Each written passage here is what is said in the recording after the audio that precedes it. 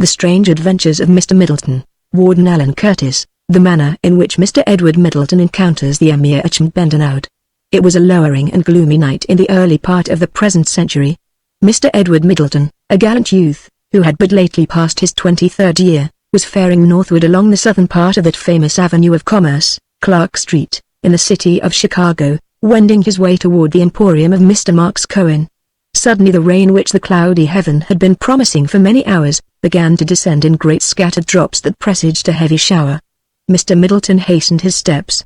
It was possible that if the dress suit he wore, hired for the occasion of the wedding of his friend, Mr. Chauncey Stackelberg, should become imbued with moisture in the shower that now seemed imminent, Mr. Cohen, of whom he had hired the suit, would not add to the modicum agreed upon, a charge for pressing it.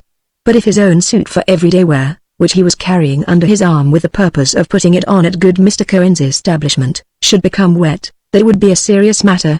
It was, in fact, his only suit, and that will explain the anxiety with which he scanned the heavens.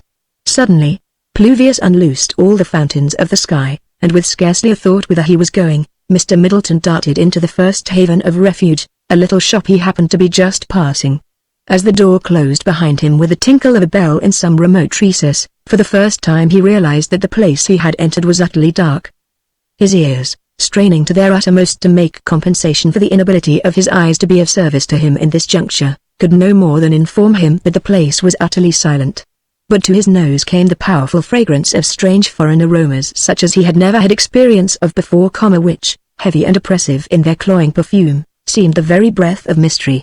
All traffic had ceased without, as the night was well advanced and the rain beat so heavily that the few whom business or pleasure had called abroad at that hour, had sought shelter. But though the rain now fell with a steady roar, Mr. Middleton, perturbed by a nameless disquiet, was about to rush forth into the tempest and seek other shelter, when a door burst open and, outlined against a glare of light, stood a gigantic man who said in a deep, low voice that seemed to pervade every corner of the room and cause the air to shake in slow vibrations, "Salam alaikum." Which being repeated again, Mr. Middleton replied, "I do not understand the German language." A low, musical laugh greeted this remark, and the laugh resolving itself into a low, musical voice that bade him enter, Mr. Middleton found himself in a small boudoir of oriental magnificence, facing a young man in the costume of the Muslim nations, who sat cross-legged upon a divan smoking an narghileh. He was of perhaps 26, somewhat slight, but elegant of person. His face, extremely handsome, betokened that he was a man of intelligence and sensibility. Two brilliant, sparkling eyes illumined his countenance, and the curl of his carmine lips was that of one who, while kind without condescension and the odiousness of patronage to all whom the mischance of fate had made his inferiors in fortune, would not bend the fawning knee to any whom the world calls great. Behind him stood a giant blackamoor, he of the voice that had saluted Mr. Middleton. The blackamoor was dressed in crimson silk sparkling with an array of gold lace, but his immense turban was snowy white. Against his shoulder reposed a great glittering scimitar, and a dozen silver-mounted pistols and poniards were thrust in his sash. Presently the young man removed the golden mouthpiece of the narghileh from his lips, and regarding Mr. Middleton fixedly, remarked, "There is but one God, and Muhammad is his prophet." Now this was not the doctrine Mr. Middleton had been taught in the Methodist Sunday School in Janesville, Wisconsin, but disliking to dispute with one so engaging as the handsome Muslim, and having read in a book of etiquette that it was very ill-mannered to indulge in theological controversy, and, moreover, being conscious of the presence of the blackamoor with the glittering scimitar, he began to make his excuses for an immediate departure. But the Muslim would not hear to this. "Mesra will bear your garments to Mr. Cohen. From your visage, I judge you to be a person I wish to know. I take you to be endowed with probity, discretion, and valor, and not without wit, good taste, and good manners. Mesra, relieve the gentleman of his burden." Whereupon Mr. Middleton was compelled to state that it was the garment on his back that was to go to Mr. Cohen, though he feared this confession would cause him to fall in the estimation of the Muslim. But the stranger relaxed none of his deference at this intimation that Mr. Middleton was not a person of consequence. "Mesra, take 2 sequins from the ebony chest. The price the extortionate tailor charges is some 30 piastres. Bring back the change and a receipt. Salam, effendim." And Mesra bowed until the crown of his head was presented toward his master, together with the palms of his hands, and in this posture backed from the room, leaving Mr. Middleton speculating upon the wonder and alarm little Mr. Cohen would experience at beholding the gigantic Nubian in all his outlandish panoply. While changing the dress suit for his street wear, From a back room came the sound of the blackamoor moving about, chanting that weird refrain, Tumty, Tumty, Tum-Tum, Tumty, Tumty, Tum-Tum, which from Mesopotamia to the Pillars of Hercules, from the time of Ishmael to the present, has been the song of the sons of the desert. What was his surprise when the blackamoor emerged? Gone were his turban, his flowing trousers, his scimitar, pistols, and poniards. He had on a long yellow mackintosh, which did not, however, conceal a pair of black and white checked pantaloons, a red tie, and green vest, from each upper pocket of which projected an ivory-handled razor. "Don't forget the change, Mesra." "No indeed, boss," replied the blackamoor, whistling Martiga Lily, as he departed. The Muslim provided Mr. Middleton with one of those pipes which in various parts of the Orient are known as nargilas, hubble-bubbles, or hookabadors, and seeing his guest entirely at his ease, without ado began as follows. "My name is Achmed Bendanaud, and I am hereditary emir of the tribe of Allan, which ranges on the border of that fortunate part of the Arabian Peninsula known as Arabia the Happy. My youngest brother, Ismail, desirous of seeing the world, went to the court of Oman, where struck by his inimitable skill in narration, the Imam installed him as royal storyteller. But having in the space of a year exhausted his stock of stories, the Imam, who is blessed with an excellent memory, discovering that he was telling the same stories over again, shut him up in a tower constructed of vermilion stone quarried on the upper waters of the great river Euphrates. My poor brother is to stay until he can invent a new stock of stories, but being utterly devoid of invention, only death or relenting upon the part of the Imam could release him. Hearing of his plight, I went to the Imam with the proposition that I seek out some other storyteller and that upon bringing him to Muscat, my brother be released. But the Imam exclaimed that he was tired of tales of genii and the magicians, of enchantments and spells, devils, dragons, and rocks. These things are too common, too everyday. Go to the country of the Franks and bring me a storyteller who shall tell me tales of far nations, and I will release Ismail, and load him with treasure." "My lord," said I, "peradventure no Frank storyteller will come. To guard against such eventuality, I will myself go to the lands of the Franks, that to learn of adventures worthy the ear of your highness. This I will do that my brother may be released from the Vermilion Tower. Do this, and I will give him the Vermilion Tower and make him Grand Vizier of the dominions of Oman. As hereditary emir of the tribe of Allan, I'm prince of a considerable population. My revenues are sufficient to support life becomingly. But desiring to escape attention, and moreover, feeling that I could better get in touch with all classes of the population, I have established here in Chicago a small bazaar for the sale of frankincense and myrrh, the balsam of Hadramaut and attar of roses from the vales of Najd, coffee of Mocha which is in Arabia the Happy dates from Hejaz, together with ornaments made from wood grown in Mecca and Medina. Such is my stock in trade. By day, Mesra and I dress like Ferengis. But at night, it pleases us to cast aside the stiff garb of the infidel for the flowing garments of my native land. Mesra then delights to make the obeisances my rank deserves, but which in the presence of Viziers would excite mocking laughter. I have prospered. I have made acquaintances and have learned of many adventures. But I have made no friends. I have been much prepossessed by your bearing and feel that I would like to have you for a friend. I am also desirous of observing the effect of the tales of adventure I have been collecting.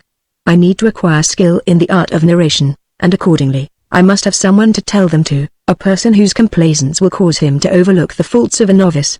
I am exceedingly anxious to have the distinguished honor of your company, and if you have any evenings when you are at leisure, I should be only too glad to have you spend them here. I can come this day week," said Mr. Middleton. "So be it. On that occasion I will tell you the tale of the adventure of the virtuous spinster. I have not asked you your calling in life, for I am utterly without curiosity. I am a clerk in a law office," said Mr. Middleton, quickly, "where I perform certain tasks and at the same time study law, and it is my hope to be soon admitted to the bar." Prince Achmed regarded him earnestly for a moment, and then withdrew to return with a sandalwood case in his hands. This he opened to disclose a leather-bound volume. Upon the cover was stamped a great gilt monogram of letters in some strange language. The edges were stained a brilliant and peculiarly vivid green. The pages were of fine pearl-colored vellum, covered with strange characters in black. Each chapter began with a great red initial surrounded by an illuminated design of many-colored arabesques. It was indeed a volume to cause a book lover to cry out with joy. Here is all the law man needs, the sacred Quran. Here is the beginning and end of law, the source of regulations that ensure righteous conduct, the precepts of Muhammad, prophet of Allah. If other laws agree with those of the Quran, they are needless. If they disagree, they are evil. Study this guide of life, my friend, and there will be no need to worry your brain with tomes of the presumptuous whites who from their own imaginings dare attempt to dictate laws and impiously substitute them for the laws revealed to Muhammad from on high. Accept this gift and study it." With the sandalwood case containing the precious volume of the law under his arm, Mr. Middleton departed. After the lapse of 3 days, finding no immediate prospect of learning the Arabic language, and fearful of offending Prince Ahmed if he returned the book, and having no possible use for it, he took it to a bibliophile, who exclaiming that it was the handiwork of a Mohammedan monastery of Damascus and bore on the cover the monogram of the 5th Fatimite Caliph, and was therefore 1,000 years old, he told Mr. Middleton that though it was worth much more, he could offer him but $500, which sum the astonished friend of Ahmed received in a daze, and departed to invest in a well-located lot in a new suburb. Having no use for the sandalwood case after the Quran had been disposed of, he presented it to a young lady of Englewood as a receptacle for handkerchiefs. Mr. Middleton said nothing of these transactions when on the appointed evening he once more sat in the presence of the urbane prince of the tribe of Al-Yam. Having handed him a bowl of delicately flavored sherbet, Ahmed began to narrate the adventure of the virtuous spinster. The adventure of the virtuous spinster. Miss Almira Johnson was a virtuous spinster, aged 39, who lived in a highly respectable boarding house on the north side. Her days she spent in keeping the books of a large leather firm, in an office which she shared with 2 male clerks who were married, and a red-headed boy of 16, who was small for his age. On the evening when my tale begins, Miss Almira, tastefully attired for her night's rest in a white nightgown trimmed with blue lace, was peeping under the bed for the ever-possible man, the nightly rite preliminary to her prayers. She fell back gasping in a vain attempt to scream, but not a sound could she give vent to. The precaution of years had been justified. The layer man. He was habited in a very genteel frock suit, patent leather shoes, and although it must have caused him some inconvenience in his recumbent position, upon his head was a correct plug hat. The elegance and respectability of his garb somewhat reassured Miss Almira, who was unable to believe that one so apparelled could have secreted himself under her bed for an evil purpose, when a new fear seized her, for arguing from this assumption, she concluded he must have been placed there by others and was, in short, dead. Whereupon, having to some degree recovered possession of herself, she was opening her mouth to scream at this new terror, when the man spoke. "Listen before you scream, I pray thee, beauteous lady, darling of my life, pearl of my desires, star of my hopes." The strangeness of the address and the unaccustomed epithets caused Miss Almira to forbear, for she could not hear what he had to say and scream at the same time, and, moreover, she remembered how 20 years before, Jake Long had fled, never to return to her side, when after telling her she was the sweetest thing in the world, she had screamed as his arms clasped about her in a bearish hug.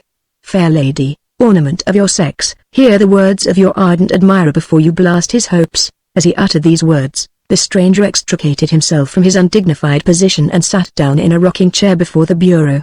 Miss Almira was more than ever prepossessed as she saw he wore white kid gloves and that in his shirt front gleamed a large diamond. He removed his hat, disclosing a heavy crop of black hair. He had blue eyes and a strong, clean-shaven face. "For some time I have observed you and wondered how I was to realize my fondest hopes and make your acquaintance. All day you are in the office, where the 2 married men and the red-headed boy are always to drop. My employment is of a nature that takes me out nights. In fact, I teach a night school for Italians.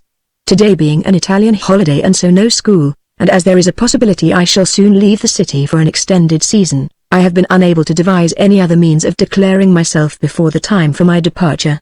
Pray pardon me for the abruptness and importunity of my declaration, pray forgive me for the unusual way which I have taken to secure an interview alone with you. But if you only knew the ardor of my love, my impatience would that our union could be effected this very night."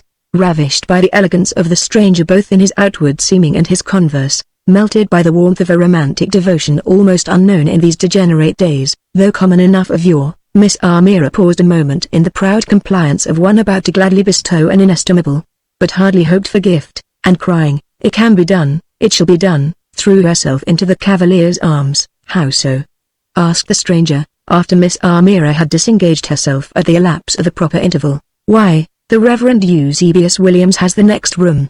We will call him." "But," said the stranger, "I thought the occupant of the next room was Mr. Algernon Tibbs, a gentleman from the country, who has recently sold a large number of hogs here in the city and has been ill in his room for a space by reason of a contusion on the head from a gold brick, which was, so to speak, twice thrown at his head, once figuratively as a ridiculously fine bargain which he refused to take, and again when the owner, angered, struck him with the rejected gold. "I see," said Miss Amira archly, "that in planning for this, you have tried to study the lay of the land, but be gratified, sir, for the lucky chance which prevented a sad mistake. Mr. Tibbs and I do occupy adjoining rooms. But the one Mr. Tibbs occupies is really mine. Today we exchanged and I will remain here for the 4 or 5 days Mr. Tibbs is to be in the city. He has a large sum of money in his possession, so we all infer. At any rate, he was afraid to sleep in this room, where there is a fire escape at the window, and took mine, where an unscalable wall prevents access. Suppose the Italian holiday had been last night and you had come then. He would then have taken you for a robber, notwithstanding that anybody could see you were a gentleman." For the first time did Miss Almira become conscious she was not robed as one should be while receiving callers, and blushing violently, she leapt into bed, whence she bid the stranger retire for a bit until she could dress, when they would invoke the kindly offices of the Reverend Eusebius Williams. "Your name," she called, as the stranger was about to retire. "My name," said he impressively, "which will soon be yours, is Breckenridge Endicott." "Mulvin," said Mr. Breckenridge Endicott to himself, noiselessly descending the stairs. What if she had screamed before you had pulled yourself together and thought of that stunt? You didn't get old Tibbs' money. But you did get away. Mr. Endicott tried the front door. To his apparent annoyance, there was no bolt, no knob to unlock it, and key there was none. In the parlors, he could hear the voices of boarders. "No way there, Mulvin," said Mr. Endicott. "I'll go into the kitchen and walk out the back door. If there's anybody there, they'll think me a new boarder." But he started violently and stood for some moments trembling for no assignable reason, as he saw in front of the range a fat German hired girl sitting in the lap of a fat Irish policeman. "No go through Amira's room to the fire escape. But perhaps I can get out on the roof and get away somehow. She can't have dressed so soon," and he ascended the stairs to run plump into Miss Amira, who popped out of the room, resplendent in a rustling black silk. "Oh, you impatient thing," said Miss Amira, shaking a reproving finger. "I put this on, and then I thought I ought to wear something white, and so came out to tell you not to get impatient waiting, and why I kept you so long," and back she popped. "You are up against it, Mulvin," said Mr. Breckenridge Endicott, sitting disconsolately down upon the stairs. "Hold on, just the thing. Why, as her husband, you'll live here unsuspected and get in with old Tibbs. Why, the job will be pie. It won't be mean to her, either. When you just vanish, she'll have Mrs. tacked to her name, and that'll help her. It will be lots of satisfaction. They can't call her an old maid. Better 'tis to have loved and lost than never to have loved at all. I'll give her some of the boodle. She isn't bad looking. Wonder why nobody ever grabbed onto her. If I had enough to live well, I'd marry her myself and settle down." The Reverend Eusebius Williams, with $10 fee in his right pantaloons pocket, and the radiant Amira, did not look happier during the wedding ceremony than did Mr. Breckenridge Endicott. It was seldom that Mr. Endicott was absent from the side of his wife during the next few days. Occasionally pleading urgent business, he left her to go downtown with Mr. Tibbs, whom he was seeking to interest in a plan to extract gold from seawater, a plan upon which Mr. Tibbs looked with some favor, for as presented by Mr. Endicott, it was one of great feasibility and promised enormous profits. In the setting forth of the method of extraction, Mr. Endicott was much aided by his wife, who overhearing him in earnest consultation with Mr. Tibbs bounded in and demanded to know what it was all about. Mr. Endicott demurred, saying it was an abstruse matter which should not burden so poetical a mind as hers. But Mr. Tibbs set it forth to her briefly. Having in her youth made much of the sciences of chemistry and physics, to the great amaze and admiration of Mr. Endicott, she launched into a most lucid explication of the practicability of the plan, leaving Mr. Tibbs more than ever inclined to venture his thousands. "By Jove, she'll do, Mulvin. Why cut and run? Take her along. She is a splendid grafter," said Mr. Endicott to himself, as he and his wife withdrew from the presence of Mr. Tibbs. "My dear," he continued aloud, "I was overcome by respect for the way you aided me. You are indeed a jewel. I had never suspected you understood me, knew what I was, until you came in and explained that sucker trap. You are a most unexpected ally. You perceive clearly how the thing works. Why, of course, Breckenridge. I have not studied science in vain, though I do not recall what part of the machine you call sucker trap. Doubtless the contrivance marked converter, in the drawings. Of course I understood you, right from the first, a noble man, and so romantic. But Brecky, dear, why let other people share in this invention? Why not make all the money ourselves and become millionaires? I shall build churches and libraries and support missionaries. Why let Mr. Tibbs, who is a somewhat gross person, enjoy any of the fruits of your genius?" Whereupon Mr. Endicott's face took on an expression of deep disappointment, disillusionment, and sorrow, until seeing his own sorrow mingled with alarm reflected on his wife's face, he presently announced that they would depart on their wedding journey by boat for Mackinac 3 days hence. "I shall stop fiddle-faddling and settle the business which delays me here, at one stroke. The old simple methods are the best." As Mr. and Mrs. Breckenridge Endicott were entering their cab to drive to the wharf, Mrs. Mulxon, the landlady, came hurriedly with the scandal that Mr. Algernon Tibbs had been found in his room in the stupor of intoxication. "Why, he might have been robbed while in that condition," said Mrs. Mulxon. "He will not be robbed while under your roof," said Mr. Endicott gallantly. "He is safe from robbing now.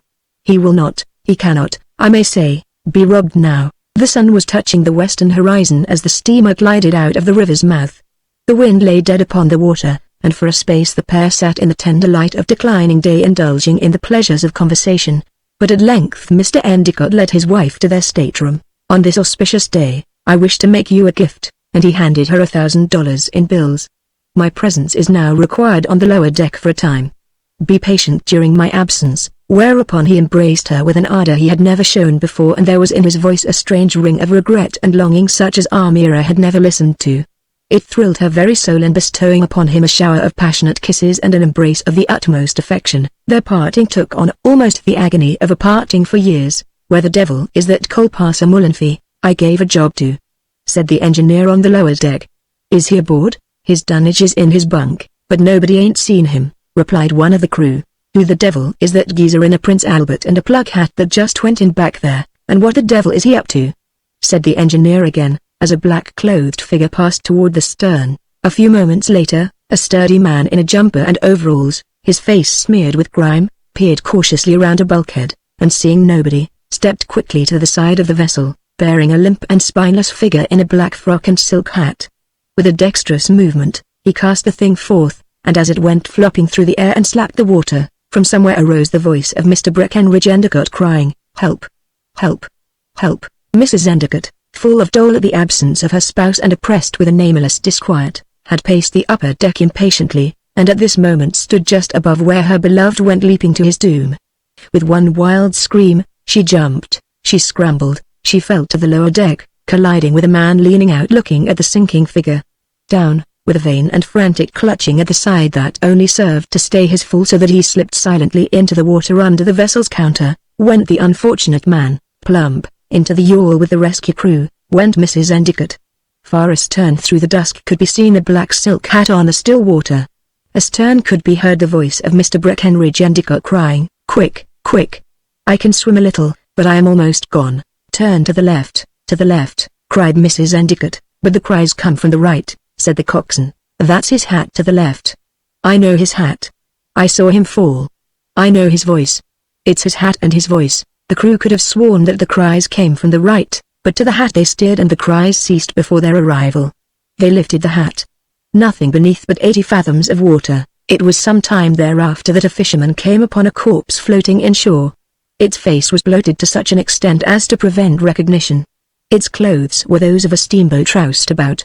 In the breast pocket was a large pocketbook bearing in gilt letters the legend, "Mr. Breckenridge Endicott, the present I gave him on the morning of our departure," exclaimed Miss Amira, now so strangely found on the dead body of the man who robbed him and probably murdered him. Although soaked, the bills were redeemable. The fisherman was a fisherman who owned a town house on Prairie Avenue and a country house at Oconomowoc, and he would take no reward. The bills amounted to $9,000. Taking her fortune, Amira retired to her former home in Ogle County, Illinois, where once more meeting Mr. Jake Long, lately made a widower, after a decent period of waiting, they became man and wife. So it ended happily for all except the person who called himself Mr. Breckenridge Endicott, though I suspect that was not his name, and for Mr. Algernon Tibbs.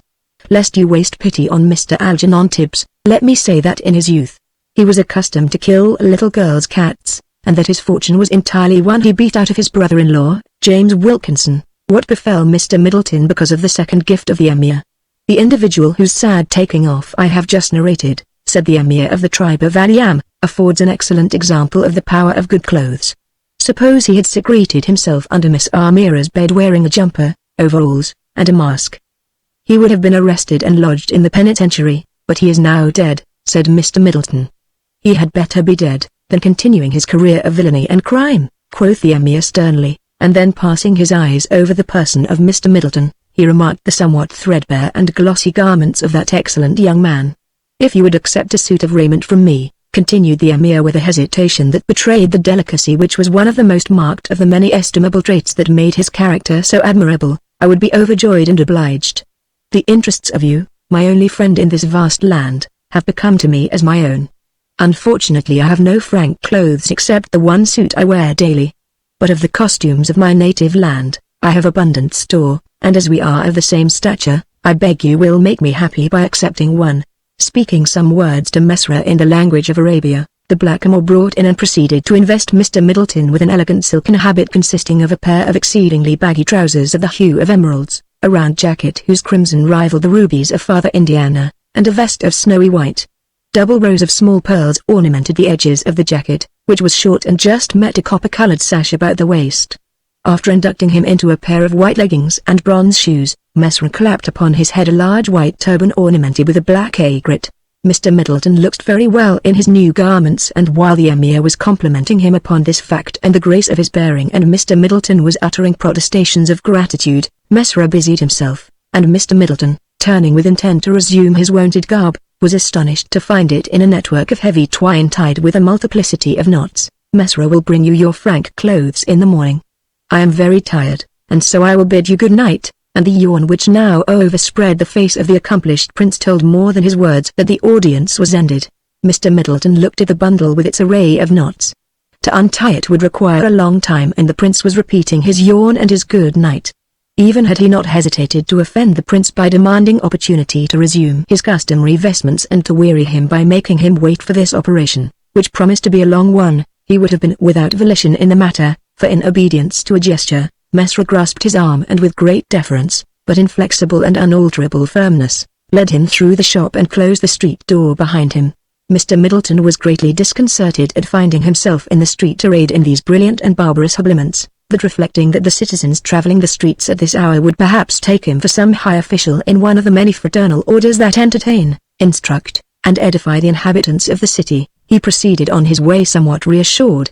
As he was changing cars well toward his lodgings, at a corner where a large public hall reared its facade, he heard himself accosted, and turning, beheld a portly person wearing a gilt paper crown, a long robe of purple velvet bordered with rabbit's fur spotted with black, and bearing in his hand a bung starter, which, covered with gilt paper, made a very creditable counterfeit of a royal scepter. "Come here once," said this personage, with great affableness expressing a willingness to come twice, if it were desired. Mr. Middleton accompanied the personage, as with an air of brooding mystery. The latter led him down the street 20 feet from where they had first stood. "Was you going to the masquerade?" "Yes," said Mr. Middleton, divining from the presence of the personage and two other maskers whom he now beheld entering the hall, that a masquerade was in progress. "What'll you take to stay away?" "Why, you'll take the prize." "What is the prize, and why should the possibility of winning it deter me?" "The prize is $5.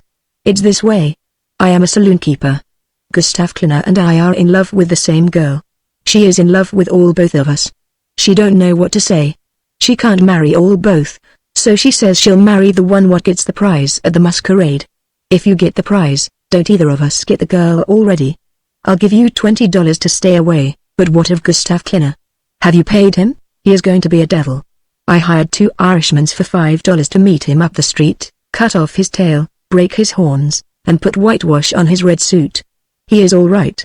I'll make it $30 and a ticket of the raffle for my watch tomorrow."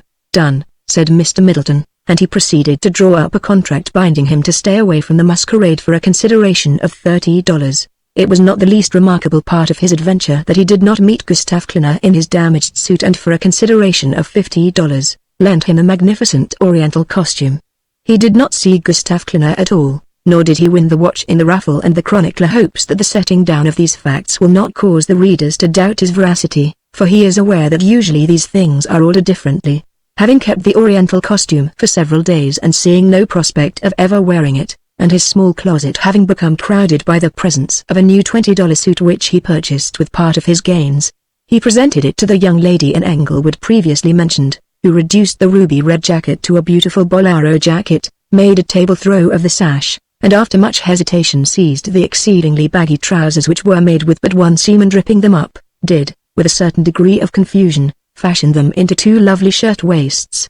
But she did not wear them in the presence of Mr. Middleton and did not even mention them to him.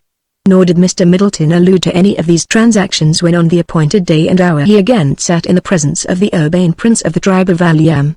Handing him a bowl of delicately flavoured sherbet, Achmed began to narrate the adventure of William Hicks. The adventure of William Hicks. Young William Hicks was a native of the village of Bensonville, in the southern part of Illinois. Having, at the age of 20, graduated at the head of a class of 6 in the village school, his father thought to reward him for his diligence in study by a short trip to the city of Chicago, which metropolis William had never beheld. Addressing him in a discourse which, while not long, abounded in valuable advice, Mr. Hicks presented his son with a sum of money sufficient for a stay of a week, provided it were not expended imprudently. One evening, William was walking along Wabash Avenue, feeling somewhat lonely as he soberly reflected that not one in all that vast multitude cared anything about him, when he heard himself accosted in a most cheery manner, and looking up, beheld a beautiful lady smiling at him. It was plain that she belonged to the upper classes. A hat of very large proportions, ornamented with a great ostrich plume, shaded a head of lovely yellow hair. She was clothed all in rustling purple silk and sparkled with jewelry. Her cheeks and lips glowed with a carmine quite unknown among the fair but pale damosels of Bensonville, which is situated in a low alluvial location, surrounded by flat plains, the whole being somewhat damp and malarial. William had never imagined eyes so wide open and glistening. "My name is Willie, to be sure. But you have the advantage of me, for ashamed as I am to say it, I cannot quite recall you. You are not the lady who came to Bensonville and stayed at the Campbellite minister's? Oh, how are all the dear folks in Bensonville?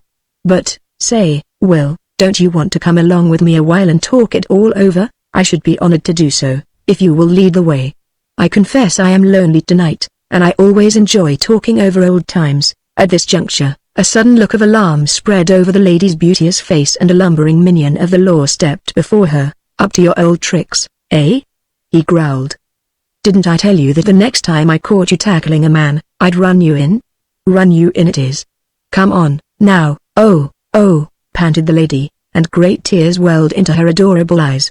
At that moment, there was a crash in the street, as a poor Italian exile had his push-cart overturned by the sudden and unexpected backing of a cab. The policeman turned to look and, like a frightened gazelle, the lady bounded away, closely followed by young William. "Is there nothing I can do? Cannot I complain to the judge for you, or address a communication to some paper describing and condemning this conduct? Is he coming? Is he coming?" asked the lady, piteously. "No. But if he were, I would strike him, big as he is. Cannot a former visitor in Bensonville greet one of its citizens without interference from the police?" Hereupon the lady, who seemed to be giving little heed to what William was saying, beyond the information that the policeman was not in pursuit, gave a gay little laugh of relief, which caused William's eyes to light in pitying sympathy. "Now that we are away from him, what do you say to a friendly game of cards somewhere, to pass away the evening, which hangs heavy on my hands and doubtless does on yours?" "I have never played cards," said William, "for while there is nothing intrinsically wrong in them, they are the vehicle of much that is injurious, and at the very least, they cause one to fritter away valuable time in profitless amusement." "Oh, la! You are wrong there," said the lady, with a little silvery laugh. "They are not a profitless amusement. Why, a man has to keep his brains in good trim when he plays cards, and whist is just as good a mental exercise as geometry and algebra, or any other study where the mind is engaged upon various problems. You see, I stand up for cards, for I teach whist myself, and I assure you that many of the leading ladies of this city spend their time in little else than whist, which they would not do if cards were what you say. Before you pass your opinion, why not let me show you some of the fine points, and then you will have something to base your judgment upon." William, quite impressed by the elegance and social standing of the lady, as well as influenced by her beauty, despite her evident seniority of 10 or 15 years, assented, and the lady continued. "I would invite you to my own apartments, but they are so far away, and as we are now in front of the Hotel Dieppe, let us go up and engage a room for a few hours and I will teach you a few little interesting tricks with which you can amuse the people of Bensonville, and even obtain some profit, if you wish to. What do you say?" William averring that he would be pleased to receive the proffered instruction, she led the way up a flight of stairs and paused in the doorway of the hotel office, for the Hotel d'Ip was a hostelry of no great pretensions and occupied the upper stories of a building, the lower floors of which were devoted to a furniture emporium. Behind the counter stood a low-browed clerk with a large diamond in his shirt front, who scrutinized them keenly. "You get the room," said the lady, coyly. "I'm bashful and don't like to go in. Where are all those smoking men?"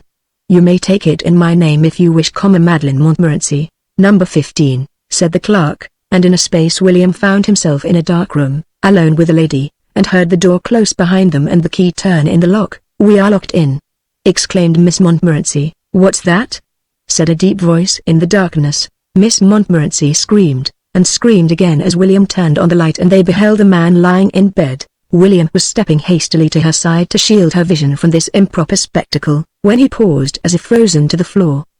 The man was now sitting up in bed and he had a red flannel nightgown, one eye, and two noses. "What the devil are you doing here?" exclaimed the monster in the red flannel nightgown. "That I will gladly tell you, for I would not have you believe that we wantonly intruded upon your slumbers." And thereupon William related that he was a citizen of Bensonville who had met a former visitor there and they had come here to talk over mutual acquaintances and improve their minds by discreet discourse.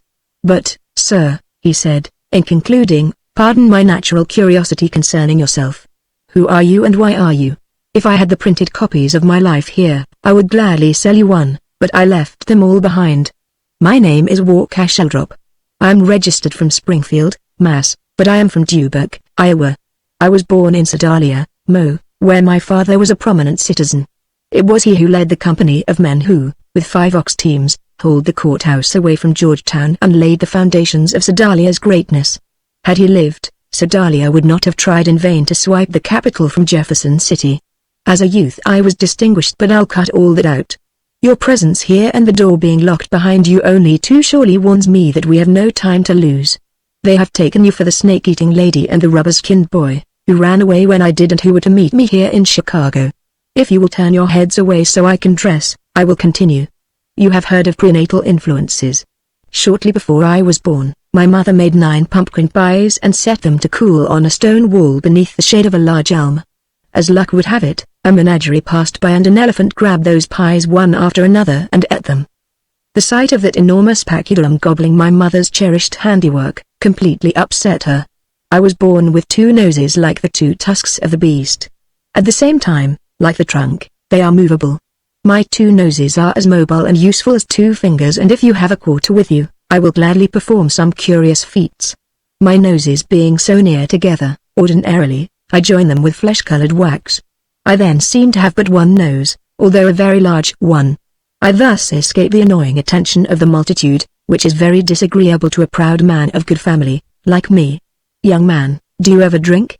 In Dubuque, they got me drunk so I didn't know what I was about and I signed the contract with the Dime Museum Company for $25 a week. Take warning from my fate. Never drink, never drink. I can well imagine your sufferings at being a spectacle for a ribald crowd, said William. To a man of refined sensibilities, it must be excruciating, and it was an outrage to entrap you into such a contract. I ought to have had 75 and could have got 50. So I ran away. Well, now, how are we going to get out of here?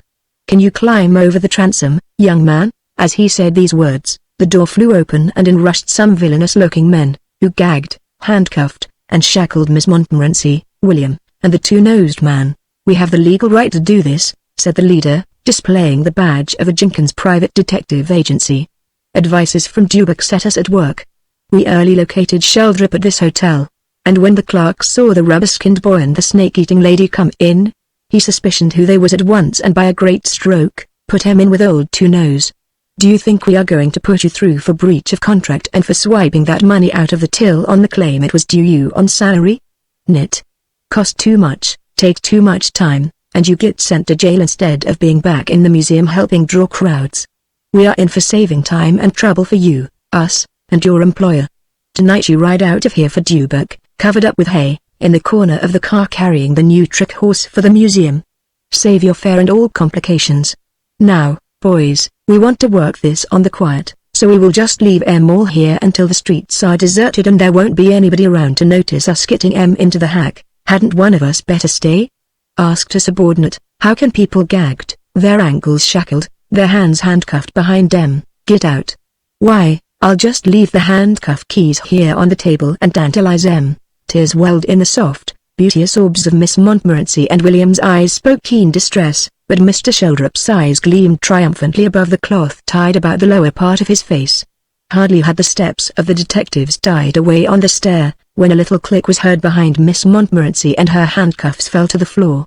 There stood Mr. Sheldrop, politely bowing, with the key held between his two noses. She seized it, and in a twinkling, the bonds of all had been removed, and, forcing the door, they started away. At the street entrance stood the policeman who had insulted Miss Montmorency. "Oh, he's waiting for me, and I'll get 6 months. He knew where I'd go. I haven't any money," and tears not only filled the wondrous optics of poor Miss Montmorency, but flowed down her cheeks. 6 months, your grandmother. I'll not go back on you. Young man, follow me into the office, and when I am fairly in front of the clerk, give me a shove," and the two-nosed man, with a grip in each hand, walked up to the clerk and began to rebuke him for his ungentlemanly and unprincipled conduct. "You white-livered son of a sea cook, you double-dyed, concentrated essence of a skunk," and at that moment young William pushed him, and the two-nosed gentleman lurched forward, and bending his head to avoid contact with the clerk's face, it rested against the latter's bosom for a moment. Departing immediately, at the foot of the stairs the two-nosed gentleman said to the policeman, "Officer, please let this lady pass. For various reasons, I desire it enough to spare this stud, which will look well upon the best policeman on the force." "All right," said the policeman. "Go along for all of me, Bet Higgins," and he courteously accepted the diamond. "My stage name," said Miss Montmorency, in answer to an inquiring look from William. "The name I sign to articles in the Sunday papers. Now of course they are watching all the depots," said the two-nosed gentleman. "Before they located me here they did that, and as they have also been looking for the snake-eating lady and the rubber-skinned boy, our late captors have not had time to notify them that we have been captured. It is useless to try to escape that way, then, it is too far to walk out, or go by streetcar, and as it is a fair, moonlight night with a soft breeze, I am for getting a boat and sailing out." After some search, they found a small sailboat. Miss Montmorency had decided to flee from the wicked city with the two-nosed gentleman. She had heard such delightful reports of Michigan. The owner of the boat not being there, and there being no probability that they would ever return it, the two-nosed gentleman wrote a check on a Dubuque bank for $175, and Miss Montmorency an order on the school board for a like amount, and these they pinned up where the boatman could find them. "It will be quite like a fairy tale when the good boatman comes in the morning and finds this large sum left him by those to whom his little craft has been of such inestimable service," said William, and then for fear the boatman might not find the check and the order, in 2 other places he pinned up cards giving the whereabouts of the remuneration for the boat and some statement concerning the circumstances of its requisition. On the back of one of the cards had been penciled his name and city address, and though he had erased the black of this inscription, the impression yet remained distinctly legible. This erasure was not due to any desire to conceal his identity or lodgings, but because he had thought at first that he could not get all the information on one side of the card. Having seen his friends go slipping out on the deep, he turned pensively homeward, somewhat heavy of heart, for when one faces perils with another, fast friendships are quickly welded. In the morning, young William was arrested and lodged in jail, and a corrupt and venal judge laughed with contempt at his plea. After 3 long days in jail, came Mr. Hicks, Sr., who compounded with the boat owner for $250, the boat being, as the owner swore, of Spanish cedar with nickel-plated trimmings. "That is always the way when a person of good heart befriends another," said Mr. Middleton. "Alas, too often," said the emir of the tribe of Allan. "But I am pleased to say that when once across the lake, the two-nosed gentleman married Miss Montmorency, who whatever she might be, did not lack certainly womanly qualities and had been the sport of an unkind world." Having something to live for, the two-nosed gentleman signed with the Detroit Dime Museum Company at $75 a week. His 2 noses were not the most remarkable thing about him, for in course of time, hearing of young William's misadventure, he sent him a sum equivalent to all the episode had cost him, together with a handsome diamond stud, which he had with great deftness and cleverness taken from the officious policeman, as he visited the Dime Museum with 2 ladies while spending his vacation in Detroit. And this beautiful ornament William delighted to wear, not merely because of its intrinsic worth, which was considerable, but through regard for its thoughtful and considerate donor. The two-nosed man did truly show himself a man of gratitude, and I am glad to hear of such an instance. Yet from what you said of him in the beginning of the tale, I should not have expected it of him. How often is one deceived by appearances, and how hard it is to trust to them. Even the wisest is unable to distinguish an enemy wearing the guise of a friend, but we may bring to our assistance the aid of forces more powerful than our poor little human intelligence. Let me present you with a talisman which will ever warn you when anyone plots against you. How? You must wait until someone plots against you and the talisman will answer that question. Its ways of warning will be as manifold as the plots villains may conceive. Here is the talisman, an Egyptian scarabaeus of pure gold. So cunningly fashioned is it that not nature itself made ever a bug more perfect in the outward seeming. What befell Mr. Middleton because of the third gift of the Emir? Putting the scarabaeus in his left trousers pocket, Mr. Middleton departed, and as he went about his affairs during the next several days, he ceased to think of the talisman, but on the fourth day his attention was recalled to it in a way that indeed seemed to prove that it was a charm possessed of the powers the Emir of the tribe of Allan had attributed to it. He was faring northward in a streetcar at 11 of the morning, diverting himself with the study of the passengers sitting opposite, when he became aware that the scarabaeus in his left trousers pocket was slowly traveling up his leg. Had the talisman been other than the heavy object it was, he would not have noticed it, but it was of too considerable weight to travel over his person without making its progress felt. Deterred by none of the superstitious tremors which the unaccountable peregrinations of the gold beetle would have excited in one less intrepid, he quickly thrust his hand into his pocket to close it over another hand already there, a hand which beyond a first little start to escape, lay passive and unresisting, a hand soft and delicate, yet well muscled withal, long-fingered and finely formed. At the same time, a well-modulated voice at his side exclaimed, "Why, I did not recognize you at first. I was not looking when you came and you evidently did not notice me." "No, I did not," said Mr. Middleton, composedly, still retaining his grasp upon the hand in his pocket. "I cannot see that you have changed any," he continued, scrutinizing the young woman at his side, for she was young and, moreover, of a very pleasing presence, and he did not altogether rebel against the circumstances that allowed him to fondle the hand of one so comely.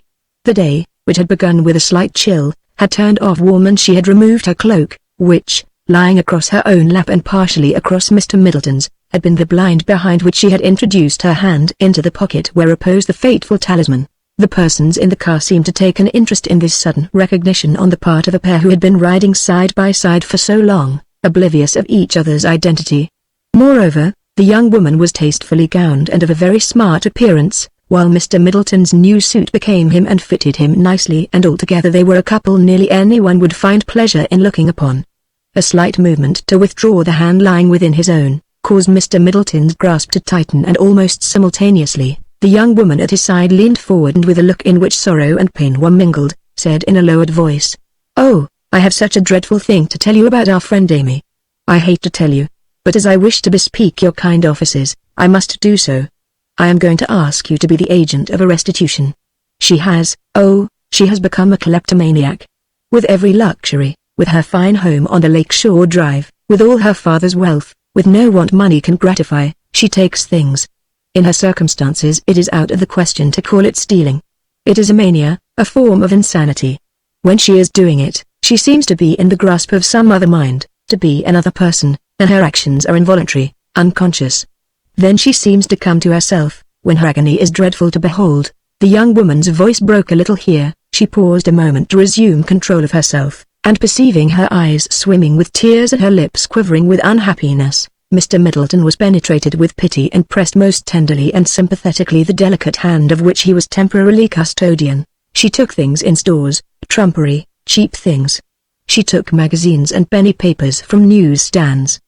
But she descended to the dreadful depths of I can hardly tell it. She was detected in trying to pick a man's pocket. It is here that I wish to employ you as an agent of restitution, or rather retribution, I should say. Will you please take this ring off my left hand and take it to the man she tried to rob? I cannot use the fingers of my right hand owing to temporary incapacitation, and she held out to Mr. Middleton her left hand, upon the third finger of which gleamed a splendid ring of diamonds and emeralds. Mr. Middleton possessed himself of this second hand, but paused, and regarding the sweet face turned up to his so beseechingly, so piteously, said, "But that would be compounding a felony. And how do you know the man will not have her arrested anyway? The man is a gentleman and having heard her story, will not think of such a thing. You are to ask him to accept the ring not as a price for immunity from arrest, but as a punishment, a retribution to Amy.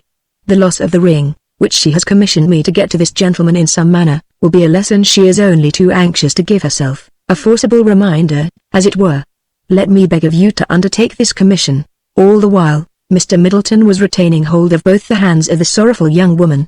Had they been other than the soft and shapely hands they were, had they been hard and gnarled and large, long before would he, melted by compassion at the young woman's tale, have released her. But her very charms had been her undoing, and because of her perfect hands, this tale has grown long. That he might have excuse in the eyes of the other passengers for holding the young woman's hand, Mr. Middleton removed the ring as he had been bidden, planning to return it shortly. As he removed the ring, he released the hand in his pocket, and his plan was frustrated by the young woman starting up with the exclamation that she had passed her corner, and springing from the car. She was so far in advance of him, when he succeeded in getting off the car, and was walking so rapidly, that he could not overtake her except by running, and he was averse to attracting the attention that this would occasion. So he determined to shadow her, and ascertaining her residence, find some means of restoring the ring without the knowledge of her friends, as he had no desire to do anything which might cause them to learn of her unfortunate infirmity, especially, as this last experience might have worked a cure.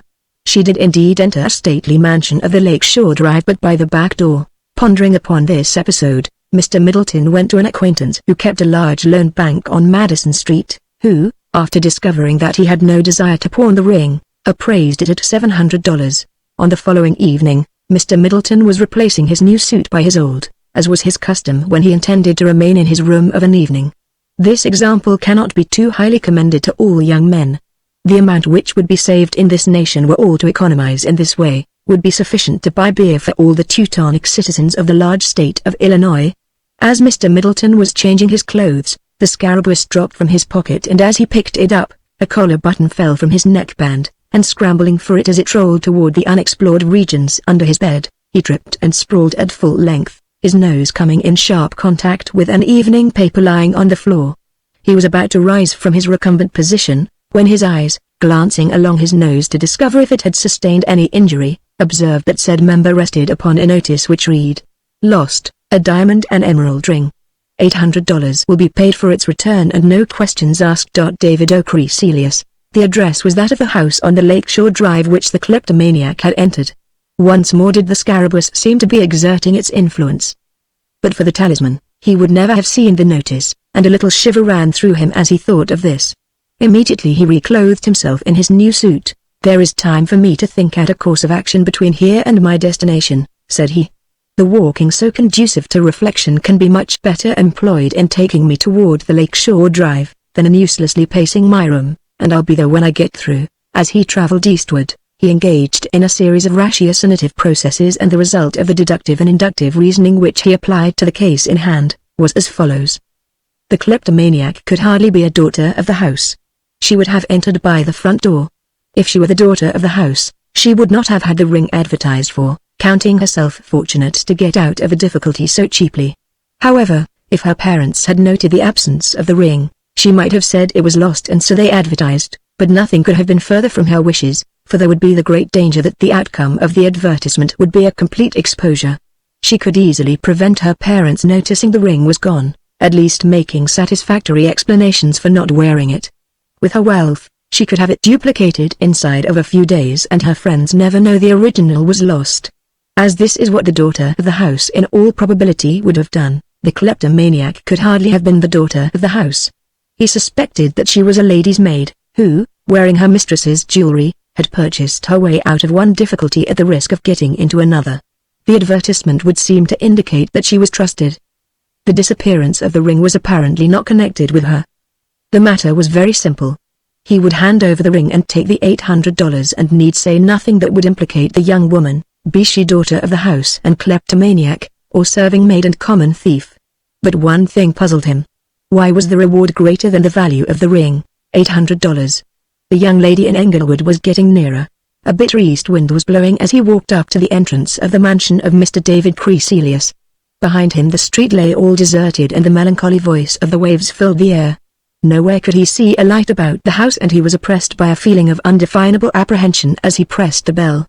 A considerable interval elapsing without anyone appearing, and a second and a third ringing failing to elicit any response from within the silent pile, he was about to depart, feeling greatly relieved that it was not necessary to hold parley with anyone within the gloomy and forbidding edifice, when he heard a sudden light thud at his feet and discovered that the Scarabaeus had dropped through a hole in his trousers pocket, which had at that moment reached a size large enough to allow it to escape. After a hurried search, he had possessed himself of the talisman and was about to depart, when the door swung open before him and a venerable white-haired man stood in a dim green glow. Boldly did Mr. Middleton enter, for had not the talisman delayed him until the venerable man opened the door? "Come in, sir, come in," said the venerable man, whom Mr. Middleton saw was none other than David O'Creasilius, the capitalist, whose portraits he had seen again and again in the Sunday papers and the weekly papers of a moral and entertaining nature, accompanying accounts of his life and achievements, with exhortations to the youth of the land to imitate them, advice which Mr. Middleton then and there resolved to follow, reflecting upon the impeccable sources from which it emanated. All the servants seem to be gone. My family is abroad and the household force has been cut down, and I have given everybody leave to go out tonight, all but one maid, and she seems to have gone, too, said Mr. Creasilius, leading Mr. Middleton into a spacious salon and seating him near where great portieres of a funereal purple moved uneasily in the superheated atmosphere of the house. At that moment, a voice from the hallway, a voice he had surely heard before, said, "Did someone ring? I am very sorry, but it was impossible for me to come," and Mr. Middleton was aware that someone was looking hard at the back of his head. "Yes. I let them in. It's no matter. Run away now." When Mr. Middleton had finished explaining the reason for his call and had fished up the ring, Mr. Creasilius did not, as he had expected he would, arise and make out a check for $800. "This ring," said that gentleman after a little pause, "have you it with you?" Mr. Middleton he glanced at the hollow of his left hand. He had fished up the Scarabaeus instead of the ring. But his left thumb soon showed him the ring was safe in his vest pocket. The delay and caution of Mr. Creasilius, and above all, the prevention of the immediate delivery of the ring caused by the Scarabaeus coming up in its stead caused Mr. Middleton to delay. "It can be produced," said he. "How did you get it?" "It came into my possession innocently enough so far as I was concerned. As to the person from whom I received it, that is a different matter, but though I made no promises, I feel I am in honor bound not to disclose that person's identity." As he uttered these words, Mr. Middleton saw the portiere at his side rustle slightly. It was not the swaying caused by the currents of overheated air. "I will give you $200 more to tell me who gave you or sold you the ring." "I cannot do that." "Very well. I'll only give you $400 reward. The ring is worth more than that. If you retain it, or sell it, you become a thief. You have advertised $800 reward and no questions asked. I may have found it. Knowing of your loss through reading your advertisement, I may have gone to great trouble to recover it. At any rate, I have it. I deliver it. Your advertisement is in effect a contract which I can call upon you to carry out. The ring is not mine, but for my services in getting it, I am entitled to the $800 you agree to give. You cannot give less. Do you think it right to take advantage of my necessity in this way? You ought to accept less. The ring is not worth over $700. For returning it, $300 ought to be enough. It is wrong to drive a hard bargain by taking advantage of my necessity. You have built your fortune on such principles. You have engineered countless schemes and your dollars came from the straits you reduced others to. But do you think it right? What I may have done, does not justify you. I venture to say you and other young chaps have sat with heels cocked up and pipes in mouth and discussed me and called me a villain for doing what you are trying to do with me. I have indeed. But that was in the past and I have changed my views materially.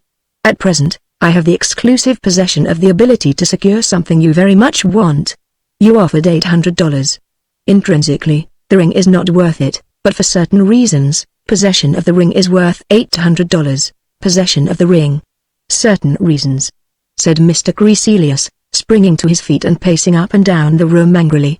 As Mr. Middleton was cudgelling his brains to find some reason for this outburst of anger, he became cognizant of a small piece of folded paper lying near his feet. He was about to pick it up and hand it to the financier, when he was stayed by the reflection that it might have dropped from his own pocket, and examining it, read, "It's his wife's ring. I wore it along with some of her other things. 10 years ago. He gave it to another woman, and his wife found it out and he had to buy it back. He is afraid his wife will think he gave the ring away a second time. That is why I dared give it to you. Make him give you 1,000, the one you didn't give away."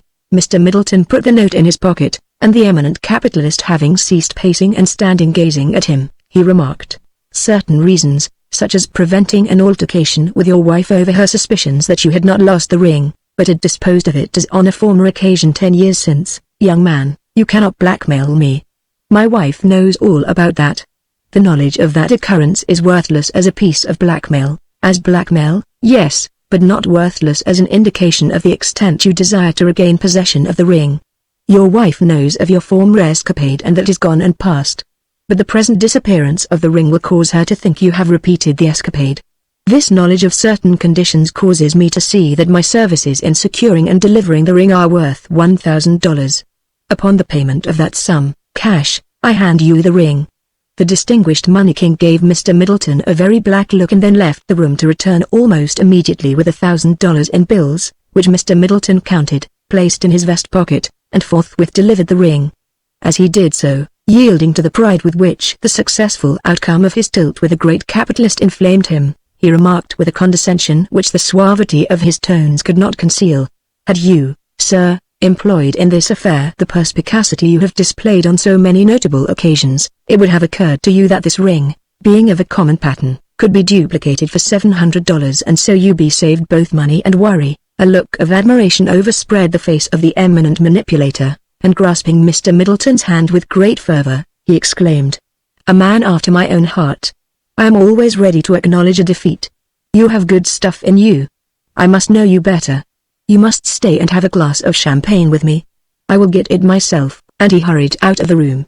In the state of Wisconsin, from which Mr. Middleton hailed, there is a great deal of the alcoholic beverage, beer, but such champagne as is to be found there is all due to importation, since it is not native to the soil, but is brought in at great expense from France, La Belle France, and New Jersey, La Belle New Jersey.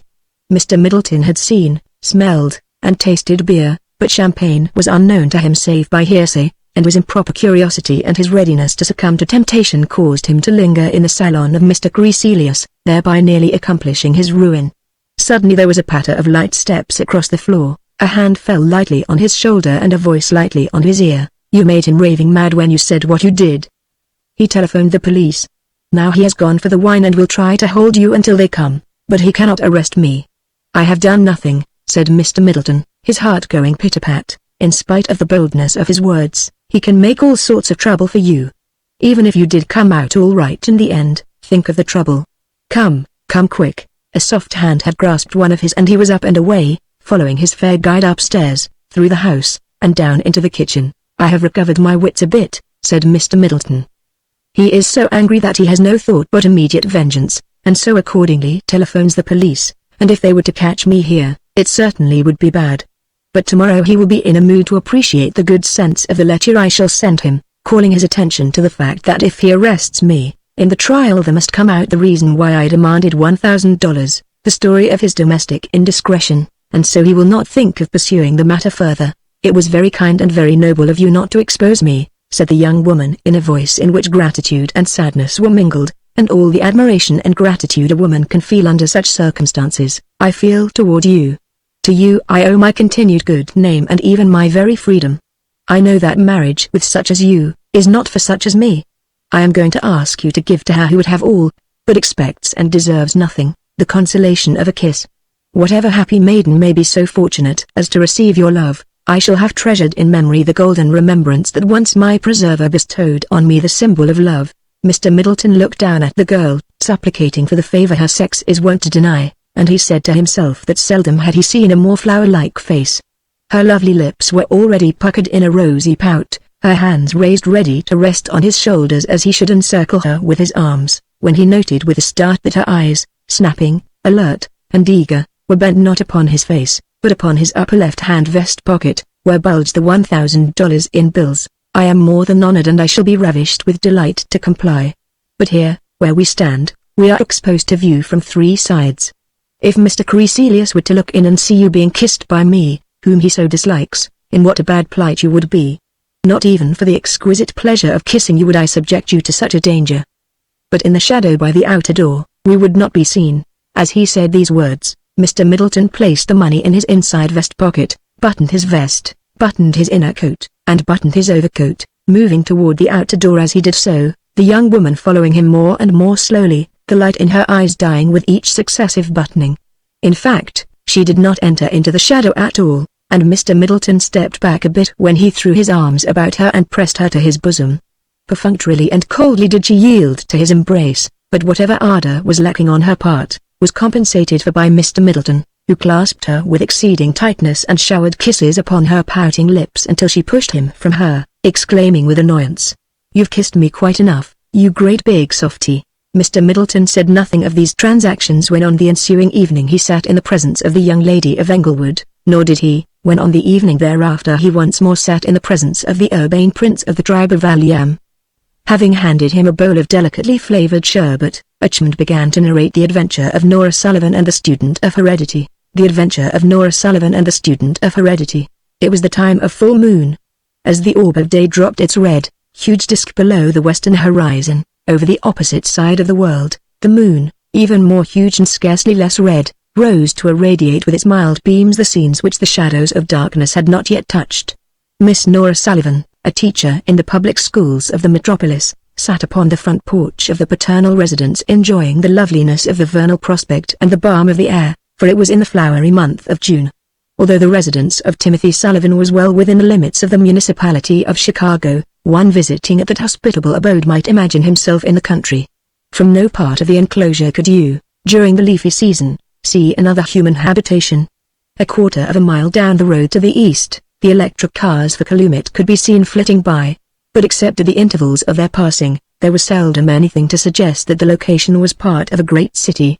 A quarter of a mile to the west, on the edge of marsh, a situation well suited to such culture, lived a person engaged in the raising of African geese.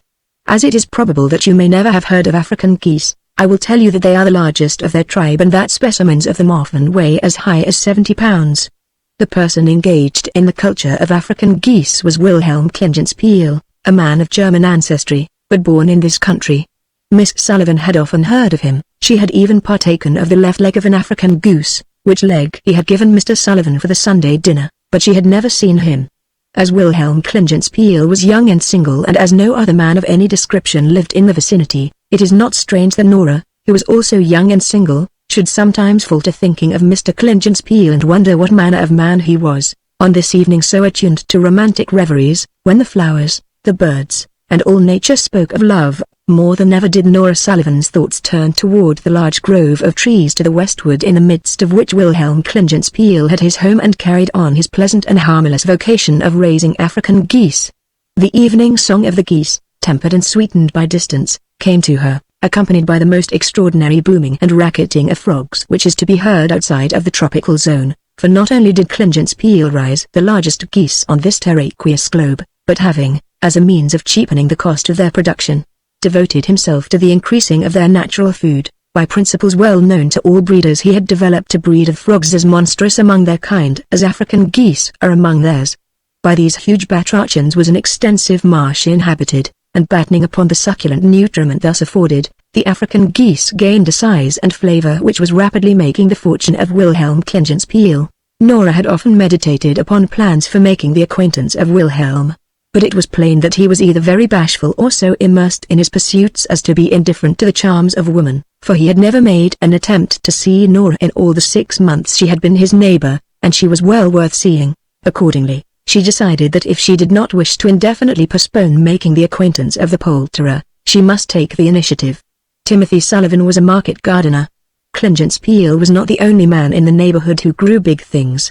Mr. Sullivan was experimenting upon some cabbages of unusual size. He had started them in a hothouse during the winter. Later transferred to the garden, they had attained an amplitude such as few if any cabbages had ever attained before. In the pleasant light of the moon, even now was he engaged with the cabbages, pouring something upon them from a watering pot. As she watched her father, it occurred to Nora that she could find no more suitable excuse for visiting Mr. Klingenspiel than in carrying him some present in return for the goose's left leg he had presented her family for a Sunday dinner, and that there was no more appropriate present than one of the great cabbages. No sooner had her father gone in than, selecting the largest cabbage, she started off with it, putting it in a small push-cart, as it was so large as to be too heavy and inconvenient to carry. It was somewhat late to call, but the evening was so delightful that Wilhelm Klingenspiel could hardly have gone to bed. Proceeding on her way, as the road passed into the swampy land of Klingenspiel's domain, her attention was engaged by the fact that a most singular commotion was taking place among the giant batrachans at some remote place south of the road.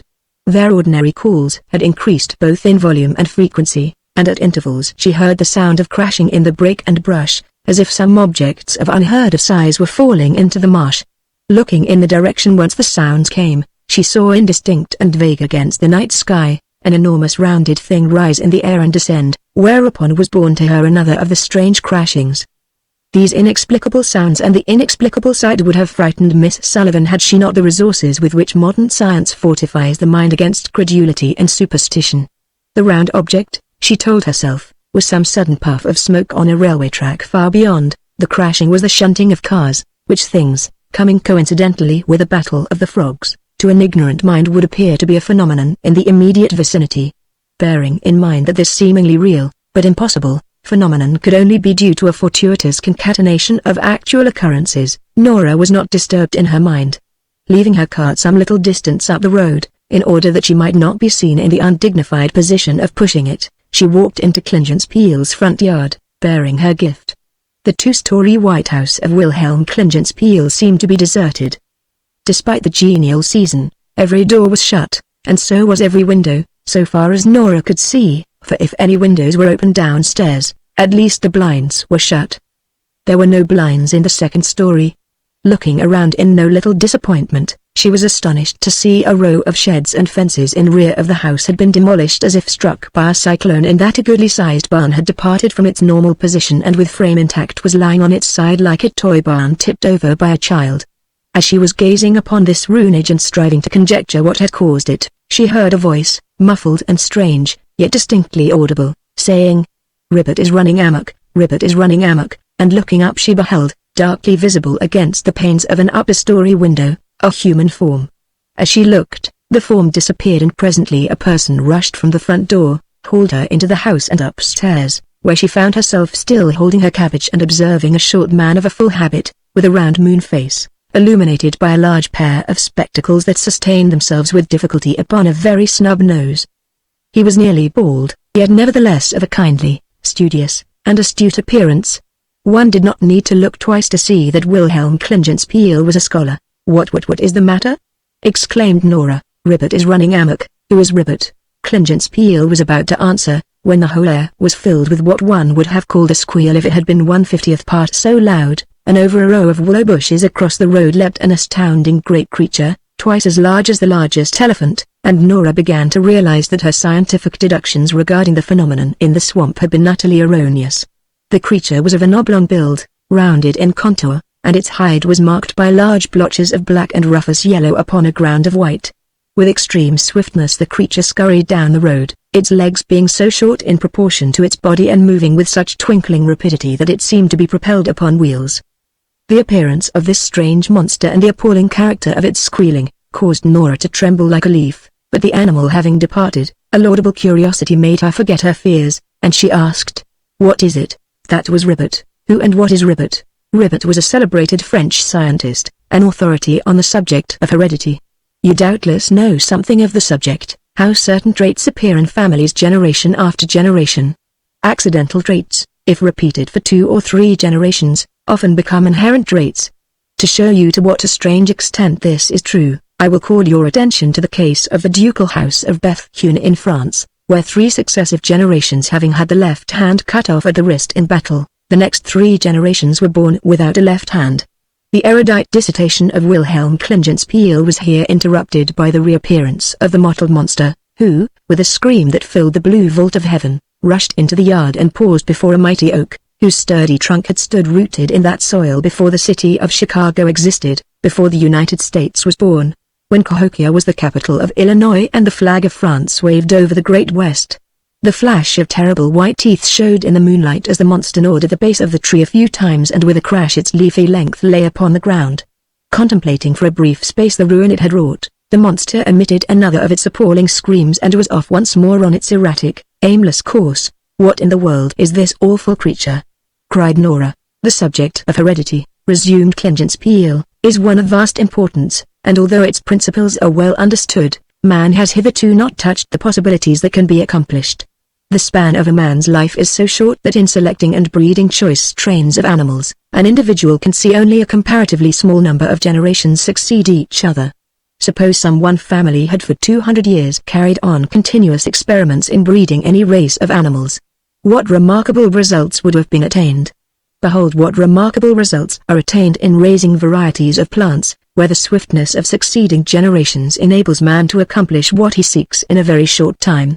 Observing the difficulties that confront the animal breeder and wishing to see in my own lifetime certain results that might ordinarily be expected only in a duration of several lifetimes, I sought an animal which came to maturity rapidly, whose generations succeeded each rapidly.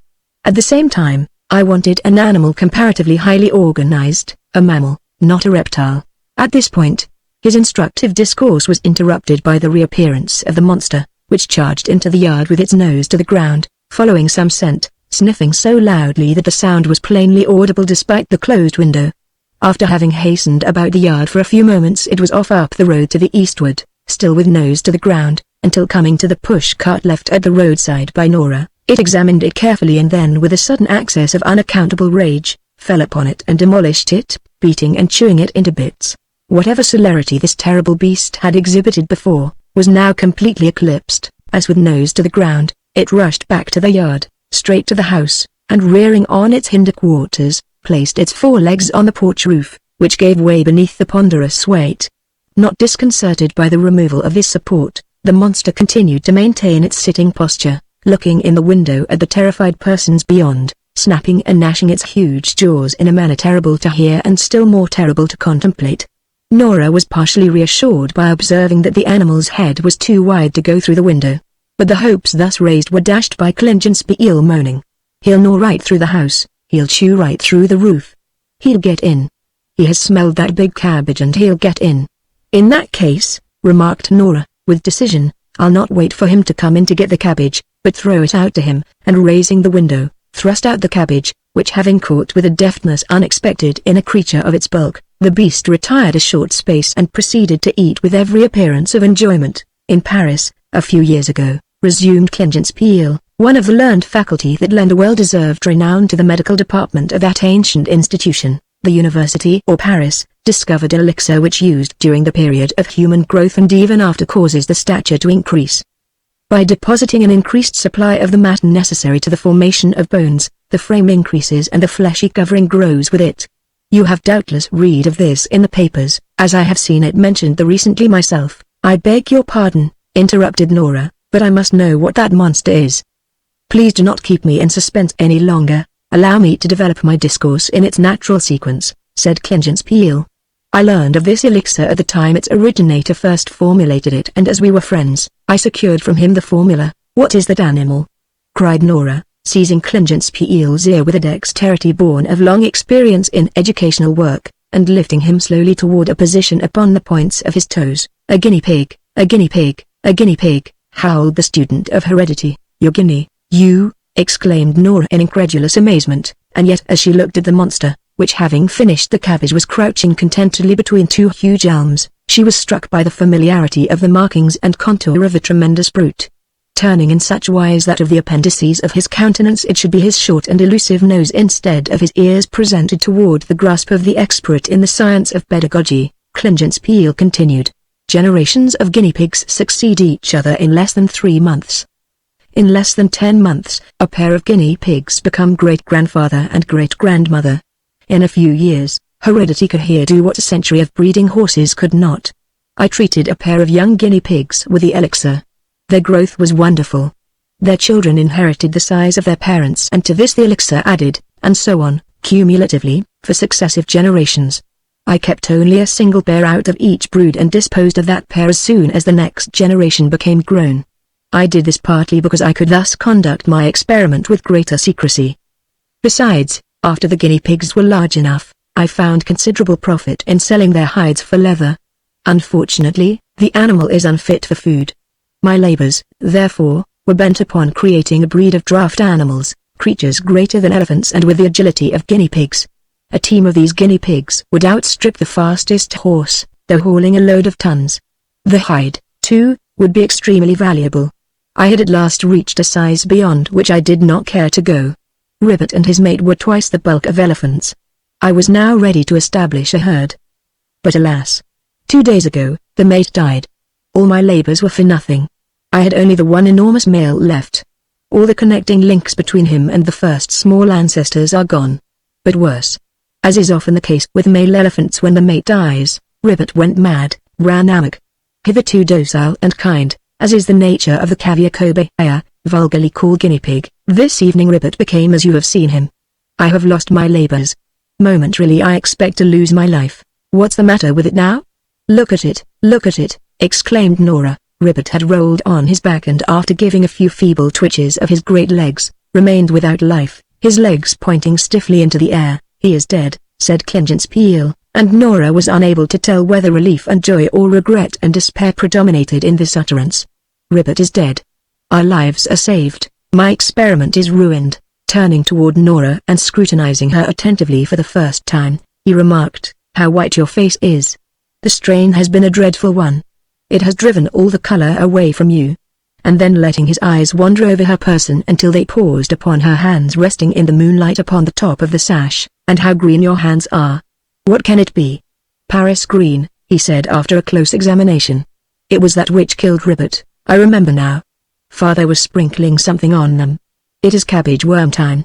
I hope you will allow me to call, said Clingen's Peel, and Nora graciously assenting, he continued, I admire your beauty, I admire your many admirable qualities of head and heart, but above all, your decision, your great decision. Oh, I don't think I showed much decision just because I threw the cabbage out. I referred to your taking my ear and learning, out of its due order in the thesis I was expounding, what manner of beast Ribbit was.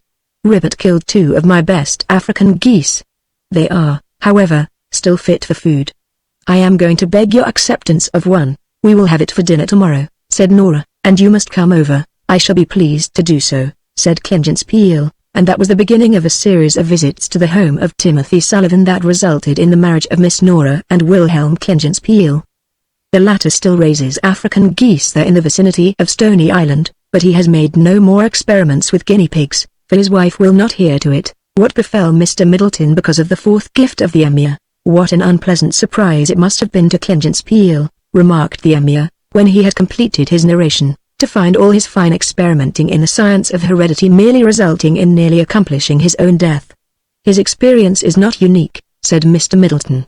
There is many an economic, social, political, or industrial change which is inaugurated with the highest hopes only to slay its author in the end. We should indeed be careful what waves we set in motion, what forces we liberate, said the Emir thoughtfully. And I have been, too.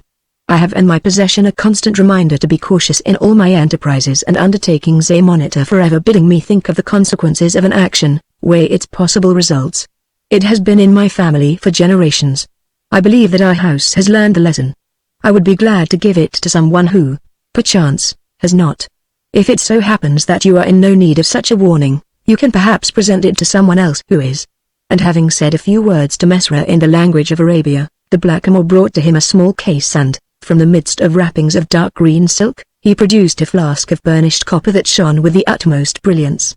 Handing this to Mr. Middleton and that gentleman viewing it in silence for some time and exhibiting no other emotion than a mild curiosity, largely due to its great weight, a ponderosity altogether out of proportion to its size, the Emir exclaimed in a loud voice. Do you know what you are holding? And without waiting for an answer from his startled guest, continued, observe the inscription upon the side and the stamp of a signet set upon the seal that closes the mouth. I perceive a number of Arabic characters, said Mr. Middleton. Arabic, said the Emir. Hebrew. You are looking upon the seal of the great Solomon himself, and that is the prison house of one of the 2 evil genii whom the great king confined in bottles and cast into the sea. In that collection of chronicles which the Ferengis style the Arabian Nights, you have read of the fisherman who found a bottle in his net and opened it to see a quantity of dark vapor issue forth, which, assuming great proportions, presently took form, coalesced into the gigantic figure of a terrible genii, who announced to his terrified liberator that during his captivity, he had sworn to kill whomsoever let him out of the bottle. This well-known occurrence and stock example of the necessity of being careful of the possible results of one's acts, is so familiar to you as to make its further relation an impertinence on my part. Suffice it to say, in cause you have forgotten a minor detail, there was another genii and another bottle in the sea beside the one found by the fisherman. The second bottle in some unknown way came into the possession of Prince Hussein, brother of my great-grandfather's great-grandfather, Nureddin. This latter prince having need of a certain amount of coin which was very scarce in Arabia at that time and of great purchasing power, trade being carried on by barter, sent to his brother a request for a loan. The country was in a very disturbed state at that time, and Hussein dispatched 2 messengers at an interval of a day apart. The first of these was robbed and killed. He bore a letter, concealed in his saddle, and the money. The second messenger came in entire safety with that bottle, for no one could be desirous of trifling with anything so fraught with danger as that prison house of the terrible genii. What was the purport of this strange gift has never been guessed. The letter borne by the murdered man doubtless explained. Hussein himself perished of plague before Redding could learn from him. Mr. Middleton sat holding the enchanted bottle very gingerly. If he had not feared to give offence to the emir, he would have declined the gift, for while not for one moment did he dream that a demoniac presence fretted inside that shining copper, he did believe that it contained some explosive, or what would be more probable, some mephitic substance that gave off a deadly vapor.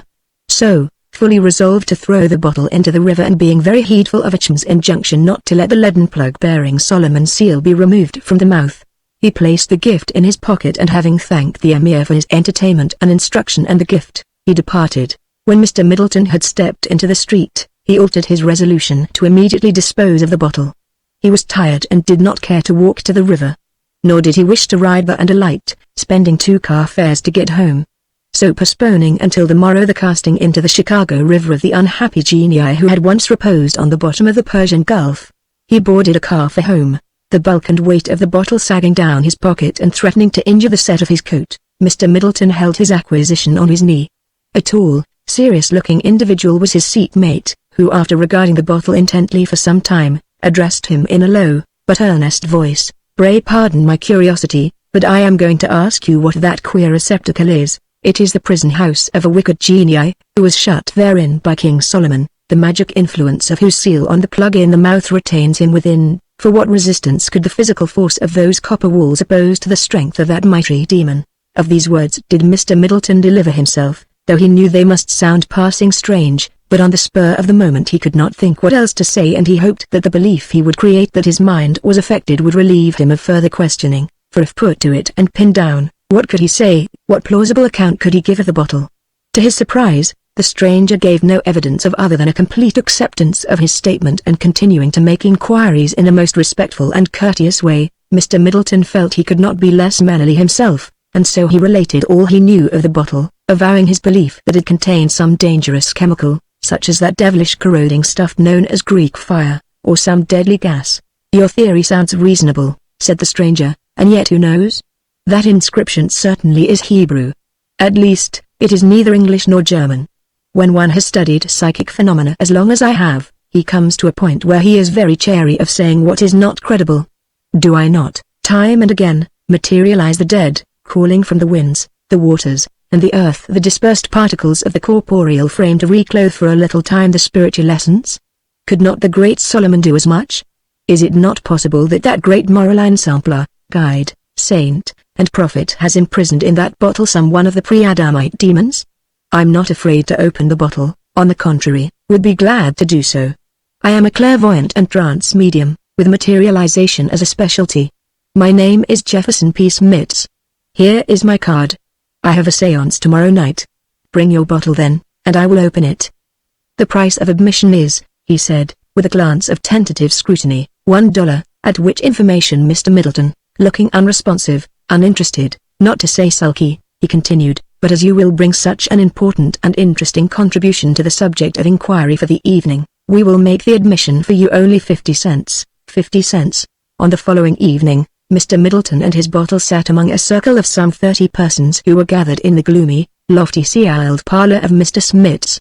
Before forming the circle, Mr. Smits had addressed the company in a few well-chosen words, saying that a like purpose had brought all that night, that as votaries of science and devotees of truth and persons of culture and refinement, mutual acquaintance could not but be pleasant as well as helpful, enabling those who sat together while witnessing the astounding and edifying phenomena they were soon to behold, to discuss these phenomena with reciprocal benefit. In view of all this, he hoped everybody would consider themselves introduced to everybody else. Mr. Middleton, quickly inspecting the assemblage, whom he doubtless with great injustice denominated a crowd of sober dubs and solemn stiffs, so maneuvered that when all had drawn their chairs into a circle, A man deaf in the right ear sat at his left, while at his right sat a tall young lady, who though slightly pale was of an interesting appearance, notwithstanding. The somewhat tragic cast of her large and classic features was intensified by a pair of great mournful eyes and a wistful mouth, the whole framed in luxuriant masses of black hair, and altogether she was a girl whom one would give a second and third glance anywhere, it developing in their very first exchange of remarks that she had never been present at a séance and that she could not look forward to what they were about to witness without great trepidation. Mr. Middleton offered to afford her every moral support and such physical protection as one mortal can assure another when facing the unknown powers of another world. At the extinguishment of the gas, he took her left hand, and finding it give a faint tremor, he took the other and was pleased to note that, so far as her hands gave evidence, thereupon her fears were quite allayed. A breeze, chill and dank as the breath of a tomb, blew upon the company, and from the deep darkness into which they all stared with straining, unseeing eyes, came the solemn sound of Mr. Smith's, speaking hurriedly in somber tones in some sonorous unknown tongue, and low rustlings and whirs and soft footfalls and faint rattlings that grew stronger, louder, each moment, swelling up into the stamp of a mailed heel and the clangor of arms as Mr. Smith's scratched a match and the light of a gas jet glanced upon helmet, corselet, shield, and greaves of a brazen-armored Greek warrior, standing in the middle of the circle, alive, in full corporeal presence. "Leonidas, hero of Thermopylae!" shouted Mr. Smiths, and then continued at a conversational pitch, "If any of you wish to speak to him in his own language, you have full permission to do so, those present lacking either the desire to accost the dread presence, or a command of the ancient Greek." After a bit Mr. Smiths turned off the gas and the noises that had heralded the visitant's appearance began in reverse order, and at their cease, the gas being turned on again, there was the circle quite bare of any evidence that a Greek warrior in full panoply had but now stood there. At these prodigies, the young lady trembled. But you could have applied all sorts of surgical devices for measuring nerve reaction to Mr. Middleton from the crown of his head to where his parallel feet held between them the copper bottle, and not have detected a tremor. Mr. Smiths was reaching up to extinguish the gas once more, when a big, athletic blond man, whose appearance and garb proclaimed him an Englishman, interrupted him. "I am going to request you to materialize the spirit with whom I wish to converse, the next time. I have to catch a train at 11 and there are a number of things I would like to do before that. Yesterday, you promised me that you would materialize him first thing." "Yesterday," said Mr. Smiths with a slight hauteur, "I could not look forward and see that I was to have such a large and cultivated gathering. You cannot, sir, ask to have your own mere personal business, for business it is with you, take precedence of the scientific quests of all these other ladies and gentlemen. I have planned to materialize men of many nations, with whom all may converse if they please, Confucius, the great Chinese, Caesar, the great Roman, Mohammed, the great Turk, Powhatan, the great Indian, and others. Your business must wait, my friends," said the Englishman, appealing to the assemblage. "I throw myself upon your good nature. My grandfather was the owner of a small estate in Ireland. In a rebellion, the Irish burned every building on the place and it has since been deserted. He had buried a sum of money before he fled during the rebellion and we have a chart telling where it was buried. But the chart referred to buildings and trees that were subsequently utterly destroyed. We have no marks to guide us. I am sadly in need of money. My grandfather's ghost could tell me where the treasure is. I shall suffer financial detriment if I do not catch the train at 11 and must attend to several matters before that. You have heard my case. May I not ask you all to grant me the indulgence of having my affair disposed of now?" Mr. Middleton and several others were about to endorse the justice of the Englishman's request, when Mr. Smiths hastily forestalled them by saying that all should be heard from, and turning to four personages who sat together at a point where the line of chairs of the circle passed before a large and mysterious cabinet set in the corner of the wall, and asking their opinion, they all four in one voice began to object to any alteration of the program of the evening, adverting somewhat to the Boer War, the oppressions in Ireland, and to the Revolution and the War of 1812. When they had done, there was no one who cared to say a word for the Englishman or an Englishman, and Mr. Smiths announced that Confucius would be the next materialization and that all might address him in his native tongue. Of this permission, a small red-haired gentleman, whose demeanor advertised him to be in a somewhat advanced state of intoxication, availed himself and remarked slowly, "Hello, John. Washi, washi? Say how washi? Learn to be Melican man?" To this the great sage vouchsafed no reply save a contemptuous stare, and the red-headed gentleman observed that doubtless the Chinese language had changed a good deal in 2000 years. All languages did. From out the darkness under whose cover the Chinaman was modestly divesting himself of his body, came the voice of Mr. Smits, rich, unctuous, saying, "The next visitant will be from that great race we all admire so much. The noble race which has done so much to build up this country, which in every field of American endeavor has been a guiding star to us all. It gives me great pleasure to tell you that our next visitant from the world beyond is that great soldier, statesman, and patriot, King Brian Boru. Who the devil wants to see that or any other Paddy?" exclaimed the voice of the Englishman, choleric, savage. "Let me out of this blasted, cheating hole. Who wants to see one of that race of quarrelsome, thieving, wretched rapscallions?" Whack! Smash! Bang! Crash! The assemblage was thrown into a pitiable state of terror by a most extraordinary combat and tumult taking place somewhere in the circle. The remonstrances of Mr. Smits and the oaths of the Englishman rose against the general din of the expostulations of the men and cries of the women. Match after match was struck by the men, only to be blown out by some mysterious agency, after giving momentary glimpses of the Englishman astride of a man on the floor, pummeling him lustily, while Mr. Smits pulled at the Englishman's shoulders. At length the noise died away, the sound of someone remonstrating, "Let me at him, Monseit, let me at the spalpeen, he got me foul," coming back from some remote region of the atmosphere, as under the compelling force of the will of the great Smits, the bodily envelope of the Irish hero was dissipated and his soul went back to the beyond. Then did a match reach the gas without being blown out.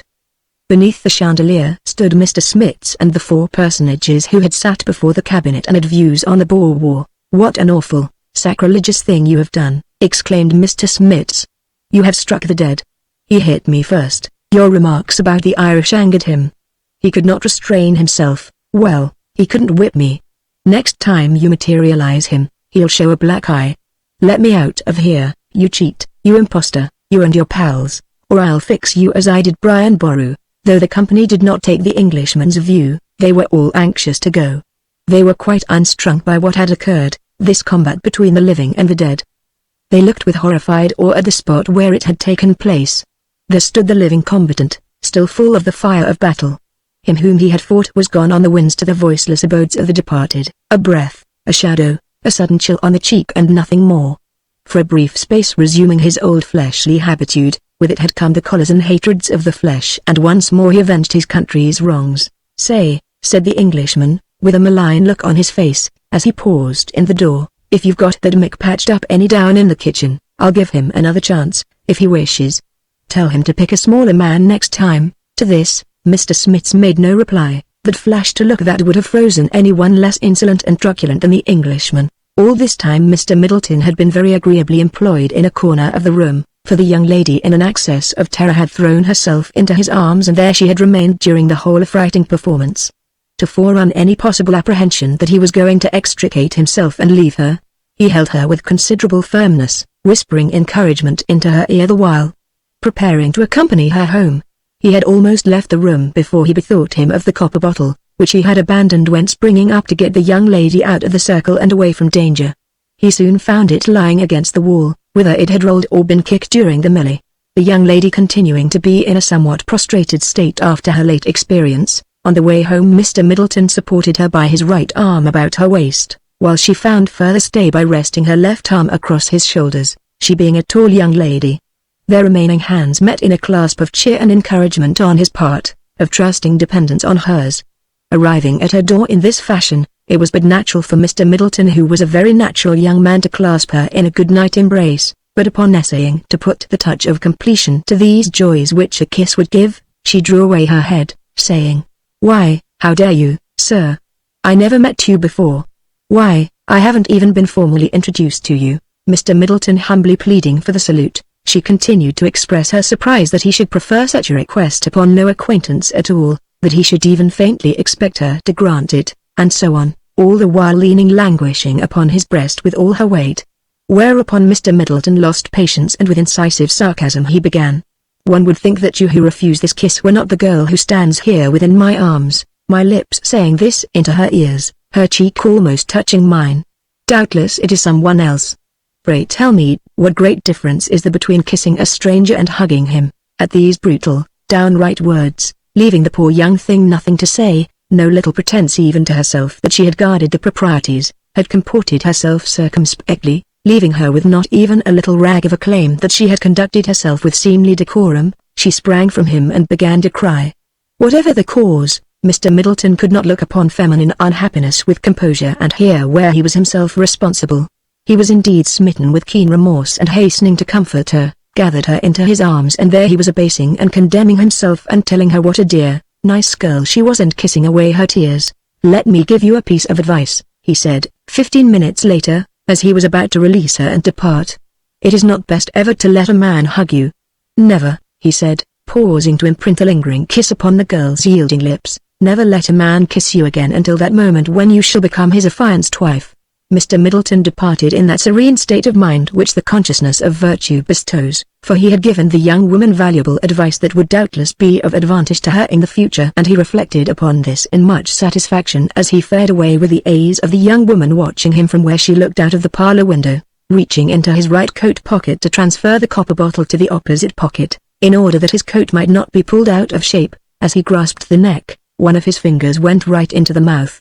The seal of Solomon was gone. A less resolute and quick-witted person might have been alarmed, but reasoning that the seal must have been knocked off during the fight at Mr. Smith's and nothing had happened since, he boldly examined the bottle. He could see a white substance as he looked into it, and by the aid of a stick he fished out a wad of wool tightly stuffed in the neck. A metallic chinking followed the removal of the wadding and set his heart thumping rapidly. He looked up and down the street. No one in sight. He tilted the bottle up to the light of a street lamp and saw a yellow gleam. He shook it and into his hands flowed a stream of gold sequins. He could not sufficiently admire the ruse of Prince Hussein.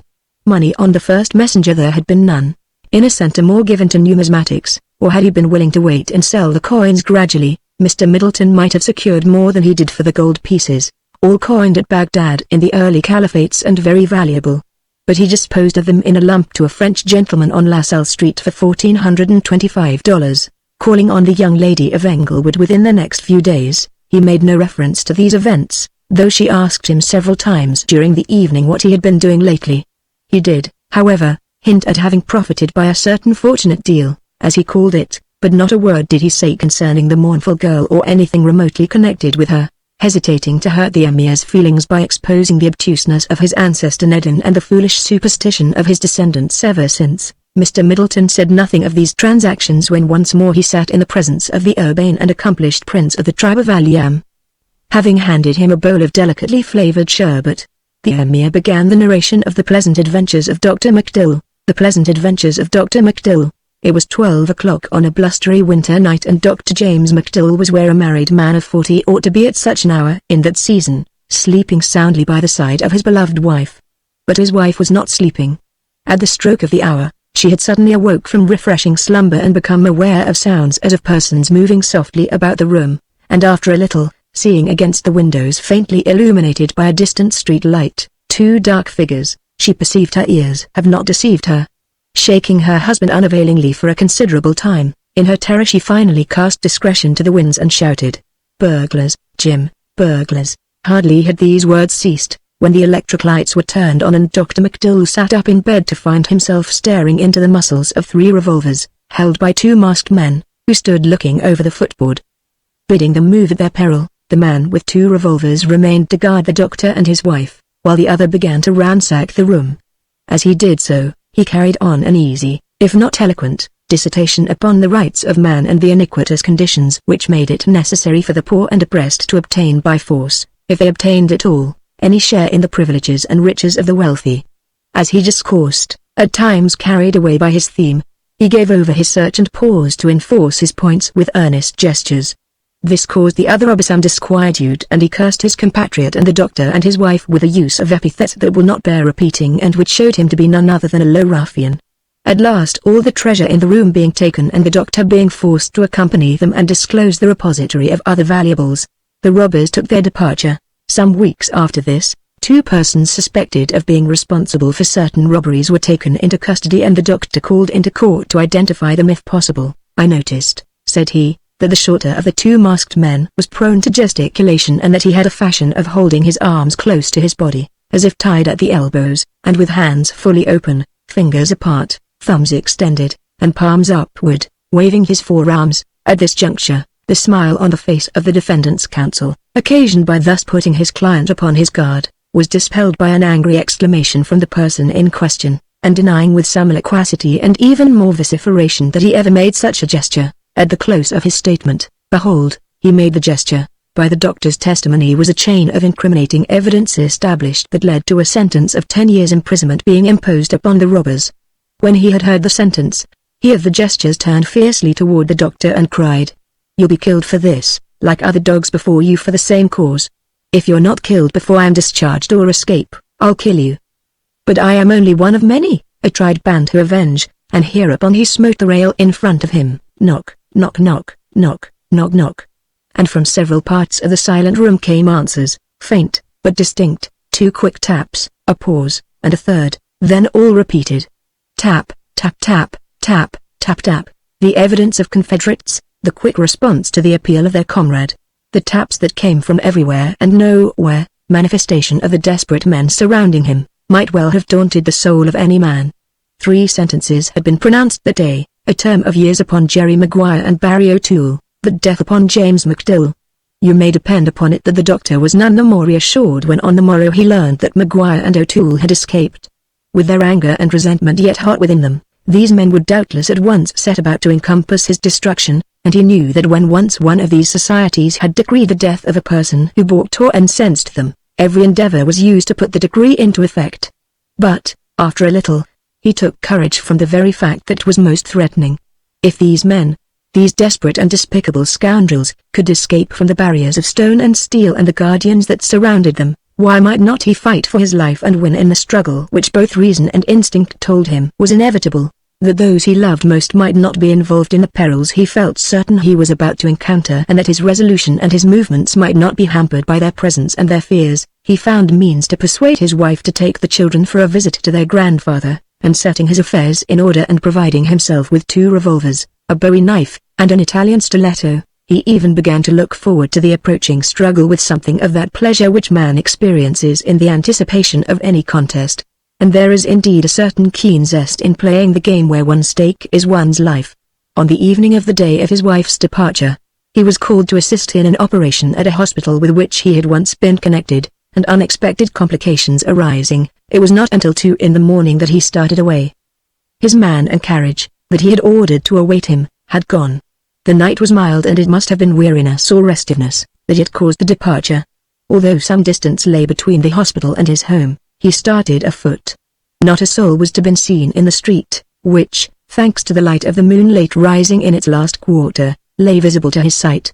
As he passed an alleyway, shortly after leaving the hospital, his attention was attracted by the sound of snores, and he discovered a man whose features were well shrouded in the upturned collar of an ulster, seated with his back against a house wall, asleep. The man stirred uneasily as he bent over him, but thinking it best not to disturb him, the doctor passed on. As he did so, he became conscious that the snores had ceased, and looking back, he beheld the man walk drowsily across the sidewalk and finally stand gazing in the direction of the hospital. The doctor began to hasten his steps, but ever and anon glancing back, and presently he saw the man was now looking after him, that he leaned to the right and leaned to the left, and stooped down in his scrutinizing. Suddenly the man reached forward with a cane, smote the sidewalk, rap, rap, rap, rap, rap, rap, and taken up on either side of the way, louder and louder as it came up the street toward the now fleeing doctor. From sequestered nooks between buildings, ran the fateful, hurrying volley of rap, rap, rap, rap, rap, rap. The last raps came right behind the doctor's heels at the mouth of an alley he was clearing at a bound, and glancing back, he saw a succession of men hurrying silently after him at all speed. He was encumbered with a long ulster, while his pursuers, if they had worn overcoats, had now cast them aside. The man just behind, apparently did not wish to close in alone, preferring to allow others to catch up and assist him, and at the second block the doctor could hear 2 pairs of heels behind him and a third pair just beyond. The pursuers were gaining. Though he would have to pause to do it, he must throw off his overcoat. At the third corner, he tore at the long garment, it swung under his feet, and he pitched headlong. He heard a cry of savage joy and a rush of feet, a sudden great soft whir, and he arose to see an automobile halted between him and his pursuers. A gentleman of a rotund person, clothed in correct evening dress and whose speech was of a thickness to indicate recent indulgence in intoxicating liquors, alighted from the carriage. "I do not believe this is the place." "No, this is not the place I told you to come to, driver." "I'm glad it isn't anyway, as I'm afraid we're too drunk to sing a serenade. Here's another man as is drunk, too. So drunk he fell down on himself. Couldn't leave him here. Never go back on a man as is drunk. Get in, brother. Take you home with us. Get in." It is needless to say that Dr. McDill responded to his invitation with the greatest alacrity and gratitude. For the first time did the rotund gentleman become aware that there were other persons present. Some 4 of the doctor's pursuers had now gathered at the curb of the crossing, and the rest were coming thither, though with no great haste, for they were gentry to whom caution was second nature, and it was by no means certain what the arrival of the automobile might portend. The 4 at the curb, deterred from retreat by the sense of shame which is not entirely absent even in the lowest and the most depraved, were now insistently giving their rap to incite their comrades to hasten. The rotund gentleman walked around to that side of the carriage and gazed at them with some degree of interest and curiosity. Rap, rap, rap, rap, rap, rap, went the sticks of the 4, and down the street came answering raps, and soon the 4 were joined by 2 more. "Don't let him go now, we've almost got him. We'd had him, if Fred hadn't gone to sleep and let him get by. Come on, come on." The 6 rushed at the carriage, whereat the rotund gentleman, with an agility not to be looked for in one of his contour and condition, received the foremost with smash, smash, smash, in each eye and on the nose, and the second likewise. When bidding the driver be off, he leapt into the carriage with his comrades. A single bullet whistled after them as they whirled away. Rap, rap, rap. "I rapped M," said the rotund gentleman. "I always did hate a knocker." With your permission I will here interpolate the remark that the further adventures of the eminent surgeon with the mysterious confederacy that sought his life, bore evidence that these depraved and ruffianly men were not without a certain rude artistic temperament as well as a tinge of romance, and a dramatic sense that many who write for the stage might well envy them. The elation of the doctor over his escape from the toils of the thieves was not of long duration. His breakfast was interrupted by a call to the telephone, and over the wires came to his startled ears a hollow knock, knock, knock, knock, knock, knock. At his office door downtown softly came tap, tap, tap, tap, tap, tap, and snatched the door open as hastily as he might. He saw nothing, heard nothing but the electric bells on the floors above and floors below calling for the elevator. Buzz, buzz, buzz, buzz, buzz, buzz. He walked along State Street at the busy hour of noon, and all about him in the throngs was the dull impact of canes upon the pavement, thud, thud, thud, thud, thud, thud. As he rode home in the streetcar at nightfall, back of him in the train at street corner after corner he heard passengers jingle the bell for stopping. Ding, ding, ding, ding, ding, ding. Although Dr. McDill was a man of great native resolution and intrepid in the face of known and seen dangers, the horrors of the invisible forces of death everywhere surrounding him so wore at his soul that he returned downtown and spent the night at a hotel. On the morrow, he severely condemned himself for this yielding to fear, for on the front steps of his house lay the dead form of his great watchdog, Jacques. There were evidences of a struggle in which the assailants had not been unscathed. Bits of cloth lay about, and examining the stains of blood that plentifully blotched the walk, he discovered that some of it was human blood. He said, in deep self-reproach, "If I had stayed here as I should, I would have been able to fight with poor Jacques and brought low some of my enemies. How easily I could have fired from the upper windows as Jacques made their presence known." It is evident that the noise of the struggle was so great that the fiends were afraid to continue the attack and ran away. Philosophers and poets have found a theme for dissertation in the fact that the dog leaves his own kindred to dwell with man and fights them in behalf of his master. It has ever seemed to me that this were but half of the tale, for full many a man loves his dog better than the rest of mankind, and so the devotion of the race of dogs finds return and recompense. Outside his own family, there was no living thing in the city of Chicago which had so dwelt in the affections of Dr. McDill as the dog Jacques. Of the truth of this, he had had but dim realization until now, and he was like to burst with sorrow and with hatred of the vile beings who had marked him and his for slaughter. Lifting the stiff form of his humble comrade, for the first time did he observe a poniard thrust in the poor beast's throat. The blade impaled a piece of paper, and upon it was written the word knock, knock. Cried the doctor, "But henceforth it shall be I that knock. Hasten the time when we may meet, malignant knaves. Never again shall I avoid you. Henceforth, I go about my business as before, for it is thus that I may expect the sooner to encounter you." An urgent matter would require the doctor's presence in the municipality of Evanston that night. He could not expect to return before 12 o'clock in the morning, and of this informing the cook, who in the temporary reduction of the family carried on the household without the aid of a second girl, he departed northward. It was past the hour of 1 when he let himself in the front door of his residence. A pleasant savor of various viands saluted his nostrils, and in the drawing room he observed that the chairs and tables had all been thrust against the wall as if to clear the floor for dancing. In the dining room, the evidence of recent festivity was complete, for the table was covered with the remnants of a sumptuous repast. No words were needed to tell him that Olga Blomgren, the cook, had taken advantage of the foreknowledge of his absence to entertain a wide circle of friends, but here indeed was a mystery. Why had she not set everything in order and removed all traces of the entertainment? He moved toward the kitchen in wonder, and his heart stood still.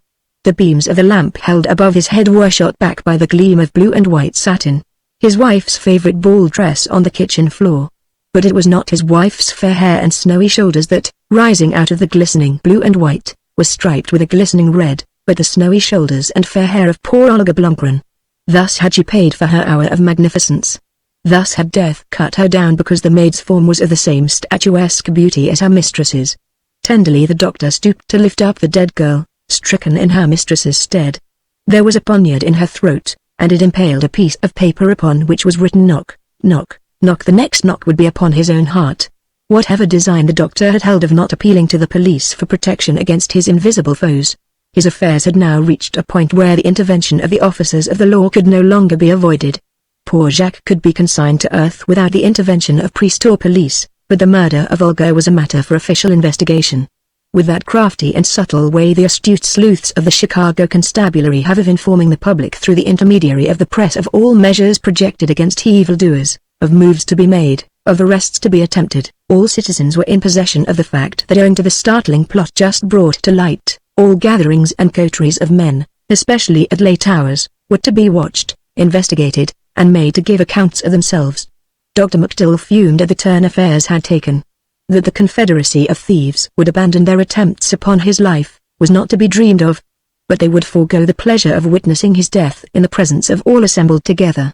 They would now delegate the attack to a single individual, and in event of his death, he could hope to carry with him but one of his enemies. Again was Dr. McDill called to the hospital for a night operation. Leaving his driver without, he cautioned him, "August, I don't want you to be fooled the way you were before. If any man comes out of the hospital and says I send word for you to drive home without waiting for me, pay no attention to him. Take no orders from anybody but me, all right? They can't fool me once again already." But when a cab drove up and let out a tall gentleman in a silk hat, who went into the hospital, and after a little the cab driver, a friendly and talkative person of Irish extraction, offered August a flask full of a beverage also of Irish extraction, August took a drink. He told me not to take no orders yet already from nobody but him. But he didn't say nothing about taking a drink once, take a drink twice, then, Hans, said the person of Irish extraction, already, yet, and by, too. It was all of 4 hours later that Dr. McDill stepped out of the hospital door.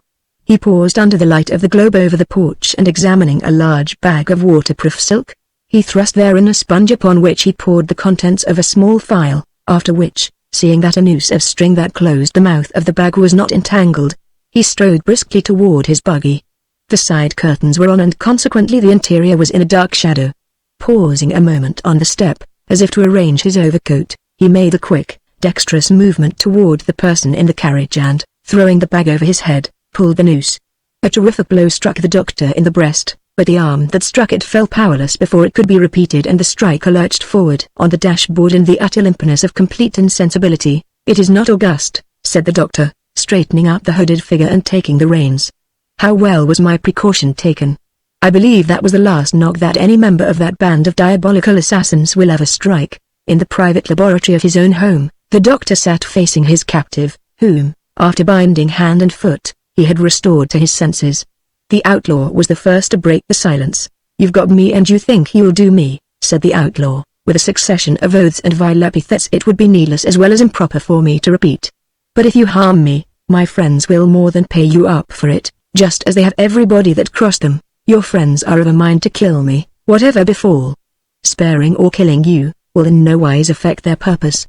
Whatever may come tomorrow, tonight you must obey my commands. I won't do a thing you tell me to. I don't have to, see? My friends will look for you just as soon as I don't turn up, and it will go hard with you, just as soon as you do not turn up with the news you have killed me. We'll see whether you will do what I tell you to. You dasn't kill me. You're afraid to kill me. My friends would fix you and the law would get you, If they did not, your profession relies upon the forbearance and soft-heartedness of the public. You know that those you rob hesitate to shoot. No such hesitation hampers you. It is part of your stock in trade to keep the public terrorized. You kill all who disobey your orders, for if people began to resist you successfully you must needs go out of business. Did all put aside their repugnance to shed blood and kill your kind as they would wolves, we would have no more of you. You dasn't kill me, you dasn't kill me, cried the robber. It was the snarl of the wild beast, hopelessly held in the toils. It is true that I hesitate to kill. I am not proud of this hesitation, for the trend of the best medical and sociological thought is now toward the execution of all degenerates and criminals, that they may not contaminate the race with descendants. However, my office is to save life and I cannot do otherwise. But I am a surgeon, and every day I do things in the effort to save and prolong life that to a layman are repulsive and awful, more revolting to him than the sight of bloodless death itself. From the taking of human life I draw back. But no repugnance, no horror, unsteadies my hand elsewhere. The end of the crimes of your devilish confederacy has come. The law has not restrained you, could not. Your own unparalleled wickedness has delivered you into my hands. Many a man have you brought low, many a family have you desolated. Widows and orphans cry out against you, and not in vain. I shall so knock your gang that never again shall one of you harm even the weakest. You shall all live, but it shall be your prayer, if you black hearts can utter prayer, that you be dead. The outlaw's tongue moved thickly in a mouth that dried suddenly at these solemn words of the doctor. You can't do it, you can't do it, you can't do it, you duffer, and his voice rumbled on in a long string of imprecations. The doctor seized him and carrying him to the cellar, lay him against the coal bin. Then the captive heard him in a room above engaged upon some sort of carpentry, and whether it was the captive's imagination, or design of the doctor, or whether unconsciously the doctor's mind had become possessed, the sounds of the hammer as it drove nails and struck pieces of wood into place echoed in the cellar. Knock, knock, knock, knock, knock, knock. Soon the stairs groaned under the weight of the doctor carrying some great contrivance, and the outlaw found himself lying stretched out upon some sort of operating chair. His ankles held in a pair of stocks below, his outstretched arms held by the wrists in a pair of stocks above. All was black in the cellar, all but where a single blood-red bar of light from the open door of the furnace fell upon the doctor turning at the winch of the bed of torture upon which lay the robber. Hardly 10 turns did he make, for at the first little twinges of pain, premonishing the agonies to come, the caitiff chattered in terror promises to do all the doctor should order, and so was released. Cringing and fawning, the outlaw heard what he was required to do. He was to write a letter. In this, he was to tell of the method of his capture. He was to say he was confined in a second-story room, feet and hands shackled, and that he was also chained to a staple in the floor. That this all might be true, the doctor took him to a second-story room and so fettered him. He found himself able to use his hands to write, and, happily, discovered writing material and stamps upon a table. He would write a letter and throw it on the porch below, where perhaps the postman would find it and send it to its destination. He asked help. His friends must come that night. The doctor would be on guard, and who could say he would not call in others? The doors and windows were all well secured, all but a cellar window on the east side. Of this, the doctor informed him, that he, the doctor, might not be guilty of instigating the writing of anything that was false in any particular. They must enter by this window. The door leading above stairs from the cellar could be easily forced and the noise thus occasioned could not be heard outside of the house. They must come at 2 in the morning. Come before another dawn, as the doctor was going to hold him one day before turning him over to the police, hoping the gang would do something to involve themselves in some way they would not if the police were after them with a hue and cry. The outlaw wrote the letter as ordered, addressed it to Barry O'Toole, and threw it out of the window. It fell beyond the porch, on the ground. But this the doctor remedied by hiring a small boy for 10 cents to pick it up and put it in a mailbox. After which, the doctor betook himself to the nearest extensive hardware establishment. At 2 o'clock the next morning, the beams of a dark lantern shone athwart the darkness of the cellar of Dr. McDowell's residence. It's all right, boys. I can smell escaping gas, but it's all right. There's nobody in there. Now for the doctor. We'll kill him and all who are in there with him, and burn the house, said a voice behind the lantern, and one after another, 11 burly men dropped into the cellar through the narrow east window high in the wall. As the feet of the last man struck the ground, there was a sound as of a rope jerked by someone in the orifice by which they had just entered, and they heard 2 succeeding crashes within the cellar, followed by the slam of an iron shutter over the window. There was a sound of a spasmodic rush upon the cellar stairs and a beating upon the door, and then a succession of softer sounds, as of men rolling downstairs, and then silence. A match was struck upon the outside of the iron shutter. It revealed the face of Dr. McDill, lighting a cigar. The gas alone would have been almost sufficient. But when all those bottles of ether and chloroform broke, I had better open the window so it will work off and I can get them out. I will write to my wife to stay away 2 months longer. Olga is dead and Kate is gone. I'll discharge August tomorrow, as he deserves. The field is clear. One morning, as Hans Olsen, cook of the King Olaf Magnus, staunch schooner engaged in the shingle trade between Chicago and the city of Manistee, state of Michigan, on this particular morning lying in the Chicago River on this morning, as Mr. Olsen was pouring overboard some dishwater, preparing the breakfast for the yet sleeping crew, he was horrified to see floating in the current that would eventually carry them past the great city of St. Louis, 12 naked human arms. Despite his horror and alarm at this grisly array of severed members, he noted that so far as he could observe, they were all left arms, forearms, disjointed at the elbows. Subsequent examination but added to the mystery. It was no trick of medical students intended to set the town agog. They were not dissecting subjects, but limbs lately taken from living bodies, and they were detached with the highest skill known to the art of chirurgery. The town talked and it was a day's wonder, but the solving of the mystery proving impossible, it was passing into tradition when all were horrified anew to hear that Johannes Klubertans, a member of the great and honest German-American element, while walking through Lincoln Park early one morning, stumbled over some objects which, upon examination, proved to be 12 human forearms, right forearms. Again were the wisest baffled in even guessing at this riddle, as they were a third time, when one Prosper B. Shaw came with a story that while rowing down in the drainage canal, he had come upon, floating gently along, dissevered at the knee joint, 12 human legs. The whole community shuddered at the dark secret hidden in their midst. But at last came the answer, yet not the answer. Of all strange crews that mortal sight has gazed upon, that was the strangest. That dozen men who out of nowhere appeared suddenly in the streets one morning, armless all with wooden left legs. Their story you would ask in vain, for just the little cord by which the tongue forms intelligible words was gone. Their babblings came just to the border of articulate speech, but not beyond. Torrents of half-formed words they poured forth, but only half-formed, and to their mouth jabber the crowd listened without understanding. Did you thrust a pencil in their jaws and bid them write their tale? Gone was some little muscle that gripped the jaws and the pencils lolled between teeth that could not nip them. And as for their lips, oh, their mouths. Such an example of the chirurgery that has to do with the altering of the human face have never before been witnessed, for nature had never made those faces. One such countenance she might have made in cruel sport, but never 12, and 12 altogether, as like as peas in a pod, 12 human jack-o'-lanterns, 12 travesties upon humanity's front. Howsoever they might once have looked, not even their own mothers could know them now. Around each eye the same wrinkles led away. On each face was a bulbous nose. But the mouths, oh, the mouths. Each was drawn back over the teeth in a perpetual grin, each was upturned at corners which ended well nigh in the middle of the cheek. Here were the victims of the horrors that had made the city shudder, but dumb and unrecognizable.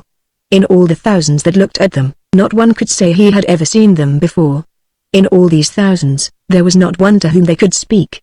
There were their stiff faces, frozen into that terrible perpetual grin, so many idols of wood, save for their eyes, and they were the only things that lived in their dead faces. Such rudimentary human beings it would be hard to conceive, and so after a while it occurred to someone that the same scientific methods that discover and disclose to us the modes of life, the habits, and even thoughts of primitive and rudimentary man, might be devoted to establishing a means of communication with them and unveil the secret the whole world was eager to know.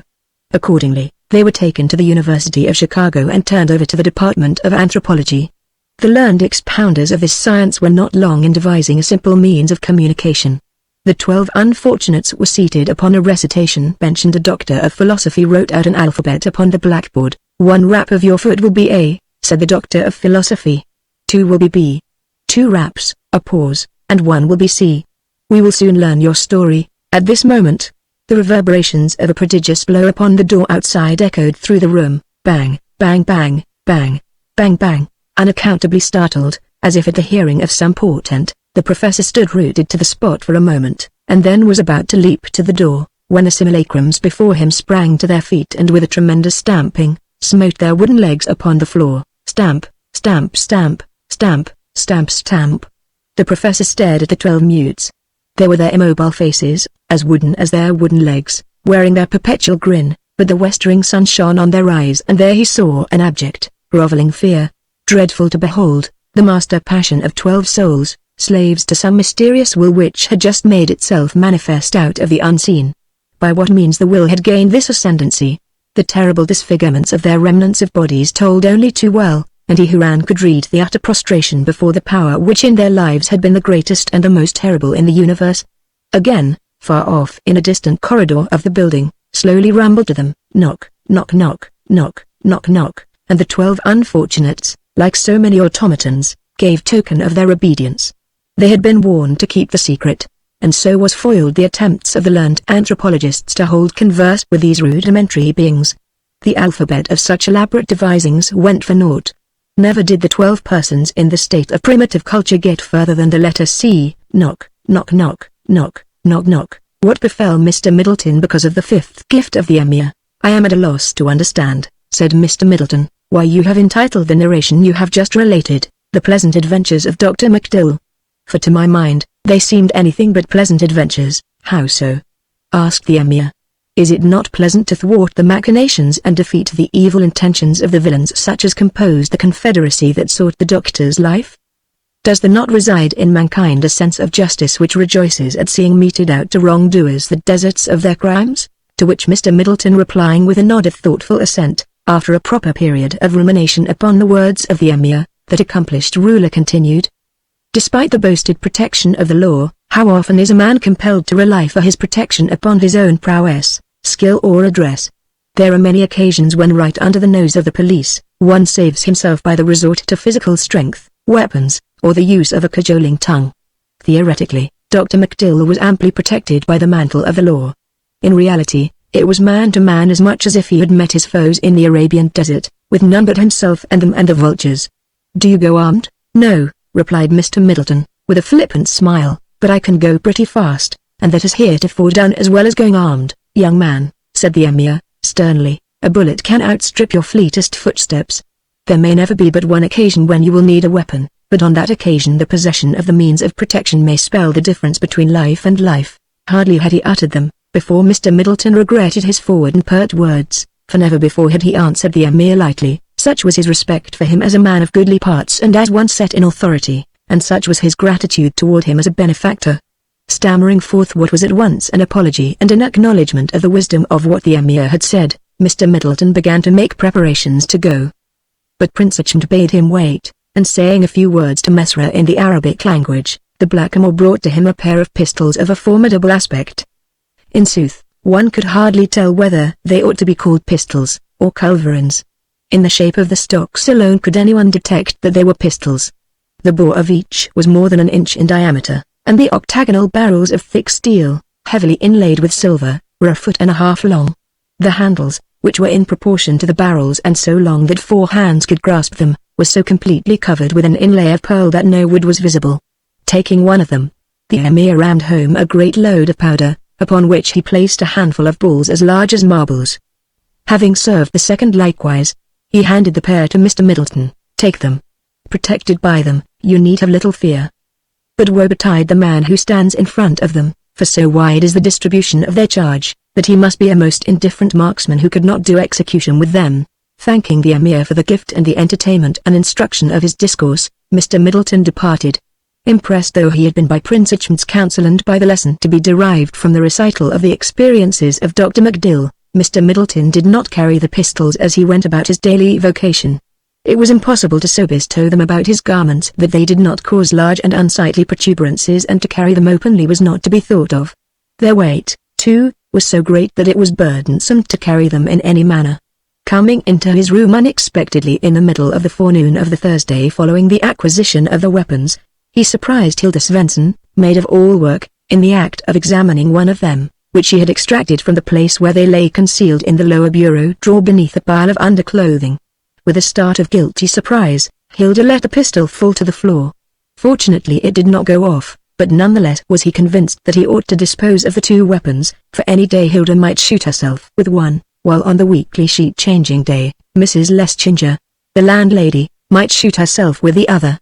There was no place in the room where he could conceal them from the painstaking investigations of Hilda and Mrs. Leschinger, and the expedient of extracting the charges not occurring to him. He felt that it was clearly his duty to remove the lives of the two women from jeopardy by disposing of the pistols. He was in truth pained at the necessity of parting with the gifts which the Emir had made with such solicitude for his welfare, and as some assuagement to this regret he sought to dispose of them as profitably as possible.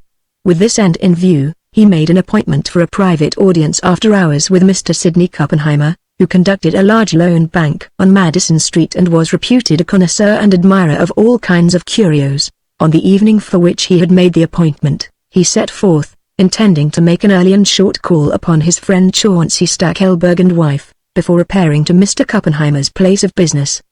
But such was the engaging quality of the conversation of the newly married couple, abounding both in humor and good sense, and so interested was he in hearing of the haps and mishaps of married life, a state he hoped to enter as soon as fortune and the young lady of Englewood should be propitious, that he was unaware of the flight of time until in the midst of a pause in the conversation, he heard the cathedral clock Mrs. Stackelberg's uncle had given her as a wedding present, solemnly tolling the hour of 11. The hour Mr. Kuppenheimer had named was 1 hour agone. To have kept the appointment, he should have started 2 hours before. Another half-hour had flown before Mr. Middleton, having paused to partake of some chow recently made by Mrs. Stackelberg and highly recommended by her liege, finally left the house, carrying a pistol in either hand. The night was somewhat cloudy, but although there was neither moon nor stars, it was much lighter than on some nights when all the minor luminaries are ablaze, or the moon itself is aloft, shining in its first or last quarter, a phenomenon remarked upon by an able Italian scientist in the middle of the last century and by him attributed to some luminous quality that inheres in the clouds themselves. Mr. Middleton was walking along engrossed in thoughts of the scene of domestic bliss he had lately quitted and in dreams of the even more delightful home he hoped to some day enjoy with the young lady of Englewood, when he suddenly became cognizant of 4 individuals a short distance away, comporting themselves in an unusual and peculiar manner. Cautiously approaching them as quietly as possible, he perceived that it was 2 robbers despoiling 2 citizens of their valuables, one pair standing in the middle of the street, one on the sidewalk, the citizens with their hands elevated above their heads in a strained and uncomfortable attitude, while each robber with back to him was pointing a revolver with one hand and turning pockets inside out with the other, with a resolution and celerity that astonished him. As he afterwards dwelt upon it in retrospect, Mr. Middleton rushed silently upon the nearest robber, him in the street, and dealt him a terrible blow upon the head with the barrel of a pistol. Without a sound, the robber sank to the earth, whereupon the citizen, whether he had lost his head through fear, or thought Mr. Middleton a new and more dangerous outlaw, fled away like the wind. Snatching the bag of valuables in the unconscious thief's hands, Mr. Middleton made toward the other robber, who, to his astonishment, hissed without looking around. "What did you let your man get away for, you fool? Try and make yourself useful somehow. Hold this swag and cover the man, so I can have both hands and get through quick." Taking the valuables the robber handed him, Mr. Middleton with calmness and deliberation placed them in his pockets, after which he placed a muzzle of a pistol in the back of the robber's neck and sharply commanded, "Hands up." Up went the robber's hands as if he were a jumping jack jerked by a string, whereupon his late victim, doubtless animated by the same emotions as those of the other citizens, fled away like the wind, but not in silence, for at every jump he bellowed, "Thieves, murder, help!" A window slammed up in the house before which they were standing and the glare of an electric bicycle lamp played full upon Mr. Middleton and his prisoner. "I've got him," said Mr. Middleton, proudly. "Got him. Got him," gasped an astonished voice. "Well, of all effrontery. Got him, you miserable thief? The police are coming and they'll get you, and I can identify you, if they don't succeed in nabbing you red-handed." Shocked and almost paralyzed, Mr. Middleton turned to expostulate with the misled householder, when the robber, seizing the opportunity, fled away like the wind, bellowing at every jump, "Thieves, murder, help!" And as if aroused by the sound of his compatriot's voice, the thief, who had been lying unconscious in the street all this while, arose and hastened away, somewhat unsteadily, it is true, yet at a considerable degree of speed. It did not require any extended reflective processes for Mr. Middleton to tell himself that if he waited for the police, he would be in a very bad plight, for he had the stolen property upon his person, the thieves had gone, and even if the victims were able to say he was not one of the 2 original thieves which their disturbed state of mind made most uncertain, they would be likely to declare him a thief notwithstanding, a charge which the stolen property on his person would bear out. The police could now be heard down the street and the householder was making the welkin ring with vociferous shouts. With a sudden access of rage at this individual whose well-intended efforts had thwarted justice and might yet fasten crime upon innocence, Mr. Middleton pointed a pistol at the upper pane of the window where shone the bicycle lamp. There was a roar that shook the air, followed by a crash of glass and the clatter of a dozen bullets upon the brick wall of the house, and a shriek of terror from the householder, and the bicycle lamp instantly vanished. With a heart strangely at peace in the midst of the dangers that encompassed him, Mr. Middleton sped up the street, dashed through an alleyway, back for a block on the next street in the direction he had just come, and thenceforth leisurely and with an appearance of virtue he did not need to feign, made his way home without molestation. Upon examining the booty that had so strangely come into his possession, Mr. Middleton was at a loss to think which were the greater villains, those who had robbed, or those who had been robbed. One wallet contained $540 in greenbacks, and some memoranda accompanying it showed that it was a corruption fund to be used in bribing voters at an approaching election. The other wallet contained $60 and a detailed plan for bribery, fraud, and intimidation which was to be carried out in one of the doubtful wards. There were also some silver coins, and 2 gold watches bearing no names or marks that could identify their owners, but the detailed plan contained the name of the politician who had drawn it up and who was to be benefited by its successful accomplishment. This was a clue by following which Mr. Middleton might have found the parties who had been robbed and returned their property, but he was deterred from doing so by several considerations. The knowledge he had of the proposed fraud was exceedingly dangerous to the interests of one of the political parties and to the personal interests of one of the bosses of that party. It would be clearly to their advantage to have Mr. Middleton jailed and so put where there would be no danger that he would divulge the information in his possession. Besides this, the money was to be used for corrupt purposes, would go into the hands of evil men who would spend it evilly. Deprived of it, a thoroughly bad man was less likely to be elected. For these moral and prudential reasons, Mr. Middleton saw that it was plainly his duty to the public and to himself to retain the money. The victims, bearing in mind that the recovery of the money by the police would also mean the discovery of the incriminating documents and that any persecution of the robbers might incite them to sell the documents to the opposite party, would be very chary about doing or saying anything. But there was the householder, who surely would tell his tale and who had an idea of Mr. Middleton's personal appearance. Accordingly, that excellent young man disposed of the gold watches to one Isaac Fuskowitz on Lower State Street, and with the results of the exchange purchased an entirely new suit, new hat, and new shoes.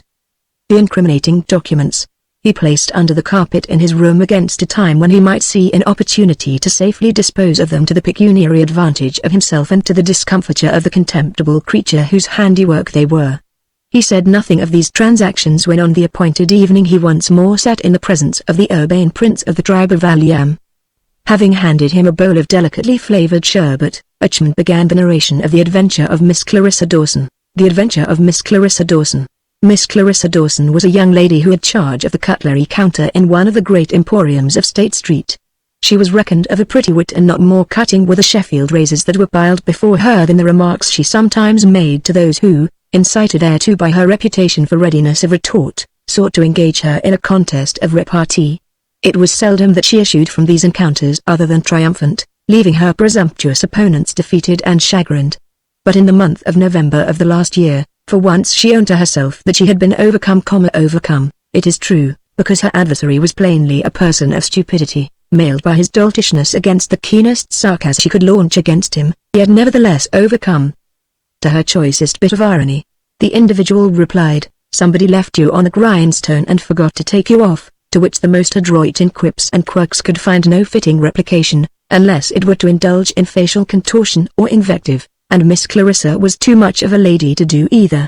Forced into silence, she had no resource but to seek to transfix him with a protracted and contemptuous stare, which, though failing to disconcert the object, put her in possession of the facts that he had mild blue eyes, that the remnants of his hair were red, that he was slightly above middle height and below middle age, and that there was little about his face and still less his figure to distinguish him from a multitude of men of the average type.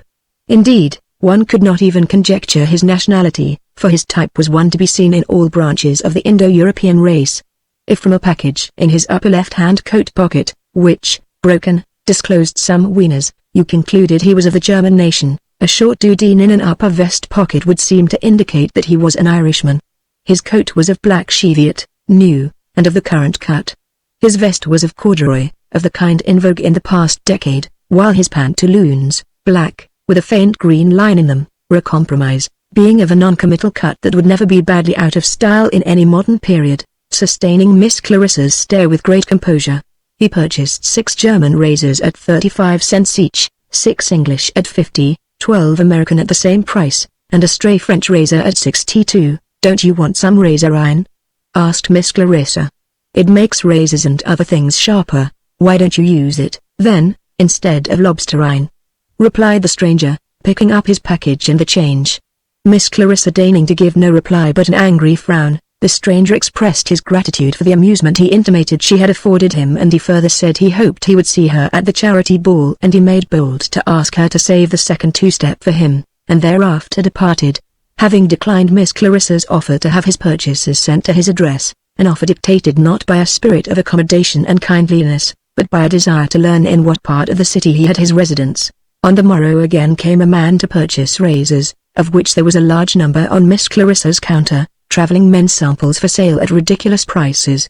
The man had purchased 2 dozen razors before Miss Clarissa, noting this similarity to the transactions of the odious person and thereby led to take a good look at him, observed with astonishment that this new man had on exactly the same suit that had been worn by the purchaser of the day before. She recognized the fabric, the color, everything down to a discoloration on the left coat lapel. Here the resemblance ended. The second individual was a young man. He had a heavy shock of abundant hair. He was not more than 28 years old, and so far from being commonplace, he was of a distinguished appearance.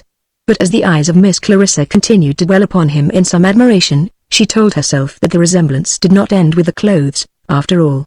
His eyes were of the same blue, his hair of the same auburn as those of the man of yesterday.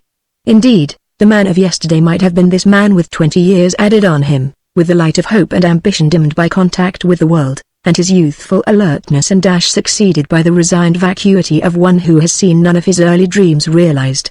Again did Miss Clarissa ask if he would have his purchases sent to his address, but this time it was not entirely curiosity and the perfunctory performance of a duty, for she would gladly have been of service to one of such a pleasing presence. Communing with himself for a moment, the young man said, "On the whole, you may. But they must be delivered to me in person, into my own hands. I would take them, but I have a number of other things to take. Remember, they are to be delivered to me in person," and he handed her a card which announced that his name was Asbury Fuller and on which was written in lead pencil the address of a house in a quarter of the city which, once the most fashionable of all, had suffered from the encroachments of trade and where a few mansions yet occupied by the aristocracy were surrounded by the deserted homes of families which had fled to the newer haunts of fashion, leaving their former abodes to be occupied by boarding mistresses, dentists, doctors, clairvoyants, and a whole host of folk whose names would never be in the papers until their burial permits were issued. Miss Clarissa did a very peculiar thing. It was already 4 o'clock of a Saturday afternoon. Instead of immediately giving the package into the hands of a delivery department, she retained it and, at closing time, going to the room where ready-made uniforms for messenger boys were kept, she purloined one. Now it must be known that the principal reason for doing a thing so unusual, not to say indiscreet, was her desire to obey the young man's injunction to hand the razors into his own hands and no others. She had become possessed of the idea that some disaster would befall if the razors came into the possession of anyone else. Moreover, the stranger had humbled her in the contest of repartee, which, as a true woman, had made her entertain an admiration for him, and this and his strange disguises and his unaccountable purchases had surrounded him with a mist of romantic mystery she fain would penetrate. Some little time before, it had been Miss Clarissa's misfortune, through sickness, to lose much of her hair. It had now begun to grow again and resume its former luxuriant abundance, but by removing several switches of her own hair and the bolster commonly called a rat, and sleeking her hair down hard with oil, she appeared as a boy might who was badly in need of a haircut. After a light supper, she set out alone for the residence of Asbury Fuller and at the end of her journey found herself at the gateway of a sombre edifice, which was apparently the only one in the block that was inhabited. On either side and across the way were vacant houses, lonesome and forbidding. Indeed, the residence of Asbury Fuller was itself scarcely less lonesome and forbidding. The grass of the plot before it was long and unkempt and heavily covered with mats of autumn leaves. The bricks of the front walk were sunken and uneven and the steps leading to the high piazza were deeply warped, as by pools of water that had lain and dried on their unswept surface through many seasons. The blinds hung awry and the paint on the great front doors was scaling, and altogether it was a faded magnificence, this of Asbury Fuller. She pulled the handle of the front door bell and in response to its jangling announcement came a maid. "Asbury Fuller?" said the maid, omitting the Mr. Ms. Clarissa had affixed. "Go to the side door around to the right." Wondering if this were a lodging house and Asbury Fuller had a private entrance, or if it being his own house he had left word that callers should be sent to the side door to prevent the delivery of the razors being seen by others, Clarissa followed the walk through an avenue of dead syringa bushes and came to the side door. The same maid who had met her before ushered her in and presently she found herself in a small apartment, almost a closet, standing at the back of Asbury Fuller. But though small, she remarked that the apartment was one of some magnificence, for on all sides was a quantity of burnished copper, binding the edges of a row of shelves and covering the whole top of a broad counter-like projection running along one side of the wall. Before this, Asbury Fuller was standing, assorting a number of cut-glass goblets of various sizes and putting them upon silver salvers, bottles of various colored wines being placed upon each salver with the goblets. He turned at her entrance and the look of sad and gloomy abstraction sitting upon his countenance instantly changed to one of relief and joy. "At last, he exclaimed, in a deep tone which even more than his countenance betrayed his relief and joy. "It is almost too late and I thought the young woman had not attended to sending them, that she had failed me." "She would not fail you, sir," said Clarissa, earnestly, allowing herself in the protection her assumed character gave her the pleasure of giving utterance to her feeling of regard for the young man. "She would not fail, sir, she could not fail you. Oh, you wrong her, if you think she could ever break her word to you."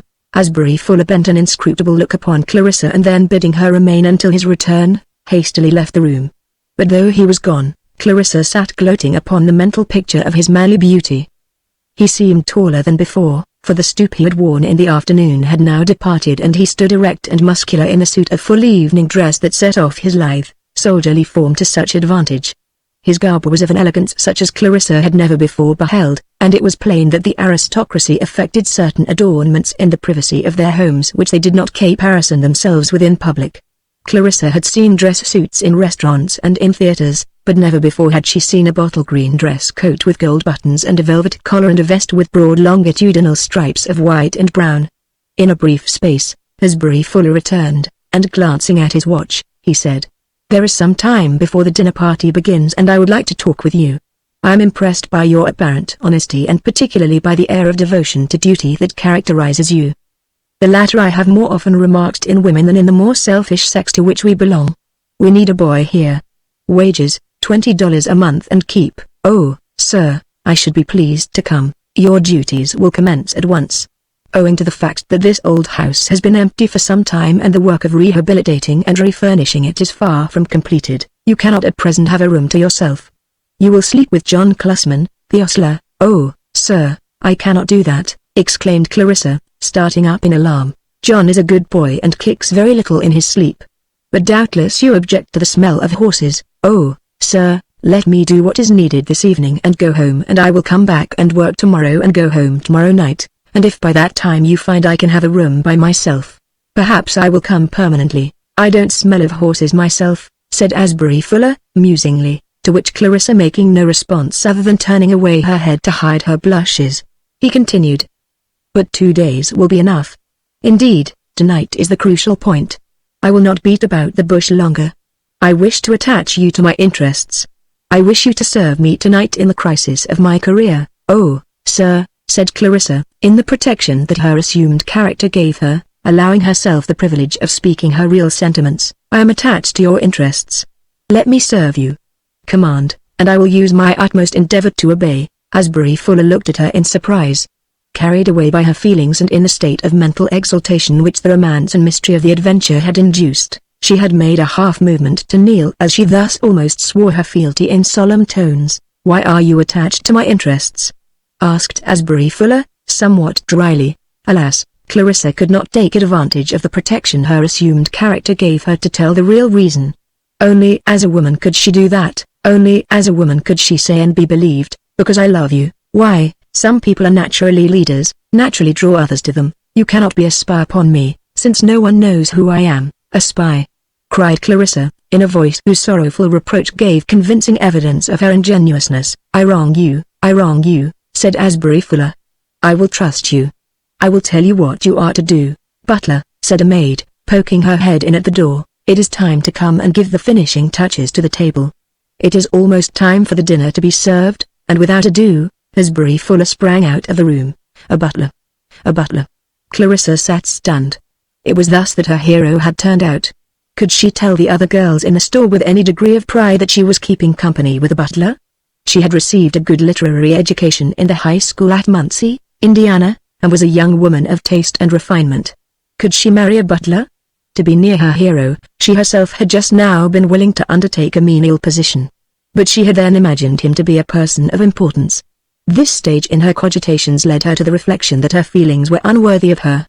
Had her regard for Asbury Fuller been all due to the belief that he was a person of importance, merely the worship of position, the selfish desire and hope however faint of rising to affluence and social dignity through him? Butler or no butler, Asbury Fuller was handsome, he was distinguished, his manner of speech was superior to that of any person she had ever known. Butler or no butler, she loved him. Just now she had hoped that he, rich and well-placed, would overlook her poverty, and take her, friendless and obscure, for his bride. Could she give less than she had hoped he would give? And then as butler, her chances of winning him were so greatly increased. In a short time, he returned. He told her she was to wait on the table and instructed her how to serve the courses. The master will look surprised when he sees you instead of me. If he asks who you are, say the new page. But he will be too much afraid of exciting the wonder of his guests to ask you any questions. I feel certain that he will accept your presence without question, being desirous his guests shall not think him a tyro in the management of an establishment like this. I feel certain that after dinner, his guests will ask to see his collection of arms.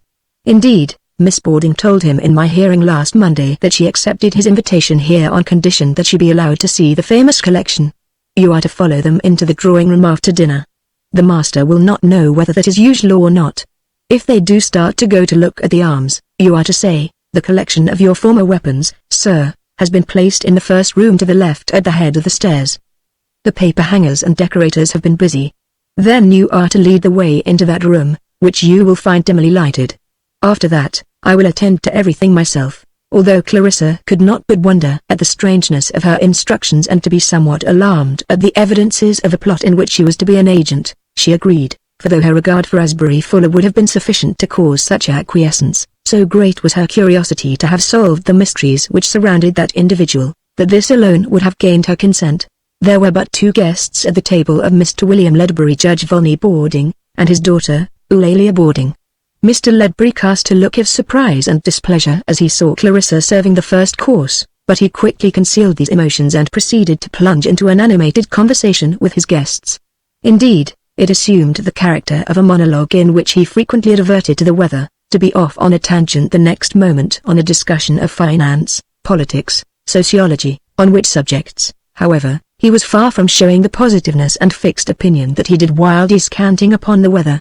In all the subjects he touched upon, he exhibited a certain skill in so framing his remarks that they would not run counter to any prejudices or opposite opinions of his auditors, but the feelings of the auditors having been elicited, served as a preamble from which he could go on, warmly agreeing with their views in the further and more complete unfolding of his own. He was between 27 and 30 years of age, of a somewhat spare figure, and in the well-proportioned features of his face there was no one that would attract attention beyond the others and easily remain fixed in memory. He was not without an appearance of intelligence, and his chest was thrown out and the small of his back drawn in after the manner of the Prussian ex-sergeants who give instruction in athletics and the cultivation of a proper carriage to the elite of this city, and withal he had the appearance of a person of substance and of consequence in his community. In the midst of a pause where he was occupied in putting his soup spoon into his mouth, Miss Wardon remarked, "Please do not talk about commonplace American subjects, Mr. Ledbury. Tell us of your foreign life. Tell us of Algeria. What sort of a country is Algeria?" Turning his eyes toward the chandelier about him and with an elegance of enunciation that did much to relieve the undeniably monotonous evenness of his discourse, he began. "Algeria, the largest and the most important of the French colonial possessions, is a country of northern Africa, bounded on the north by the Mediterranean, west by Morocco, south by the desert of Sahara, and east by Tunis. It extends for about 550 miles along the coast and inland from 300 to 400 miles. Physiographically it may be roughly divided into 3 zones, and so on for a considerable length until by an accident which Clarissa can attribute to nothing but inconceivable awkwardness, Judge Wardon dropped a glass of water. Crash. Having ceased his disquisition at this accident, so disconcerting to the judge, Miss Wardon very prettily and promptly thanked him for his information, and saying that she now had a clear understanding of the principal facts pertaining to Algeria, abruptly changed the subject by asking him if he had heard anything more concerning his second cousin, the barber. "There is nothing more to be heard. He is dead. You know he came here about a week before I did. By the terms of my uncle's will, the 5 years to be allowed to elapse before I was to be considered dead or disappeared would have come to an end in a week after the time of my arrival, and the property have passed to him, my uncle's cousin. By the greatest luck in the world, I had become homesick and throwing up my commission in the Foreign Legion, or Battalion d'Étranger, as we have it in French, which is, as you may know, a corps of foreigners serving under the French flag, mainly in Algeria, but occasionally in other French possessions. Throwing up my commission, I came home, bringing with me my famous collection of weapons and the fortune of Abdelkader, the armchair, you understand, of the great Arab prince who led the last revolt against France. It was not all homesickness, either. Among the men of all that nationalities serving in the Foreign Legion, are many adventurous Americans, and a young Chicagoan, remarking my name, apprised me of the fact that perhaps I was heir to a fortune in Chicago. I came, continued Ledbury, looking down toward his lap, where Clarissa saw he held a clipping from a newspaper, and took apartments at the Bennington Hotel, where, when seen by the representatives of the Commercial Advertiser, the following interesting facts were brought out in the interview. "William Ledbury, your humble servant," he interjected, "is the only son of the late Charles Ledbury, only brother of the late millionaire iron merchant, James Ledbury. Upon his death, James Ledbury left his entire property, but," said Ledbury, looking up, "I have previously covered that point." "But tell us of your weapons," interposed Miss Wardon. "Oh, yes, that seems to interest you," and deftly sliding the clipping along in his fingers, he resumed, "The collection of weapons is one of the most interesting and remarkable collections in the United States, for, though not large, its owner can say, with pardonable pride, every bit of steel in that collection has been used by me in my trade." "Ah, how proud you must be," mused Miss Wardon. "I read something like that in the papers, myself. Just to think of it. Every bit of steel in that collection has been used by you in your trade. What a strange affectation you military men have in calling your profession a trade. But, Captain Ledbury, tell me of your cousin, who disappeared 2 days after your arrival, and why you shaved your moustache, which the papers described you as having." "A moustache is a bother," said Ledbury. "As to my cousin, why, overcome by disappointment, he took to drink. He disappeared from his lodgings on Rush Street 2 days after my arrival, at the close of a 24 hours debauch. It was found he had shipped as a sailor on the Inga Gulbrandsen, lumber hooker for Marinette, and the Gulbrandsen was found sunk up by Death's Door, at the entrance to Green Bay, her masts sticking above water. Her crew had utterly disappeared. That was 3 months ago, and neither hide nor hair of any of them has been seen since. Poor Anderson Walkley is dead. Were he alive, I would be glad to assist him. But he was a rover, never long in one place, a few months here, a few months there, and now he is at rest, and I believe he is glad. The second course consisted of turkey, and Clarissa was astounded, as she deposited the dishes of the course, to see Asbury Fuller swiftly enter the door upon all fours and with extreme celerity and cat-like lightness, flit across the room and ensconce himself behind a huge armchair upholstered in velvet, and her astonishment increased and was tinged with no small degree of terror, as she observed the chair, noiselessly and almost imperceptibly, progress across the floor, propelled by some hidden force, until it reached a station behind the master of the house. Captain Ledbury began to carve the turkey, and Clarissa was astonished more than ever to hear, in the captain's voice, though she was sure his lips were shut, "Would you like a close shave, Miss Wardon?" The sound of the carving knife dropping upon the platter as Ledbury started in some sudden spasm of pain, was drowned by the silvery laughter of Miss Wardon, saying, "Oh, don't make fun of the profession of your poor cousin, Captain," and the look of disquiet upon Ledbury's face was quickly relieved, and he joined heartily and almost boisterously in the merriment. A moment later, Clarissa was alarmed to find him bending upon herself, a look in which suspicion, distrust, fear, and hatred all were blended. Judge Volney Wardon, ornament to the legal profession, was a hearty eater, and it was not long before he sent his plate for a second helping, and again Clarissa heard from the closed lips of Ledbury, in a voice that seemed to float up from his very feet, "Next. Next. You're next, Miss Wardon." "What'll it be?" Ledbury half rose, looking toward Clarissa with a glance of most violent anger, But whatever he would have said, was again interrupted by the silvery laugh of Miss Wardon, and again Ledbury joined heartily, almost boisterously. But though he regained his self-possession and his brow became serene, Clarissa saw in his eye that which told he had a reckoning in store for her when once the guests were out of the house, but that in the meantime he would dissemble the various unpleasant emotions with which his mind was filled. The rest of the dinner passed without untoward event. The huge armchair by imperceptible degrees retired to its former position, and as Clarissa set down the dessert, she saw Asbury Fuller, with a grace unusual and not to be expected of one in such a posture, proceeding quickly and silently out of the room upon all fours. Mindful of her instructions, Clarissa accompanied the party when, rising from the table, they withdrew to the drawing-room.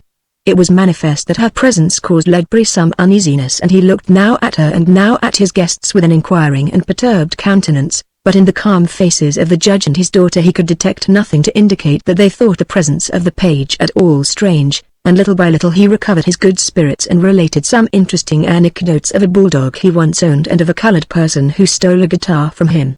But though Miss Wardon gave a courteous and interested attention and laughed at the anecdotes of the dog, she irked at the necessity of silence, which the garrulity of her host placed her under, and was desirous of having the conversation become general and of more entertaining, elevated and instructive character.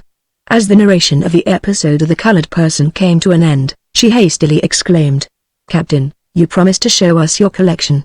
It is nearing the time when we must go home, for father has had to date to listen to an unparalleled amount of gabble and is very tired." "I will show the collection to you with great pleasure," said Ledbury, and at this juncture, Clarissa, remembering her instructions, said, "The collection of your former weapons, sir, has been placed in the first room at the left at the head of the stairs. The paper hangers and decorators have been busy." And then she proceeded to lead the way into the hall and up the broad funereal staircase that led above. Dimly burned the lights in the hall.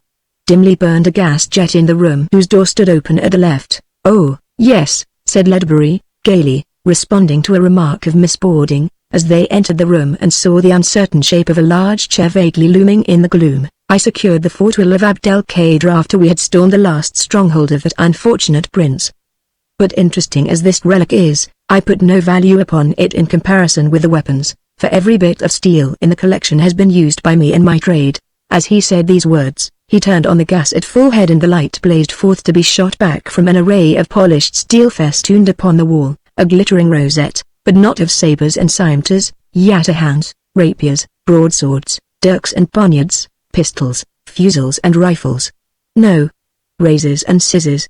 Before this array sat a great red velvet barber's chair, and near them on the wall was a board, bearing little brass hooks, upon each of which hung a green ticket. In the unexpected revelation that had followed the flare of light, all eyes were turned upon William Ledbury, swaying back and forward with one hand clinging to the big chair, as if ready to swoon.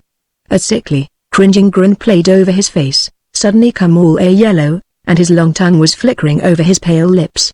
But all at once his muscles sprang tense and a malignant anger tightened his quivering features, and turning upon Clarissa, he hissed, "You did this. You exposed me, you exposed me," and he was about to leap at the terrified girl, when a ringing voice cried, "Stop!" And there was Asbury Fuller standing in the doorway with the broad red cordon of a commander of the Legion of Honor across his breast and a glittering rapier in his hand. Clarissa could have fallen at his feet, he looked so handsome and grand, and she could have scratched out the eyes of Eulalia Wardon, whose gaze betrayed an admiration equal to her own. Asbury Fuller, yet not wearing quite his wonted appearance, for the luxuriant locks of auburn had gone and his head was covered with a short, though thick crop of chestnut. "You exposed yourself. Harmless would all this have been, powerless to hurt you, if you had kept your self-possession and turned it off as a joke your own. But your abashed mien, your complete confusion, your utter disconcertment, betrayed you, even if you had no longer left any question by crying out that you have been exposed. Yes, exposed, Anderson Walkley, by the sudden confronting of you with the implements of your craft, the weapons you had used in your trade, and the belief thus aroused in your guilty mind that your secret was known, that your identity had been detected. Asbury Fuller, what business is it of yours?" And Ledbury snatched up a large pair of hair clippers and waved them with a menacing gesture. "Every mount of the weapons of his trade," exclaimed Asbury Fuller, and the hair clippers seemed suddenly enveloped in a mass of white flame, as the rapier played about them. Cling, clang, across the room flew the clippers, twisted from Ledbury's hand as neatly as you please. "Asbury Fuller?" cried the commander of the Legion of Honor. "Asbury Fuller?" and he deftly fastened beneath his nose an elegant false moustache with waxed ends. With his hands before his eyes as if to forfend his view from some dreadful apparition, the man in the corner sank upon his knees, gibbering, "William Ledbury, come back from the dead. William Ledbury, alive and well, here to claim his own from you, Anderson Walkley, outlaw and felon. Your plans were well laid, but I am not dead. You signed the papers of the Inga Gulbrandsen in your proper person. Then as she was about to sail, I was brought aboard ostensibly drunk, but really drugged, under the name of Anderson Walkley. The Gulbrandsen was found sunk. Her crew of 4 had utterly disappeared. Dead, of course. The records gave their names. I had become Anderson Walkley and was dead. You had seized my property and my identity. I had been in Chicago but 2 days and no one had become familiar enough with my appearance to make any question when you with your clean-shaven face came down on the morning after my kidnapping and told the people at the hotel that you were William Ledbury and had shaved your moustache off overnight. Whatever difference they might have thought they saw, was easily explained by the change occasioned by the removal of your moustache. Had your minions been as intelligent as they were villainous, your scheme would have succeeded. It was necessary to drug me and you on the voyage, as the effects were wearing off. They did not drug me enough, and when they scuttled the old hulk and rowed ashore to flee with their blood money, the cold water rising in the sinking vessel awoke me, brought me to full consciousness, and I easily got ashore on some planking. I saw at once what the plot had been. I realized I had a desperate man to deal with. I had no money and it would take me some time to get from northern Wisconsin to Chicago. In the meantime, everyone would have come to believe you William Ledbury, and he would believe me, the ragged tramp, suddenly appearing from nowhere and claiming to be the heir. You would be coached by your lawyers, have time to concoct lies, to manufacture conditions that would color your claim, and in court you would be self-possessed and on your guard. Therefore I felt that I must await the psychological moment when you could be taken off your guard, when, surprised and in confusion, you would betray yourself. I secured employment as your butler. The psychological moment came, and you stand, self-convicted, thief and would-be murderer. Send for the police at once, said Judge Wardon. No, said the late captain in the Foreign Legion. He may reform. I wish him to have another chance. That he may have the wherewithal to earn a livelihood, I present him with the contents of this room, the means of his undoing. In my uncle's library are many excellent theological works of a controversial nature, and these, too, I present to him, as a means of turning his thoughts toward better things. I will not send for the police. I will send for a dray. Judge Wardon, by the recent concatenation of events, I'm become the host. Let us leave Walkley here to pack his effects, and return to the drawing room. Clarissa preceded the others as they slowly descended, with all her ears open to hear whatsoever William Ledbury might say to Eulalia Wardon, and it was so that she noted a strange little creaking above them, and looking up, saw poised upon the edge of the balustrade in the upper hall, impending over the head of William Ledbury and ready to fall, the great barber chair. With a swift leap, she pushed him to the wall, causing him to just escape the chair as it fell with a dreadful crash. But she herself was not so fortunate, for with a wicked tunk the cushioned back of the chair struck her a glancing blow that felled her senseless upon the stairs. Judge Wardon flew after the dastardly barber, who swifter still, was down the back stairs and out of the house into the darkness before the judge could lay hands upon him. The judge, his daughter, and William Ledbury, bent over the unconscious form of the page. He saved your life, said the judge. The wood and iron part would have hit your head. His breath is knocked out of him, said Miss Wardon. He saved my life. I cannot understand his strange devotion. I cannot understand it, said William Ledbury, the while opening the page's vest, tearing away his collar, and straining at his shirt, that the stunned lungs might have play and get to work again. The stiffly starched shirt resisted his efforts and he reached in under it to detach the fastenings of the studs that held the bosom together. Back came his hand as if it had encountered a serpent beneath that shirt front. I begin to understand, he exclaimed, and bending an enigmatical look upon the startled judge and his daughter, he picked the page up in his arms with the utmost tenderness, and bore him away. The pains in Clarissa's body had left her.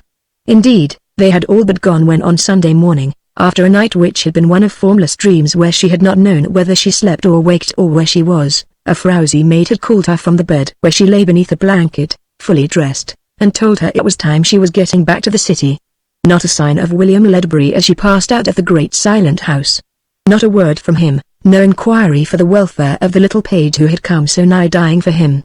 Clarissa was too proud to do or say anything to let the frowsy maid guess that she wondered at this or cared aught for the ungrateful captain. She steeled her heart against him. But though as the days went by she succeeded in ceasing to care for one who was so unworthy of her regard, she could not stifle the poignant regret that he was thus unworthy. It had come Friday evening, almost closing time in the great store. Slowly and heavily, Clarissa was setting her counter in order, preparing to go to her lodgings and nurse her sick heart until slumber should give respite from her pain, when there came a messenger from the dressmaking department asking her presence there. "We've just got an order for a ready-made ball dress for a lady that is unexpectedly going to the charity ball tonight," said Mrs. McGuffin, head of the department.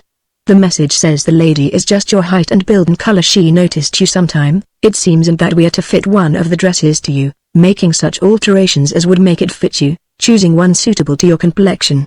When it's done, to save time, you are to go right to the person who ordered it, without stopping to change your clothes. You can do that there. It will make her late to the ball, at best.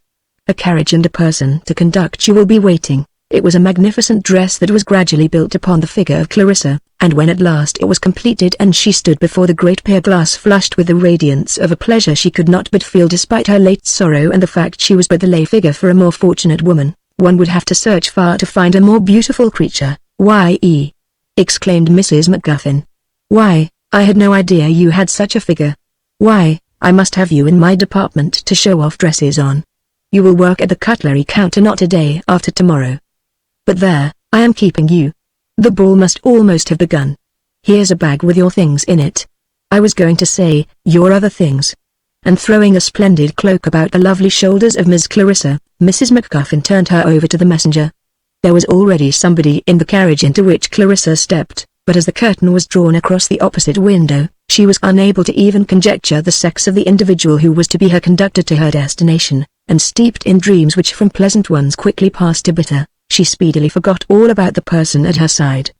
But presently she perceived their carriage had come into the midst of a squadron of other carriages charging down upon a brilliantly lighted entrance where men and women, brave in evening dress, were moving in. "Why, we are going to the ballroom itself," and as she said this and realized that here on the very threshold of the entrancing gaieties she was to put off her fine plumage and see the other woman pass out of the dressing room into the delights beyond, while she crept away in her own simple garb amid the questioning, amused, and contemptuous stares of the haughty dames who had witnessed the exchange, she broke into a piteous sob. "Why, of course to the ballroom, my darling," breathed a voice, which low though it was, thrilled her more than the voice of an archangel, and she felt herself strained to a man's heart, and her bare shoulders, which peeped from the cloak at the thrust of a pair of strong arms beneath it, came in contact with the cool, smooth surface of the bosom of a dress shirt. "Don't you remember that I engaged the second two-step at the charity ball?" Clarissa, almost swooning with joy as she reclined palpitating upon the manly breast of Captain William Ledbury, said never a word, for the power of speech was not in her, the power of song, of uttering paeans of joy, perhaps, but not the power of speech. "Have I assumed too much?" said Ledbury, gravely, relaxing somewhat the tightness of his embrace. "Have I, arguing from the fact that you both served me in the crisis of my career and saved my life, assumed too much in believing you love me? If so, I beg your pardon for arranging this surprise. I will release you." "Oh, no," crooned Clarissa, nestling against him with all the quivering protest of a child about to be taken from its mother. "You read my actions rightly. Oh, how I have suffered this week. No word from you. I could not understand it. Of course you could not know I was a girl. But I thought you ought to be grateful, even to a boy. But I did know you were a girl. When you fell, I began to open the clothes about your chest. When I discovered your sex, I carried you upstairs, placed you on a bed, threw a blanket over you and was about to call Miss Wardon to take charge of you. I'm glad you didn't." "I don't like Miss Wardon," said Clarissa. "I had left to call her, when that poltroon of an Anderson Walkley, who had stolen back into the house after running from it, crept behind me and struck me back of the ear with a shaving mug. I dropped unconscious. In the resulting confusion, your very existence was as forgotten as your whereabouts was unknown. You lay there as I had left you until a maid found you in the morning and packed you off.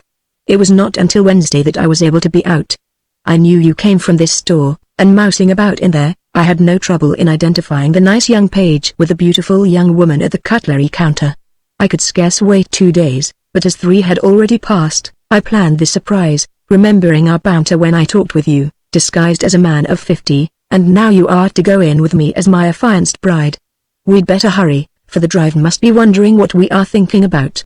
It was worthy of remark that even the ladies passed many compliments upon the beauty and grace of Miss Clarissa Dawson, the young woman who came to the ball with William Ledbury, former captain in the Army of the Republique Française, heir to the millions of the late James Ledbury, and a number of persons esteemed judges of all that pertains to the terpsichorean art, declared that when she appeared upon the floor for the first time, which was to dance the second two-step with the gallant soldier, that such was the surpassing grace with which she revolved over the floor that one might well say she seemed to be dancing upon air. What befell Mr. Middleton because of the sixth gift of the Emir? It is strange, said Mr. Middleton, that after Clarissa had shown her devotion to the extent of saving his life, Captain Ledbury could have had, even for a moment, any misgivings that she loved him. One cannot always be sure, said the Emir. A lover, being in a highly nervous state because of his emotion, is always more or less unstrung and unable to form a sound judgment or behave rationally. It is because of this, that there are so many lovers' quarrels. But one need not be at sea as regards the question of the affection of the object of his tender passion. It is only necessary for you to wear a filter upon the forehead and you can obtain the love of any woman, and giving Mesra some directions, the Nubian brought to his master a minute bag of silk an inch square and of wafer thinness, which, both from its appearance and the rare odor of musk which it exhaled, resembled a sachet bag. Wear this on your forehead, said the Emir, presenting it to Mr. Middleton. But I would look ridiculous doing that, and excite comment, expostulated the student of law. Not at all, said the Emir. Put it inside the sweatband of the front of your hat and no one will perceive it, and yet it will have all its potency, which, accordingly, Mr. Middleton did, and having thanked the Emir for his entertainment and instruction and the gift, he departed. The close of the relation of the adventure of Miss Clarissa Dawson left Mr. Middleton in a most amorous mood. His mind was full of soft dreams of the delight William Ledbury must have experienced as he sat in the hack with Clarissa's cheek against his, pouring forth his love into her surprised ear. Before retiring for the night, he sat for some time ciphering on the back of an envelope and kept putting down $1,000, $500, $560, $560, $500, $500, $1,000, $500, $560, $1,000, $500, $1,000, $560, but as the result of the addition was never over $2,060, whatever way he put it, and as the stipend he received for his labors in the law offices of Brocklesby and Brockman was but $26 a month, he did not feel that he had any business to snatch the young lady of Englewood to his breast and tell her of his love and his bank account. He went to see her on the following night. The exquisite beauty of this peerless young woman had never so impressed him as upon this night, and he was gnawed by the most intense longing to call her his own. As he thought of the fortunate William Ledbury with his rich uncle, he fairly hated him, and anon he cursed Brocklesby and Brockman for refusing to raise his salary to a point commensurate with the value of his services. Surely, the young lady of Englewood, even were he to believe her gifted with only ordinary penetration, instead of being the highly intelligent and perspicacious person he knew her to be, could see how he felt and must know that it was only a question of time and more money, and assuredly, one so gracious could not, in view of the circumstances, begrudge him the advance of one kiss and one embrace pending the formal offer of himself and his fortunes. So as he stood in the doorway, bidding her good night, right in the midst of an irrelevant remark concerning the weather, he suddenly and without warning, threw his arms about her and essayed to kiss her. But the young lady of Englewood, with a cry commingled of surprise and horror, sprang away. "How dare you, sir? What made you do that? What sort of a girl do you think I am?" she said in freezing tones. Mr. Middleton replied, stuttering weakly in a very husky voice, "I think you are a nice girl." "A nice girl?" quoth the young lady of Englewood fiercely. "You know no nice girl would allow it." "Nice girl, indeed. You think so? You know no nice girl would let you do such a thing," and she slammed the door in his face. Away went Mr. Middleton with his heart full of bitterness because she would not let him do such a thing, and in the hallway stood the young lady of Englewood with her heart full of bitterness because he had tried to do such a thing and because she could not let him do such a thing. "Much good was the filter," said Mr. Middleton, remembering the Emir's gift, but almost at the same time, he recalled that the filter had not been on his forehead when he attempted to embrace the young lady of Englewood, for he had held his hat in his hand. The farther he departed from her, the more his resentment grew, and he declared to himself that he would never have anything more to do with her. She was ungrateful, cold, haughty, not at all the kind of girl he could wish as his partner for life. He would proceed to let her see that he could do without her. He would cast her image from the temple of his heart and never go near her again. For a moment, He was disturbed by the thought that perhaps she would decline to receive him, even if he should call, but he quickly banished this unpleasant reflection and fell to devising means by which he might make it clearly apparent to the young lady of Englewood that he did not care. "I'll make her sorry. I'll show her I don't care, I'll show her I don't care." There is a restaurant under the basement of one of the larger and more celebrated saloons of the city, where a genial Gaul provides, for the modest sum of 50 cents, a course dinner, with wine. The wine is but ordinary California claret, but the viands are excellently cooked and of themselves sufficient inducement for a white to part with $50 without consideration of the wine. There are those who, in the melancholy state that follows a disappointment in love, go without food and drink, while others turn to an undue indulgence in drink.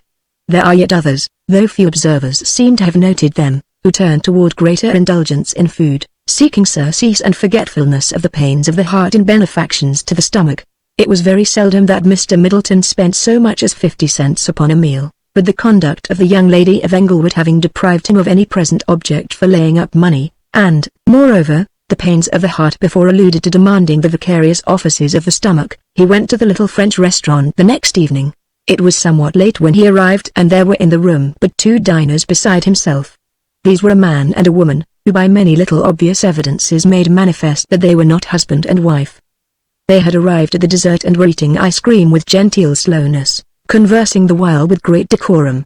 Both were tall and fair, singularly well matched as to height in the ample and shapely proportions of their figures, and both were well, though quietly and even simply, dressed. They were nearly of an age, too, he being apparently 40, and she 35. Their years sat lightly upon them, however, and if upon her face there were traces left by the longing for the lover who had not yet come into her life, that was all which upon either countenance betrayed that their lives had been other than carefree and happy. Assuredly, anyone would have called them a fine-looking man and woman. All this Mr. Middleton observed in a glance or two and then addressed himself to the comestibles that were set before him and doubtless would not have given the couple thought again, had not the waitress at the close of the meal fluttered at his elbows, placing the vinegar cruet and Worcestershire sauce bottle within easy reach, which services caused Mr. Middleton to look up in some wonder, as he was engaged with custard pie and he had never heard of any race of men, however savage, who used vinegar and Worcestershire sauce upon custard pie. The waitress, who was a young woman of a pleasant and intelligent countenance, met this glance with another compounded of mystery and communicativeness, and bending low while she removed the vinegar and Worcestershire sauce to a news station, murmured, "That man over there has been here 7 nights running, with a different woman every time." Mr. Middleton sitting quiet in the surprise this information caused him, she repeated what she had said, adding, "And once he was here at noon besides, different woman every time, 8 women in 7 days. Certainly this was quite a curious thing. Do you know who he is? Have you ever seen any of the women before?" "No. Don't know anything about him except what I have seen of him here. Never saw any of the women before nor since. Mr. Middleton found himself asking himself if anybody had seen any of the women since. Had the girl in this chance remark unwittingly hit upon a terrible mystery? Nor since. The man who had so suddenly assumed an interest in Mr. Middleton's eyes, arose, and going to the window, looked out at the street above, which was spattered with a sudden shower.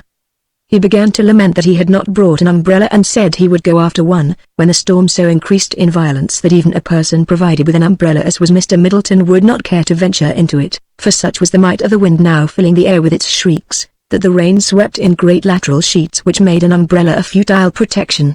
Yet notwithstanding this fury of the elements, the man of many women went out. A half-hour went by. An hour, and the storm did not abate and the man did not return. The good-looking waitress invited Mr. Middleton to sit at ease by a table in a rear part of the room, where lolling on the opposite side, with charming unconsciousness she let her hand lie stretched more than half across the board, a rampart of crumpled newspapers concealing it from the view of the 8th guest of the Muley Rose man. But whatever Mr. Middleton had done on previous occasions and might do on occasions yet to come, he now wished to avoid all appearances that might cause the 8th woman to regard him as at all inclined to other than discreet and modest conduct, for he was resolved to find out what he could about the man and 8 women. So affecting not to note the hand temptingly disposed, he discoursed in a voice which was plainly audible in every corner of the room, not so much because of its loudness for he had but little raised it as because of a distinct and precise enunciation. This very precision, which always implies a regard for the rules, proprieties and amenities of life, seemed to stamp him as a man worthy of confidence, even had not his sentiments been of the most high-minded character. He described the great flood of 1882, which wrought such havoc in Missouri, in which cataclysm his uncle Henry Perkins had suffered great loss. He extolled the commendable conduct of his uncle in sacrificing valuable property that he might save a woman, letting a flatboat loaded with 25 hogs whirl away in the raging flood, in order to rescue a woman from Boonville, Missouri, the wife of County Judge, who was floating in the waste of waters upon a small red barn. The dullest could infer from the approval he gave this act of his Uncle Henry, unwisely chivalrous as it might seem in view of the fact that whoever rescued the judge's wife further downstream, would return her to the judge, while no one would return the hogs to Mr. Perkins. The dullest could infer from his praise that he was himself a chivalrous and tender young man whom any woman could trust. The hour was become an hour and a half, and both the pretty waitress and the 8th woman had grown very fitty. The waitress saw she was to beguile the tedious period of imprisonment by the tempest with no dalliance with Mr. Middleton. The 8th woman was worried by the absence of her escort. Mr. Middleton stepped to her side, where she stood staring out at the windswept street, and addressed her. "Madame, it would almost seem as if some accident had detained your escort. May I not offer to call a cab and see you home? I have an umbrella with me." The lady thanked him almost eagerly, saying that she would wait 15 minutes more, and at the elapse of that time, her escort not appearing, would gladly avail herself of his kind offer. 20 minutes later, they were whirling away northward. Crossing the Wells Street Bridge, they turned eastward only a few blocks from the river. The rain had suddenly ceased. The wind having relaxed nothing of its fierceness, it occasionally parted the scudding clouds high overhead to let glimpses of the moon escape from their rack, and Mr. Middleton saw he was in a region whence the invasion of factories and warehouses had driven the major portion of the inhabitants forth, leaving their dwellings untenanted, white for rent signs staring out of the empty casements like so many ghosts. The lady signaling the driver to stop, Mr. Middleton assisted her to alight, and glanced about him. Here the work of exile had been very thorough. Not yet had the factories come into this immediate neighborhood, but the residents had retreated before the smoke of their advancing lines, leaving a wide unoccupied space behind the rear guard. Up and down the street, in no house could he perceive a light.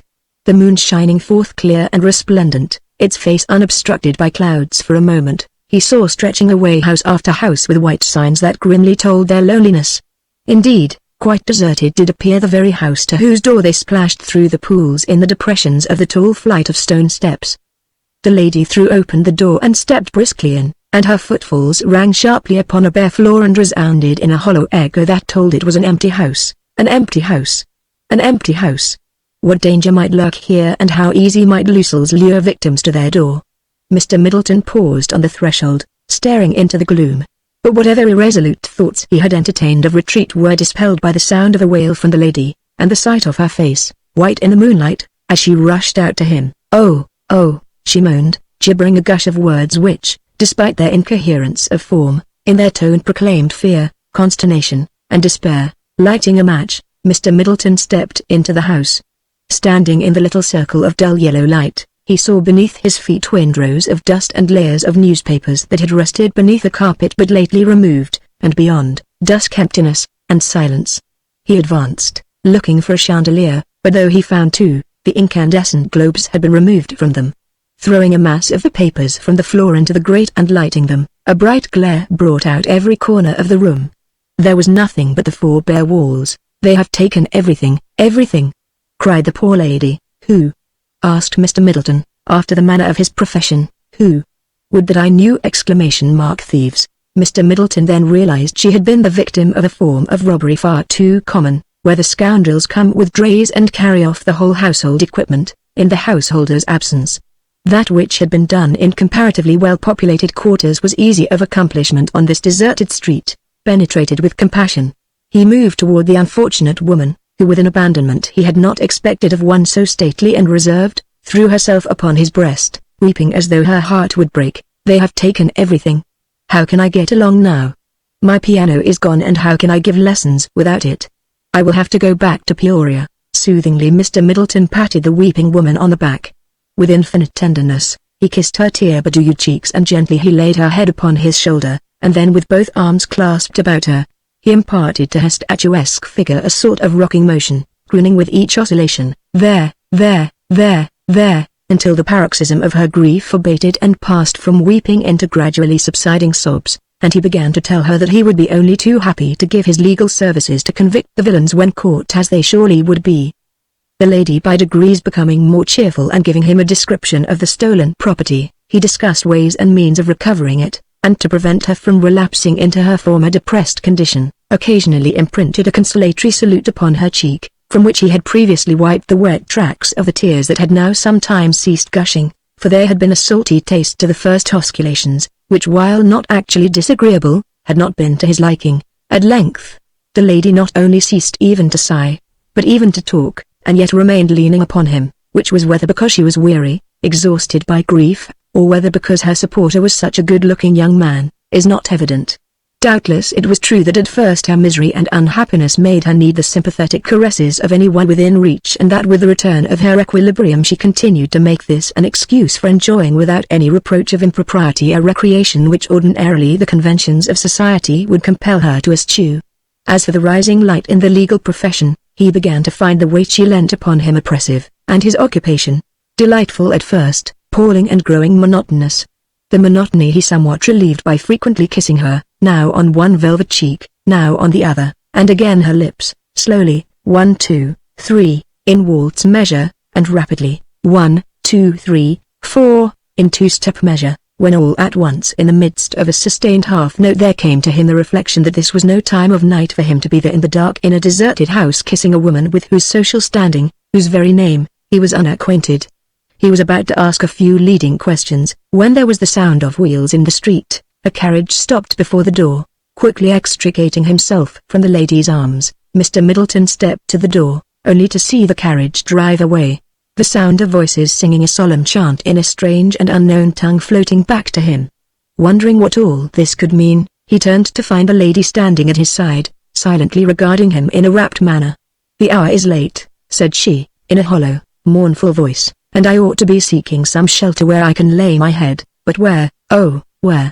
The lady made a tragic gesture as she asked this question, and there in that lonely street with this lorn woman at this late hour of the night in the eerie light of the cloud-obscured moon, with the wind, now howling and now sobbing and moaning, Mr. Middleton felt very solemn indeed.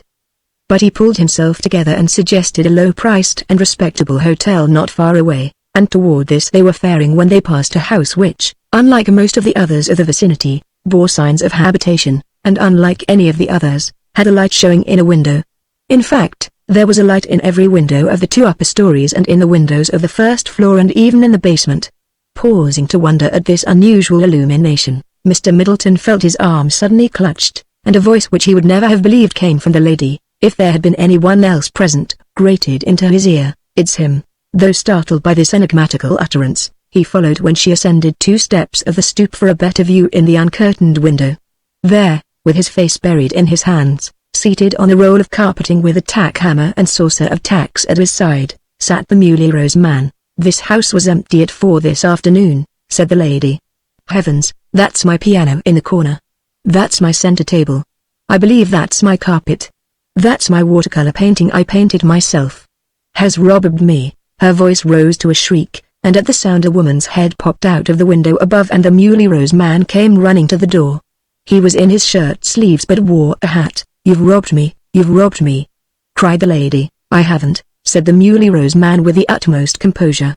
"I can explain it all satisfactorily. Come in. My Aunt Eliza is here and tea is ready. Where were you when I went back to the restaurant? They said you had gone. Where were you?" To Mr. Middleton's surprise, the lady immediately quieted at the words of the Muley Rose man and instead of berating him, coughed nervously and hung her head sheepishly. "Where were you?" repeated the man. "At my house, all this time? With this young man?" There was a tinge of hardness and jealousy in the man's voice and he looked unpleasantly at Mr. Middleton. "What did you stay in that empty house all this time for? What were you doing there?" Mr. Middleton was at his wit's end to supply a hypothesis to answer why the Muley Rose man, from being a criminal and object of the lady's just wrath, should suddenly have become an inquisitor, sitting in judgment upon her conduct. I was afraid to start right away. It was dark in there and I was afraid this young man might take liberties. Indeed, he did try to kiss me." With a roar, the Muley Rose man launched himself at Mr. Middleton, who dexterously stepping aside, had the satisfaction of seeing his assailant slip and fall on the wet sidewalk. The lady thereat raised a cry of great volume, which was taken up by the woman looking out of the window above, and Mr. Middleton thinking he could derive neither pleasure nor profit from remaining longer in that locality, fled incontinently, Upon his arrival home and preparing for bed, he found that he was wearing a stiff hat made in Kansas City, bearing on the sweatband a silver plate inscribed George W. Dobson. The Muley Rose man and he had exchanged hats at the restaurant. The Muley Rose man now had the love philter. It was not until 4 days had elapsed that Mr. Middleton found an opportunity to visit the street where these inexplicable events took place. The house where he had comforted the 8th woman was still empty. At the house whence the Muley Rose man had issued, a very unprepossessing old woman, with a teapot in her right hand, was opening the front door to admit a large yellow cat whom she addressed as Mahoney, an appellation which, while not infrequently the family name of persons of Irish birth or descent, is a very seldom application to members of the domestic cat tribe, Felis catus. Wondering greatly at the chain of unusual events, he went about his business. You may depend upon it that he gave much thought to an attempted solution of all these mysteries. But whether or no it was after all only a series of events commonplace in themselves, but seeming mysterious because of their fortuitous concatenation, or he really had trodden upon the hem of a web of strange and darksome, perhaps appalling, mysteries, he has never been able to say. He was minded to speak of these things to the Emir and get his opinion on them. Upon reflection, remembering how the philter had not been of any avail in the case of the young lady of Englewood, he thought, despite the explanation which might be offered for this failure, that the Emir might be embarrassed at hearing of the failure of the charm, and accordingly he said nothing when once more he sat in the presence of the urbane and accomplished prince of the tribe of Allan. Having handed him a bowl of delicately flavored sherbet, Achmed began to narrate the unpleasant adventure of the faithless woman. The unpleasant adventure of the faithless woman. Dr. August Mohun, Ph.D., was a professor of the languages and religions of India.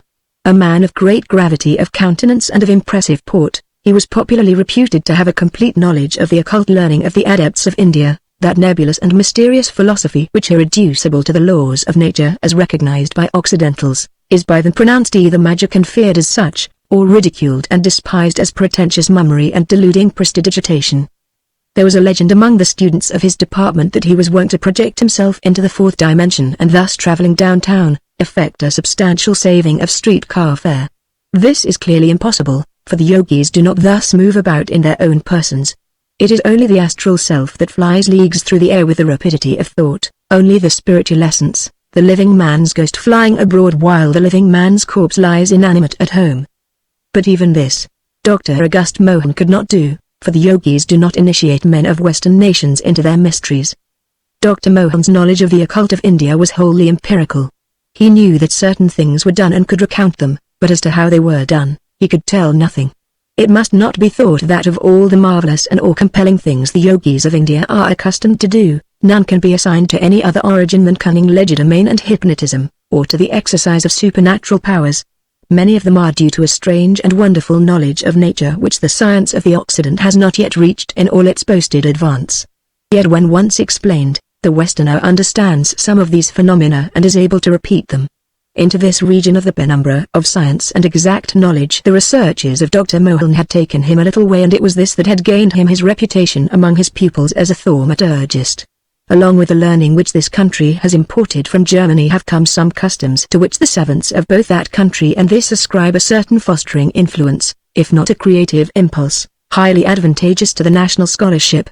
It is the habit of the university men of Germany to foregather of nights in the genial pursuit of drinking beer, and many of the notable theories which German scholarship has propounded are to be directly attributed to this stimulating good fellowship known as commerce. Indeed, when one has imbibed 12 or 14 steins of beer and sat in an atmosphere of tobacco smoke for some hours, his mind attains a clarity, a sense of proportion, a power of reflection, speculation, and intuition which enables him to evolve those notable theories for which German scholarship is so famous. It is under the intellectual stimulus of the commas, when the foam lies thick in the steins and blue clouds of tobacco smoke roll overhead, that the great classical scholars of Germany perceive that the classical epics, the Iliad, the Odyssey, the Aeneid, are but the typifying of the rolling of the clouds in the Empyrean, the warfare of the foam-crested waves dashing upon the land, that the metamorphoses and amours of the gods and all the myths of the elder world, are but the mutations of the clouds and the fanciful figures they take on, and the metamorphoses and hurryings of the ever-changing sea with its foam forms and the shadows that lie across its unquiet surface. Wonderful indeed is the scientific imagination that thus accounts for, classifies, and labels the imagination of the poets, which otherwise we might think a thing defying classification, an inspiration, a creative genius taking nothing from a dim suggestion of the cold clouds and sea, but weaving its tales from the suggestion of human lives and human passions. Wonderful indeed is the good sense of the rest of the world in accepting unquestioned these important discoveries of German scholars in the beer cellars, which well might be called the laboratories of the classical department of the German universities. Dr. August Mohan was a staunch advocate of the advantage of the commas as an adjunct to every thoroughly organized university. If he could not gather others for a commas, he would hold the commas all by himself, or perchance with the barkeeper. Needless to say that the name of Mohan was attached to many valuable and plausible theories which America received as the last word on the subject treated. Needless to tell you that the various gods of India had been identified with the sun, moon, and more important stars, and that it was conclusively shown that the Sanskrit romancers had written their tales by merely looking at the clouds and the sea. Would that this accomplishment of the ancients had not gone from us and that the moderns might write as the ancients by merely looking at the clouds and the sea. Dr. Mohan was an upholder of the commas. But his wife, though German-born, behaved like a very Philistine and objected to his constant and unwavering attendance upon these occasions of intellectual uplift. For as the doctor added to the knowledge of the world, he added to his weight. He had identified Brahma with the sun, but had drunk his face purple in the intellectual effort. In his search for the suggestions of the tale of Nala, he had acquired a paunch very like a bag. Mrs. Mohan was accustomed to shrink from the approach of the victim of the pursuit of knowledge. As for him, he would have liked to caress and fondle her. To him there was always present a remembrance of her early beauty, and the golden mist of memory shone before his eyes, and he did not see that she was a heavy, middle-aged woman with coarse features and coarse figure. Animal beauty she had once had. The beauty had utterly flown, but the animal all remained. She had a shifty and wandering eye, burned out and lustreless, that told of dreams that were of men who these many years had not included her husband. Grotesque figure that he was, ugly as a satyr in one of the myths suggested by the clouds and the sea. It was a pleasant day of the last of May, in the mating season of birds, when the world was warm and throbbing with young life. The eminent Asiatic scholar looked across the lunch table, regarding his wife with wistful sadness as she refreshed herself with boiled cabbage. Do you know the day? It is 30 years since Hilsenhoff went into the box, 30 years since we have been man and woman. Yes, this is the anniversary. 30 years, 30 years. Poor young Hilsenhoff. She said these words with a tinge of sadness that it was almost regret, and this did not escape the doctor. One might fancy you were sorry. Yet it was your own doing. I was young and handsome then. A Hercules, young, full of life, late champion swordsman of the university, a rising light in the realm of learning, as well as a figure in society. You were the beautiful wife of Jutta Hilsenhoff, the buxom girl with the form of a Venus and the passion of that goddess as well, tied to a thin, pallid bookworm 10 years your senior, neglecting his pouting wife with blood full of fire for the pages of the literature of Hindustan, prating of the loves of Ganesha and Vishnu, when a goddess awaited his own neglectful arms. So when on the day when he stepped into the box, leaving us the sole repository of the secret of his whereabouts, that the mutton-headed police might not interfere with the success of his experiment by preventing what they might think practically suicide, you said to let him stay. I was 20 and he 30, mused the woman. Poor young Hilsenhoff, young. I was 23 and a man, dead or alive. He is young Hilsenhoff to me. He was 30 when last I saw him, dead or alive? What are you thinking of? An idea had been taking shape in the woman's mind without her realizing it. It had grown from her own words, rather than had the words sprung from the idea. Why, if a man be brought into a condition where all bodily functions are suspended and he is as he were dead, and remain in this condition for months and be brought out of it no more harmed than if he had slept overnight, why may it not be years, instead of months? Has any man ever proved that, in this condition, one may not live on indefinitely? She said, no man has ever proved that one cannot, but what is more important, no man has ever proved that one can. No man has ever proved beyond shadow of doubt that one may not fashion wings and fly, but no man has ever demonstrated that one can. In India, only one man has ever tried to continue in a state of suspended animation for over 6 months, and that was the Raja who, condemned to death by the English, ostensibly died before the soldiers could come to carry out the sentence, and was brought out of his tomb and restored to life 3 days after a new British viceroy had proclaimed a general amnesty to all past offenders. The period was 8 months. If the viceroys had not been changed for a number of years, we might have learned more concerning the length of the period in which a man may continue in the semblance of death without it becoming reality. No, these 25 years has Hilsenhoff been bones. Then let us take them out and bury them. No, no. Then would I feel like a murderer indeed. I left him in there for you. Now let his bones rest there for sake of me. But the woman had become possessed of an idea which in turn possessed her, a dream, for which like all mankind, she would fight harder than for any substantiality, for no reality can be so glorious as a dream. But there was the man at Suttledge, the man who had himself buried in a wheat field for the edification of Alexander the Great, that to remain until a wheat crop had passed through its stages from sowing until harvest. The man at Suttledge! Exclaimed the doctor impatiently. That a man was thus buried, the pages of Quintus Curtius's history show, and the Macedonian armies suddenly retreating from India. He was forgotten and not one, but 2,000 wheat harvests have been garnered over his burial place. But the article in the Revue des Deux Mondes, telling how he had been found, objected the woman faintly. The doctor looked at her in amazement. What will not people do to believe that which they wish to believe? You exclamation mark, do you ask me concerning that lie in the Revue des Deux Mondes? Oh, woman.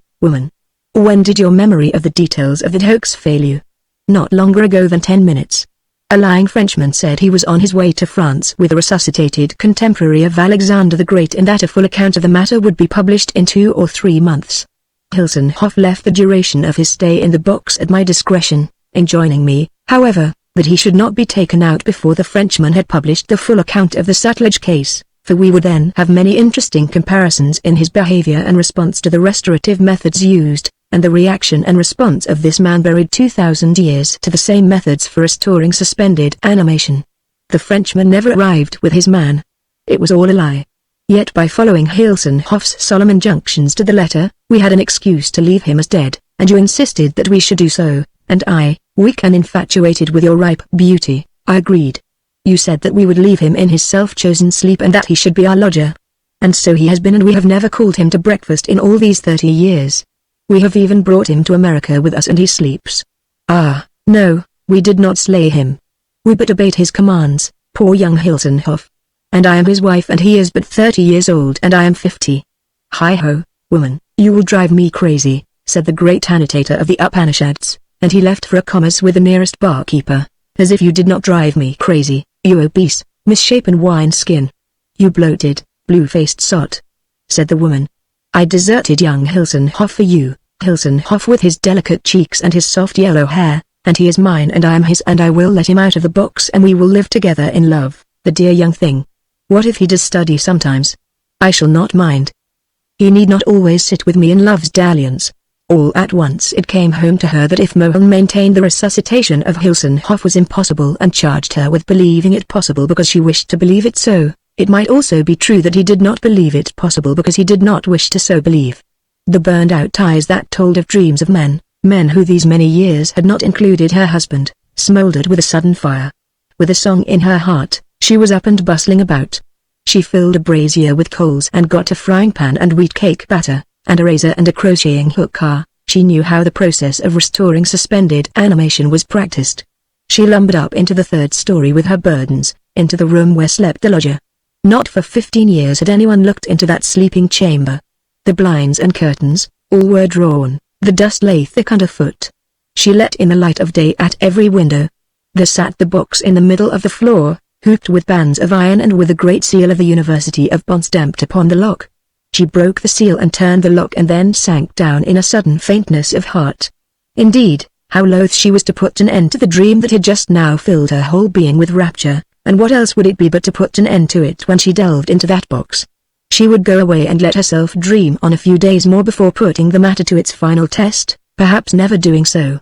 Thus she reasoned, and yet her hand, as she sat before the box with averted face, rose as if impelled by the volition of another intelligence, over the edge of the box, down to the mass of wool and wadding, through it to the wrappings and swathings in the middle, through the wrapping, and felt the thrill of unimaginable joy ran through her. It was not bones, it was not bones. Into the room of the lodger came Dr. Auguste Mohun. The coals of the brazier were out, the batter had been turned into cakes, the razor was covered with hair, 4 waxen plugs lay by the crocheting hook. The process was over. The sleeper was awake and there he stood, his delicate face yet pinched with sleep and his eyes heavy, but alive and young Hilton Hoff with his soft yellow hair and mild blue eyes. On the floor before him in an attitude of adoration, knelt the woman who in the view of the law, was his wife. Her eyes burned out no longer, but aflash with youthful passion. But in her eyes alone was the youth. Nothing of youthful archness and coquetry was there in her gaze, only greed, the sickening fondness of an aging woman for a young man. In a daze, he stared at her and heard her clumsy compliments, her vulgar protestations of love, things which the ripe beauty of her youth might have condoned, but now were nauseating. He saw her heavy jowls and sensual lips, the thick nose and all the revenges of time upon a once beautiful body that had clothed an ugly soul. He looked at his own rusty clothing, stiff and hard and creased in 1,000 wrinkles, and into the mildewed nest where the mold from the moisture of his own body grew thick and green and horrible. He gazed at Dr. Mohun, the one-time Adonis of Bonn, and he shuddered, and which of what he looked at, or whether all, made him do so, he could not tell. Old men like young women, but so do old women hanker after young men. The life companion of Mohun embraced Hilsenhoff's knees. With smirkings and grimacings and leers that started his shudders afresh, she told him all. She confessed her crime and abased herself, but now they would begin life again, and she coaxed forth a string of allurements from a throat that had known too many rich puddings. Oh, who shall describe her transports? Never before had every fibre of her being been so penetrated with joy. A young husband, oh, a young husband. By as much as Mohun had once surpassed him, did Hilsenhoff now surpass Mohun 100-fold. And young. She was like to fall on her face in her ecstasy. The discarded and despised Mohun stood by and paid, if never before, the price of his villainy. There is a contempt of man for man and a contempt of woman for woman, but the contempt of woman for man. One sleeps and is unconscious, but nonetheless by some subtle sense is aware of the passage of time, and the 30 years that he had slept, pressed upon young Hilsenhoff, and his soul yearned to take up life again. He looked at the companions of his youth, that youth which was still his and had gone from them, and he looked at the place where he had lain for 1/3 of a century, thick with damp green mold. Outside the song of birds was calling him, the rustle of green leaves and the glorious sunlight, the world renewing its life with the warm throbs of a year's youth, and putting from him forever his living grave and the woman and her paramour. He rushed into the joyous springtide. Now I, my friend, descend into the hell of repinings and rage and heart-gnawings of that woman he left behind? Or white hell of the misery of the learned Dr. Mohun? She has no comfort whatsoever, but the doctor has the solace of his commas, so let us wish that his beer may be forever flat, his wieners mildewy, and the mustard mouldy like the horrible nest of young Hilsenhoff. What befell Mr. Middleton because of the 7th gift of the Emir? I did not know that such things were possible, said Mr. Middleton, when Prince Achmed had concluded the tale of the episode of the 2 Orientalists and the faithless woman. Do I understand that the person in this condition is asleep? It is not consistent with strict scientific accuracy to say the person is asleep, said the Emir, for the vital processes are entirely in abeyance and the subject is devoid of any evidence of life. The pulse is still, for the heart no longer beats and all the blood having retreated to that inmost citadel of the body. The skin has the pallor of death. Only in a little spot upon the crown is there any sign of life. Here is a place warm to the touch, and the first and the most important operation in restoring the suspended animation is to send this vital warmth forth from where it still feebly simmers, coursing once more through the body's shrunken channels. This is accomplished by shaving the crown and applying thereto a succession of piping hot pancakes. The tongue has been curved back over the entrance to the throat. You reach into the mouth and with a finger pull the tongue back into place. Plugs of wax in the nostrils and ears are removed, and in a very short time the subject is as well as ever. It is very interesting, murmured Mr. Middleton. Since you find it so, let me present you with a little treatise upon the subject written by a Mohammedan Hakim, or doctor of medicine, after studying several cases of the kind at Madras, which is in India, and at his bidding, Mesra brought him a small portable writing desk from which he took a manuscript scroll inscribed in the Arabic language. The first page, said Prince Achmed, contains a few thoughts upon the superiority of the Muslim faith over all others and a discussion of the follies, inconsistencies, not to say evils of them all when compared with that perfect religious system declared to men by the Prophet of Mecca, and having in an attuned voice given Mr. Middleton some idea of the contents of this page by quoting a number of sentences, the Prince handed him the sheet, which was inscribed upon one side only. The Emir continuing to give a summary of what the Hakim set forth in the remaining pages, and handing over each sheet as he finished it, Mr. Middleton wrote in shorthand upon the blank side of each preceding sheet what the Emir culled from the one following, omitting, of course, the contents of the first sheet, both because he had nothing to write upon while the Emir was quoting from that one, and because its theology was entirely contrary to all Mr. Middleton held, and, in his eyes, ridiculous and sacrilegious. When the Emir had done, Mr. Middleton had in his possession a succinct account of the process of inducing a condition of suspended animation and of the means of restoring the subject to his normal state. It was his intention to write an article from his notes for some Sunday paper, and putting the Hakim's treatise in his pocket, and thanking his host for the entertainment and instruction as well as the gift, he sought his lodgings. Mr. Middleton had now been admitted to the bar for some time, but the firm of Brocklesby and Brockman did not therefore raise his salary. They made greater demands upon his endeavours than before, for he was now able to handle cases in court, but they did not raise his salary, nor did they employ him upon cases where he was able to distinguish himself, or learn new points of law and gain forensic ability. He was employed upon humdrum and commonplace cases that were a vexation to his spirit without any compensating advantage of pecuniary reward or experience.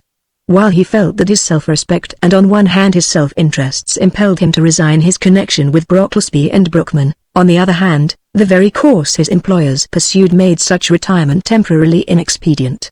For the trivial cases he handled could neither gain him reputation enough or make him friends enough to warrant him in setting up for himself, nor would they attract the attention of other firms and result in offers at an increased salary. He was in a measure forced to remain with Brocklesby and Brockman, hoping they would be moved to pay him according to his worth and dreaming of some contingency which might place in his hands the management of an important case with the resulting enhancing of his reputation.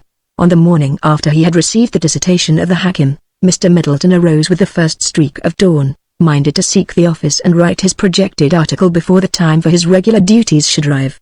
As he opened the door of the main office, his ear was saluted by a low grunting sound, and there in evening dress was Mr. Augustus Alphonso Brocklesby, reclining in a big chair, asleep, if one could with propriety call the stupor in which he was sunk, sleep.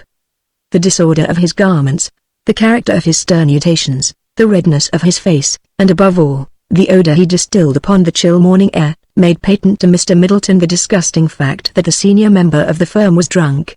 On the table before the unconscious man was a note from Mr. Brockman informing him that he had been unexpectedly called to Lansing, Michigan, and would not be back for a week and that therefore he, Brocklesby, would have to attend to the important case of Ralston vs. Hippenmeyer, all by himself. Mr. Middleton at once set about bringing his employer into a condition where he could attend to his affairs, for the case of Ralston vs. Hippenmeyer was a very important one indeed, and as Mr. Middleton had briefed the case himself and had his sympathies greatly excited for Johannes Hippenmeyer, he was very anxious that their client should not lose for default of any effort he could make. But his heart was heavy as he brought towels and a basin of cold water from the washroom, for after he had done his very best, Brocklesby would still be far from the proper form, his brain befogged, his speech thick, and the counsel for the other side would make short work of him. Mr. Middleton had never tried to sober a drunken man, but he had an indistinct recollection of hearing that a towel wet with cold water, wrapped around the head was the best remedial agent. As he soaked the towels, he could not but compare the difference between this chill restorative and the hot cakes in the tail of the Emir, and on a sudden there came to him a thought that sent all the gloom from his face. He dropped the towels, he dropped the basin, and he opened the treatise of the Hakim and feverishly refreshed his memory of the details of an operation sometimes practiced in India. An hour and a half had passed when Mr. Middleton finished. Mr. Augustus Brocklesby still sat in the revolving chair, but he was no longer disturbing the air with his unseemly grunts. He was, in fact, absolutely silent, absolutely still. The keenest touch could feel no pulsation in his wrist, the keenest eye could detect no agitation of his chest, the keenest ear could hear no beating from the region of the heart. For a moment as he gazed upon the result of following the instructions set down by the Hakim, Mr. Middleton felt a little clutch of fear. But he was reassured by the lifelike appearance of the learned jurisconsult and by the fact that the induction into his present state had been attended by none of the manifestations that accompany death. "Now," said Mr. Middleton, addressing the unconscious form of Augustus Brocklesby, "now there will be no chance of you appearing in court in the case of Ralston vs. Hippenmeyer. I will not restore you until it is all over. I will now have the long-coveted opportunity to plead an important case, and as I have studied it so carefully, I shall win. There will now be no chance that poor little Hippenmeyer will suffer from your disgraceful and bestial habits, for in spite of the best that could be done for you, you would be in no fit condition to plead a case this afternoon. And when I bring you to at fall of night, you will think you have been drunk all day. But where will I keep you in the meantime?" This was a most perplexing problem. There were no closets in the suite of offices. There were no boxes, no desks big enough to conceal a man, and Mr. Middleton's brow was beginning to contract as he struggled with the problem. when suddenly the stillness of the room was disturbed by someone smiting the door. Not a sound made he, for his heart had stopped beating as completely as Brooklesby's. What should he do? What should he do? The paralysis of fear answered for him and supplied the best present plan, and he did nothing. Then came a voice calling him by name, the voice of Chauncey Stackelberg. "Open up, old man, open up. I know you are there, for I heard you knocking around before I rapped and you dropped your handkerchief outside the door. Open up, or I'll shin right over the transom, for I must see you." And still preserving silence, Mr. Middleton heard a sound as of a man essaying to stand on the doorknob and grasp the transom above. He rushed to the door, unlocked it, and opening it just enough to squeeze through, shut it behind him and thrust the key in the lock. Keep still, keep still. You'll wake the old man. I can't let you in." Was that him, slumped down in the chair? Must be tired to sleep in that position. "Say, old chap, you were my best man, and now I want you again. Want me to draw up papers for a divorce?" said Mr. Middleton, gloomily. How was he going to get rid of this inopportune fellow? "Shut up," said Chauncey Stackelberg. "It's a boy, and I want you to come up to the christening next Sunday and be godfather. You don't know how happy I am. Say, come on down and get a drink." 10 minutes before, Mr. Middleton had been convinced that drink was a very great curse, but he accepted this invitation with alacrity, naming a saloon 2 blocks away as the one he considered best in that vicinity. He surmised that the happy father would hardly offer to come back with him from such a distance, and the surmise was correct. As he reascended to the office, with him in the elevator were 2 gentlemen, one of whom he recognized as Dr. Angus Macklin, a celebrated surgeon who had 2 or 3 times come to the office to see Mr. Brocklesby, and the other as Dr. Lucius Darst, a young iron deer specialist who within the space of but a few days had established his office in the building. To neither of these gentlemen, however, was Mr. Middleton known. "I want you to get off on this floor with me," said Dr. Macklin to his medical confrere. "I may want your assistance a bit. You see," he went on, as they got out of the elevator and started down the corridor with Mr. Middleton just behind, "we had a banquet last night at the Society of Andrew Jackson's Wars, and my friend Brocklesby got too much aboard. He was turned over to me to take to his home, but just as we were leaving, I received an urgent call. So the best I could do was to drive by here and start him toward his office and go on. He could navigate after a fashion and doubtless spend the night all right in his office, and I would take no farther trouble with him but for the fact that he has an important case today. So I want to fix him up, and as I haven't much time, you can be of service to me." "Ah, ha," said Mr. Middleton to himself, "I'll just lie low until they have given up trying to get in and have gone." But they did not go away. To his consternation, they opened the door and walked in, for though he had put the key in the lock when he had closed the door behind him to parley with Chauncey Stackelberg, he had walked away without turning it. They would find Mr. Brocklesby. Great though Dr. Macklin was, he would hardly be likely to recognize a condition of suspended animation. Unless Mr. Middleton confessed, there was danger that the famous forensic orator would be buried alive. And if he confessed, what would the consequences be to himself? The fact that in whatever event he would lose his place and be a marked and disgraced man, was the very least thing to consider. He was threatened with far more serious dangers than that. First, there would be the vengeance the law would take upon him for meddling with and tampering with medical matters. But even if he had been a physician, would the medical faculty look otherwise than with horror upon this rash and wanton experimenting with the strange and unholy practices of India? Even a medical man would be arrested for malpractice and for depriving a fellow being of the use of his faculties. The penitentiary stared him in the face. He could not endure not to know what was taking place within. He must have knowledge of everything in order to know what moves to make and when to make them. He let himself through the outer door of Mr. Brockman's private office, and by taking a position by the door communicating between this office and the main office, he could hear everything in safety. "Shall I send for an undertaker?" asked Dr. Darst. At these chilling words, Mr. Middleton was about to open the private office door and rush in and confess all. He had begun to place the key in the lock, when a joyful thought stayed his hand. Let them bury Mr. Brocklesby. He would dig him up. He laughed noiselessly in his intense relief. "But hark, what does he hear, Darst? This is an unusual case." "Yes," said Dr. Darst mildly, "a strange, a remarkable case. Darst, if we do not examine this case, we are traitors to science. Darst, we must take him to the medical school. When we are through, we'll sew him all again and bring him back here, or leave him almost any place where he can be found easily. He will be just as good to bury then as now, nobody hurt, and the cause of science advanced. Observe, Darst, dead, absolutely dead, yet with no rigor mortis. Dead, and yet as if he slept. If need be, we will pursue to the inmost recesses of his being the secret of his demise. Mr. Middleton was nigh to falling to the floor. The succession of hope and fear had taken from him all resolution. Of what use would it be to exhume Mr. Brocklesby after the doctors had cut him up? The impulse to rush in and confess had spent itself, and he was now cravenly drifting with the tide. All judgment, all power of reflection had departed from him. He was now only a pitiable wretch with scarcely strength to stand by the door and listen, unable to originate any thought, any action. "How are you going to get him out of here?" asked Dr. Darst. "In a box. You don't suppose I'd carry him down and put him in a hack? But suppose they get to looking for him? It is known that he came here. A box goes out of here to be taken to the medical school, a long box that might hold a man. You and I are the ones who hire the men who carry the box. Who said a long box that might hold a man? It will be a short, rather tall box, packing case shape. Remember, he is as limber as you are and can be accommodated to any position. He will be put in it sitting bolt upright. It will be only half the length of a man, with nothing in its shape to suggest that it might hold a man. Who said take it to the medical school from here? I hire a drayman to take a box to the Union Depot. He dumps it there on the sidewalk near the places for ingoing and outgoing baggage. Ostensibly going to carry it as excess baggage.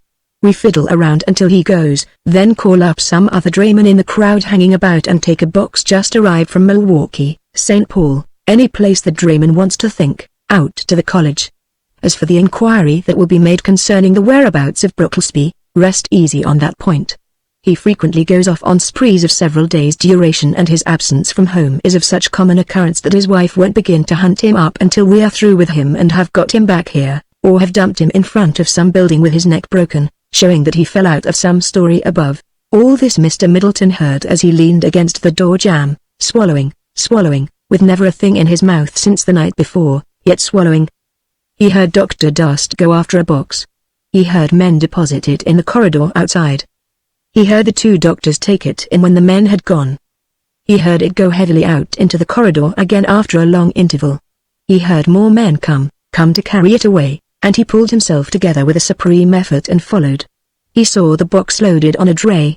With his eye constantly on it, he threaded his way through the crowd on the sidewalk, followed it on its way across the river to the Union Depot.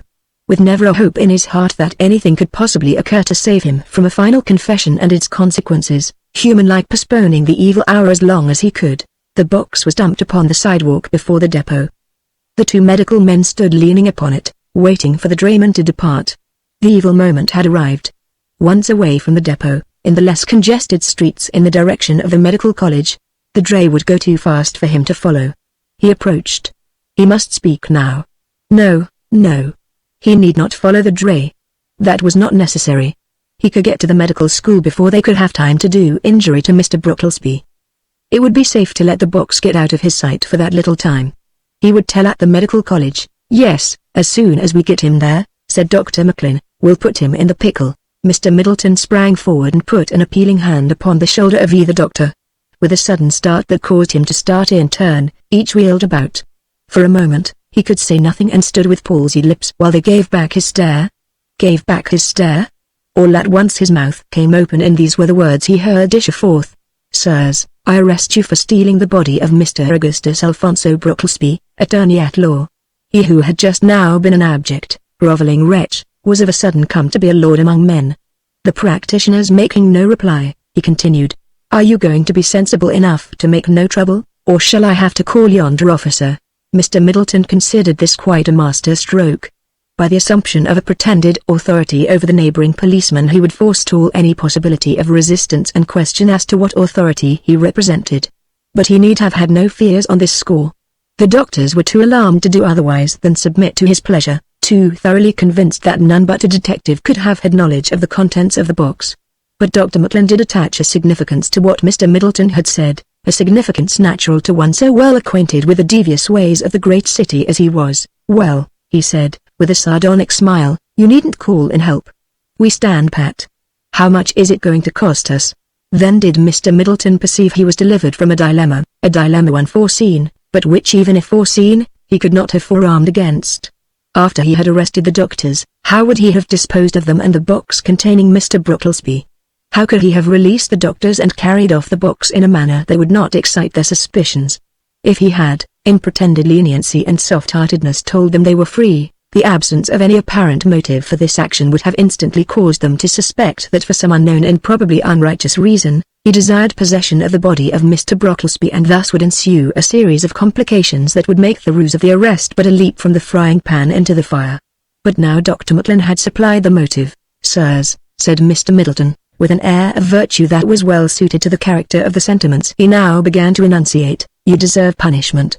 You have been taken in the act of committing a crime that is particularly revolting, stealing a corpse. Dr. Macklin, you have been apprehended in foul treason against friendship. You have stolen the body of a comrade. You have meditated cruel and shocking mutilation of this body, giving to the horror-stricken eyes of the frantic widow the mangled and defaced flesh that was once the goodly person of her husband, leaving her to waste her life in vain and terrible speculations as to where and how he encountered this awful death with its so dreadful wounds. It was for the sake of science," interpolated Dr. Macklin, in no little indignation.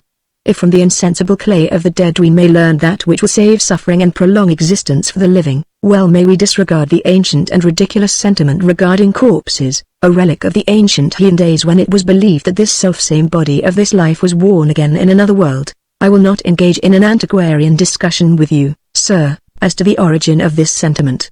Suffice to say it exists and is one of the most powerful sentiments that rules mankind. You have attempted to violate it, to outrage it.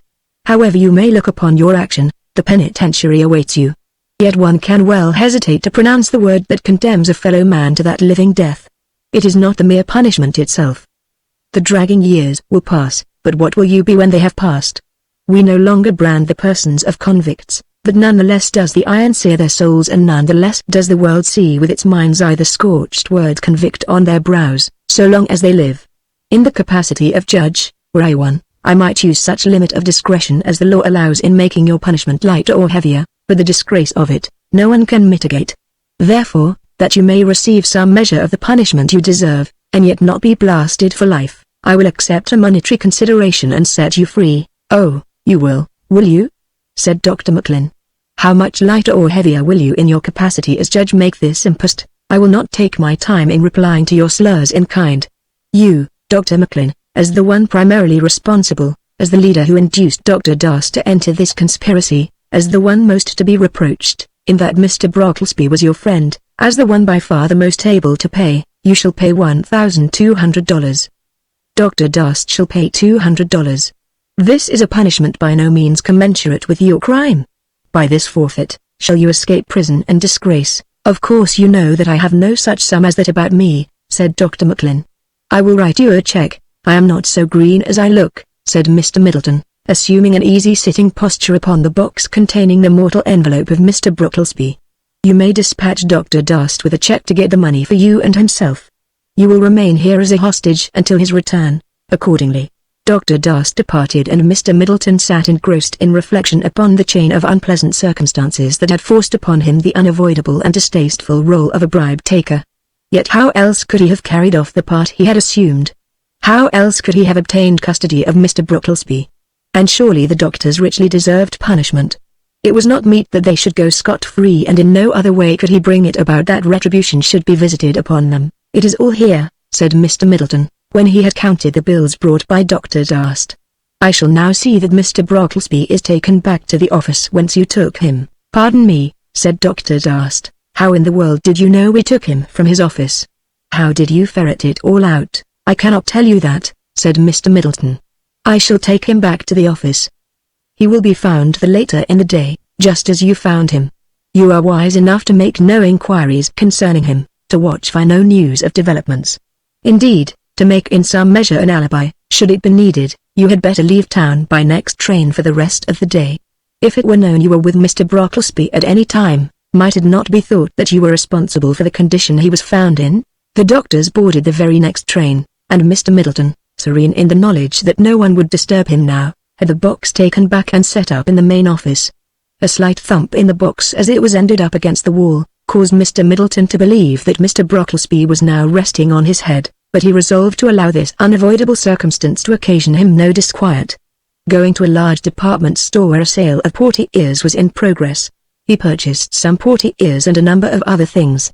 The porty-ears he draped over the box, concealing its bare pine with shimmering cardinal velvet and turning it into the semblance of a cabinet, lest any inquisitive hand tear it away. He placed 6 volumes of Chitty and a bust of Daniel Webster upon the top and tacked 2 photographs of Mr. Brocklesby upon the front. Confident that no one would disturb the receptacle containing his employer, he went into court, and after a short but exceedingly spirited legal battle in which he displayed a forensic ability, a legal lore, and a polished eloquence which few of the older members of the Chicago bar could have equaled, he won a signal victory. Although it was not his intention to set about restoring Mr. Brocklesby until an hour that would ensure him against likelihood of interruption, he returned to the office to see if by any untoward mischance anybody could have interfered with the box.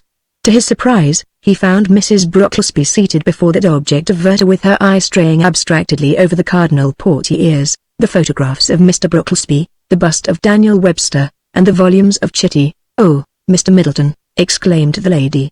"Mr. Brocklesby did not come home today, and they tell me he wasn't in court." "No, he was not in court," said Mr. Middleton. "Oh, where can he be?" moaned Mrs. Brocklesby. Mr. Middleton, being of the opinion that this question was merely exclamatory, ejaculatory in its nature, of the kind orators employ to garnish and embellish their discourse and which all books of rhetoric state do not expect or require an answer, accordingly made no answer. He was, nevertheless, somewhat disturbed by the poor lady's grief and wished that it were possible to restore her husband to her instantly. "Oh, I have wanted to see him so, I have wanted him so." "Oh, where can he be, Mr. Middleton? I must find him. I cannot endure it longer. I will offer a reward to anyone who will bring him home within 24 hours, to anyone who will find him. Oh, I will give $200. I will give it to you, yourself, if you will find him. Write a notice to that effect and take it to the newspaper offices." This great distress on the part of the lady was all contrary to what Dr. Macklin had said concerning her indifference to the absence of her spouse, and caused Mr. Middleton to feel very much like a guilty wretch. As he wrote out the notices for the papers, he reiterated assurances that Mr. Brocklesby would turn up before morning, while the partner of the missing barrister continued her heartbroken wailing, and the cause of it all was driven well-nigh wild. "Oh, if you only knew," she said, as Mr. Middleton was about to depart for the newspaper offices. "Day after tomorrow, I am going to Washington to attend a meeting of the Federation of Women's Clubs. That odious Mrs. LeBaron is going to spring a diamond necklace worth $2,000 more than mine. Augustus must come home in time to sign a check so I can put $3,000 more into mine." A great load soared from Mr. Middleton's mind, and blithe joy reigned instead. "Mrs. Brocklesby, I'll leave no stone unturned. I'll bring you your husband before breakfast," and escorting the lady to her carriage and handing her in with the greatest deference and the most courtly gallantry, he set forth for one of the more famous of the large restaurants which are household words among the elite of Chicago. Mr. Middleton had never passed its portals, but with $1,400 in his pocket and 200 more in sight, he felt he could afford to give himself a good meal and break the fast he had kept since the evening before, for in the crowded events of the day, he had found time to refresh himself with nothing more substantial than an apple and a bag of peanuts, or fruit of the Arachis hypogaea. As he sat down at a table in the glittering salamander, what was his great surprise and even greater delight, to see seated opposite, just slowly finishing his dessert, a small bowl of sherbet habited in a perfectly fitting frock coat with a red carnation in the lapel, the urbane and accomplished prince of the tribe of Allan. Having exchanged mutual expressions of pleasure at this unexpected encounter, Mr. Middleton, overjoyed and elated at the successes of the day, began to pour into the ears of the prince a relation of the events that had resulted from the gift of the treatise of the learned Hakim of Madras, which is in India. He told everything from the beginning to the end. "In the morning," he said in conclusion, "I take Mr. Brocklesby home in a cab and get the $200. Alas, alas," said Achmed mournfully, his great liquid brown eyes resting sorrowfully upon Mr. Middleton. "What a corrupting effect the haste to get rich has upon American youth. My friend, it cannot be that you intend to take the $200. But I find old Brock, don't I?" "That is precisely what you do not do. You know where he is. You put him there. How can you say you found him?" "All right, I won't do it," said Mr. Middleton, abashed at Achmed's reproof, a reproof his conscience told him was eminently deserved. "I thank Allah," said the prince, "that I am an Arab and not an American. The fortunes of my line, its glories, were not won in the vulgar pursuits of trade, in the chicanery of business, in the shady paths of speculation, in the questionable manipulation of stocks and bonds. It was not thus that the ancient houses of the nobility of Europe and the Orient built up their honorable fortunes. Never did the men of my house parley with their consciences, never did they strike a truce with their knightly instincts in order to gain gold. Ah, no, no, mused the prince, looking pensively up at the gaily decorated ceiling as he reflected upon the glories of his line. It was in the noble profession of arms, the illustrious practice of warfare, that we won our honorable possessions. At the sacking of Medina, the third prince of our house gained a goodly treasure of gold and precious stones, and founded our fortune. In warfare with the Wahhabis, we acquired countless herds and the territories for them to roam upon. By descents across the Red Sea into the realms of the Abyssinians, we took hundreds of slaves. From the day of Aden we acquired 100,000 sequins as the price of peace. In the sacking of the cities of Hejaz and Yemen and even the dominions of Oman, did we gallantly gain in the perilous and honorable pursuit of warfare the store of treasure. Ah, those were brave days, those days of old, those knightly days of old. For, I am out of tune with this vile commercial country and this vile commercial age. The prince arose as he uttered these last words, and in his rhapsody forgetting the presence of Mr. Middleton, without a farewell he stalked through the great apartment, absent-mindedly, though gracefully twirling a pair of pearl-grey gloves in the long sensitive fingers of his left hand. A little hush fell upon the brilliant assemblage, and many a bright eye dwelt admiringly upon the elegant person, so elegantly attired, of the urbane and accomplished prince of the tribe of Al-Yam. For some time Mr. Middleton sat plunged in abstraction, toying with the 3 kinds of dessert he had ordered, as he meditated upon the words of the emir. At last rousing himself, he had finished the Marans glacis and was about to begin upon an SL road pudding, when he heard himself addressed, and looking up saw before him a young woman of an exceedingly prepossessing appearance. She was richly dressed with a quiet elegance that bespoke her a person of good taste. Laughing, roguish eyes illuminated a piquant face in which were to be seen good sense, ingenuousness and kindness, mingled with self-reliance and determination. Mr. Middleton knew not whether to admire her most for the beautiful proportions of her figure, the loveliness of her face, or the fine mental qualities of which her countenance gave evidence. With a delightful frankness in which there was no hint of real or pretended embarrassment, she said, "Pray pardon this intrusion on the part of a total stranger. I have particular reasons for desiring to know the name and station of the gentleman who left you a short time ago, and knowing no one else to ask, have resolved to throw myself upon your good nature. I will ask of you not to require the reasons of me, assuring you that they are perhaps not entirely unconnected with the welfare of this gentleman. I observed from your manner toward one another that you were acquaintances and that it was no chance conversation between strangers. He is, I take it, an Italian." Without pausing to reflect that the emir might not be at all pleased to have this young woman know of his identity, Mr. Middleton exclaimed hastily and with a gesture of expostulation, "Oh, no. He is not Dago," and then after a pause he remarked impressively, "He is an Arab," and then after a still longer pause, he said still more impressively, "He is the Emir Ahmed Bendenaud, hereditary prince of the tribe of Al-Yam, which ranges on the borders of that fertile and smiling region of Arabia known as Yemen, or Arabia the Happy." "He is not Dago," said the young woman, clasping her hands with delighted fervor. "He is not Dago," said another voice, and Mr. Middleton became aware that at his back stood a second young woman scarcely less charming than the first. "He is not Dago," she repeated, scarcely less delighted than the first. Mr. Middleton arose and assumed an attitude which was at once indicative of proper deference toward his fair questioners and enabled him the better to feast his entranced eyes upon them. Moreover, on all sides he observed that people were looking at them, and he needed no one to tell him that his conversation with these 2 daughters of the aristocracy was causing the assemblage to regard him as an individual of social importance. He gave the emir's address upon Clark Street, and after dwelling some time upon his graces of person and mind, related how it was that this Eastern potentate was resident in the city of Chicago in a comparatively humble capacity. "His brother is shut up in Vermilion Tower." "Vermilion, did you say?" breathlessly asked the first young lady. "Oh, how romantic!" exclaimed the second young lady. "A Tower of Vermilion. Is he good-looking, like this one? Do you suppose he will come here? Oh, Mildred, I must meet him. And the Imam of Oman is going to give the Vermilion Tower to the brother, when he is released. We could send one of Papa's whalebacks after it. What a lovely house on Prairie Avenue it would make. The Towers, we would call it. No, Vermilion Towers. How lovely it would sound on a card. Wednesdays, Vermilion Towers. We must get him out. Can't we do it? If it were in this country," said Mr. Middleton, I would engage to get him out. I would secure a writ of habeas corpus, or devise other means to speedily release him. But unfortunately, I'm not admitted to practice in the dominions of Oman. But I do not pity the young man. One could well be willing to suffer incarceration in a Tower of Million, if he knew he were an object of solicitude to one so fair as yourself. One could wear the gyves and shackles of the most terrible tyranny almost in happiness, if he knew that such lovely eyes grew moist over his fate and such beauteous lips trembled when they told the tale of his imprisonment.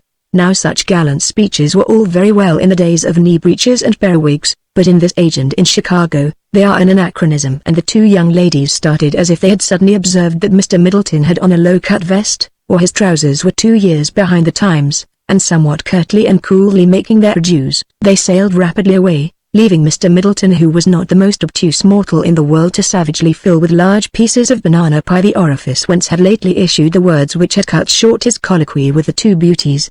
He deeply regretted that in his association with Prince Achmed he had fallen into a flowery and oriental manner of speech, and resolved henceforth to eschew such fashion of discourse. The clocks were solemnly tolling the hour of midnight when Mr. Augustus Alphonso Brocklesby rubbed his eyes and sat up in the revolving chair in the main office of his suite.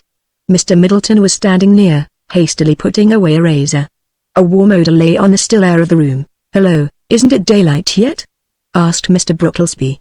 The hot cakes that had but lately been applied to his shaven crown, seemed to have dispelled the fogs of intoxication, and he was master of himself. "It is 12 o'clock, said Mr. Middleton. 12? Why, it was 3 when I left the banquet table." 12, said Mr. Middleton, pointing gravely to the clock on the desk. "It is 12. Don't tell me it is the day after. I am compelled to do so. You were at the banquet of the sons of Andrew Jackson's Wars, 24 hours ago. Great Scott!" exclaimed Mr. Brocklesby, thrusting his hands through his hair, or rather making the motion of doing so. "Great Scott!" he repeated, "I'm bald-headed. What the devil have I been into? Where the devil have I been? I found you here this morning. Your wife has been here. Oh, Lord. Oh, Lord. What did she say when she saw me dead to the world and bald-headed? She did not see you. I had concealed you. Good boy, good boy. She offered me $200 reward to bring you home," and Mr. Middleton related all that Mrs. Brocklesby had said. "It would be all off when she saw me bald-headed. What the devil wouldn't she suspect? I don't know. I would say I didn't know where I had been. That would certainly sound fishy. It would sound like a preposterous excuse to cover up something pretty questionable. People don't go out in good society and get their heads shaved. She's pretty independent and uppish now. She said the next time she knew of me cutting up any didos, she would get a divorce. She comes into $200,000 from her grandfather's estate in 6 months, and she's pretty independent. Say, my boy, can't you take a check for the money she wants? She's going to Washington tomorrow.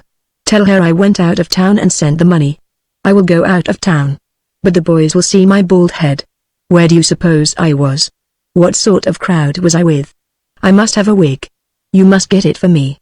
The boys would josh me to death, and if the story got to my wife it would be all off. I'll go to Battle Creek and get a new lot of hair started." Mr. Middleton sat down and wrote busily for a moment.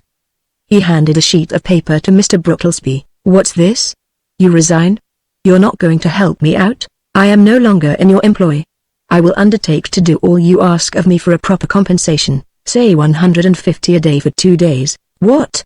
screamed Mr. Brocklesby. "This is robbery, extortion, blackmail. It is what you often charge yourself.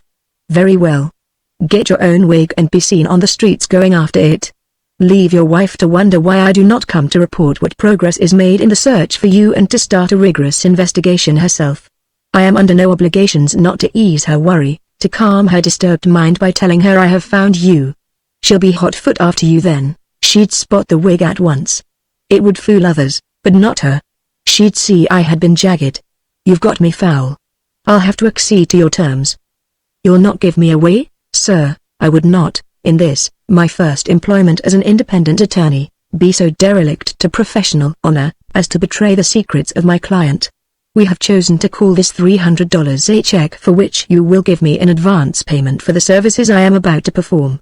In reality, I consider it only part of what you owe for the miserably underpaid services of the past 3 years." As Mr. Middleton wended his way homeward, it was with some melancholy that he recalled how, On previous occasions when good fortune had added to his stock of wealth, he had rejoiced in it because he saw his dreams of marriage with a young lady of Englewood approaching realization more and more.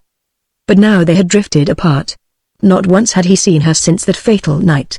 On several evenings he had made the journey to Englewood and walked up and down before her house, but not so much as her shadow on the curtain had he seen. Let her make the first move toward a reconciliation. If she expected him to do so after her treatment of him, she was sadly mistaken. The adventure of Bendenhout. Being curious to hear of the young ladies who had inquired concerning the Emir in the restaurant, and to learn what their connection with the prince might be, Mr. Middleton repaired to the bazaar on Clark Street on the succeeding night. But the Emir was not in. Mesmer, apparently having experienced one of those curious mental lesions not unknown in the annals of medicine, where a linguist loses all memory of one or more of the languages he speaks, while retaining full command of the others, Mesmer having experienced such a lesion, which had, at least temporarily, deprived him of his command of the English language, Mr. Middleton was unable to learn anything that he desired to know, until bethinking himself of the fact that alcohol loosens the thought centers and that by its agency Mesmer's atrophied brain cells might be stimulated, revivified, and the coma dispelled. He made certain signs intelligible to all races of men in every part of the world and took the blackamoor into a neighboring saloon, where, after regaling him with several beers, he learned that only an hour before an elegant turnout containing 2 young women, beautiful as houris, had called for the Emir and taken him away. He done told me that if I told anybody where he was gwine, he'd bowstring me and feed my flesh to the dogs. Mr. Middleton shuddered as he heard this threat, so characteristically oriental. Where was he going? He inquired with an air of profound indifference and irrelevance, signaling for another bottle of beer. The blackamoor silently drank the beer, a gin fizz, and 2 Scotch highballs, his countenance the while bearing evidence that he was struggling with a recalcitrant memory. "Deed, I don't know, Sue," said Mesmer finally. "He never done told me." Though Mr. Middleton called 3 times during the next week, he did not find the Emir in. Nor could Mesmer give any information concerning his master's whereabouts. However, in the society news of the Sunday papers, appeared at the head of several lists of persons attendant upon functions, 1A, B, D, Allan, and this individual was included among those at a small dinner given by Mrs. Mildred and Gladys Decatur. As Mildred was the name of one of the young ladies who had accosted him in the restaurant, Mr. Middleton felt quite certain that this A, B, D, Allan was none other than Bendenhout, Emir of the tribe of Allan. On the 10th day, Mesmer informed Mr. Middleton that the Emir had left word to make an appointment with him for 7 o'clock on the following evening, at which time Mr. Middleton came, to find the accomplished prince sitting at a small desk made in Grand Rapids, Michigan, engaged in the composition of a note which he was inscribing upon delicate blue stationery with a gold-mounted fountain pen. Arising somewhat abruptly and offering his hand at an elevation in continuity of the extension of his shoulder, the Emir begged the indulgence of a few moments and resumed his writing. He was arrayed in a black frock coat and grey trousers, and encircling his brow was a moist red line that told of a silk hat but lately doffed. "Give the gentleman a cup of tea," said he to Mesmer, looking up from the note, which now completed, he was perusing with an air that indicated satisfaction with its chirography, orthography, and literary style. At last, placing it in an envelope and affixing thereto a seal, he turned and ordering Mesmer to give Mr. Middleton another cup of tea, he lighted a cigarette and began as follows. "This is the last time you will see me here. My lease expires tomorrow and my experience as a retail merchant, in fact, as any sort of merchant, is over. On this, the last evening that we shall meet in the old familiar way, the story I have to relate to your indulgent ears is of some adventures of my own, adventures which have had their final culmination in a manner most delightful to me, and in which consummation you have been an agent. Indeed, but for your friendship I should not now be the happy man I am. Without further consuming time by a preamble which the progress of the tale will render unnecessary, I will proceed. Last summer, I spent a portion of the heated term at Green Lake, Wisconsin.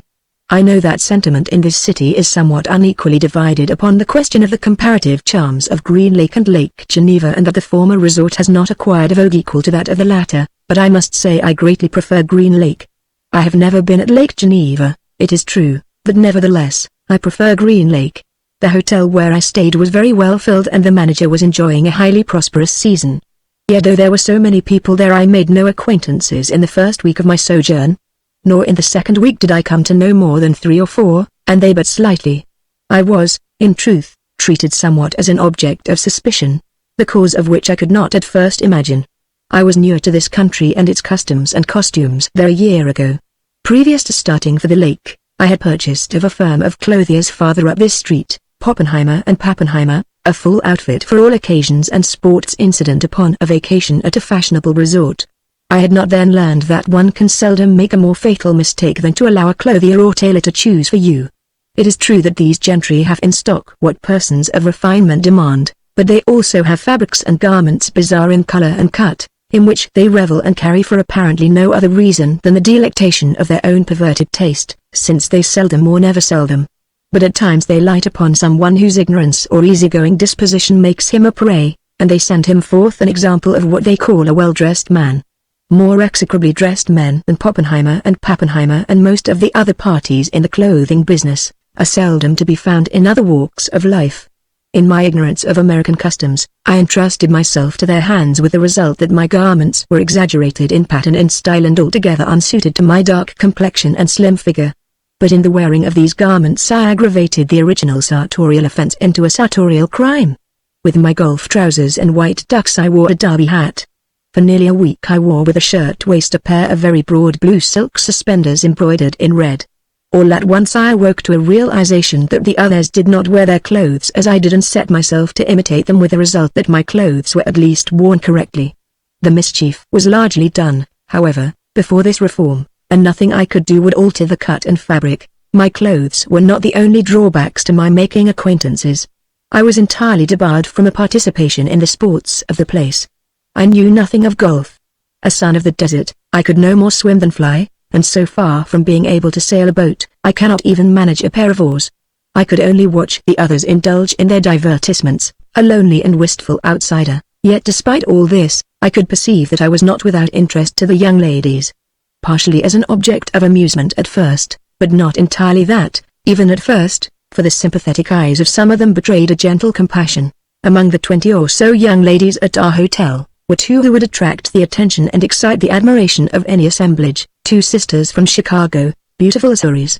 In face and figure I have never seen their equal.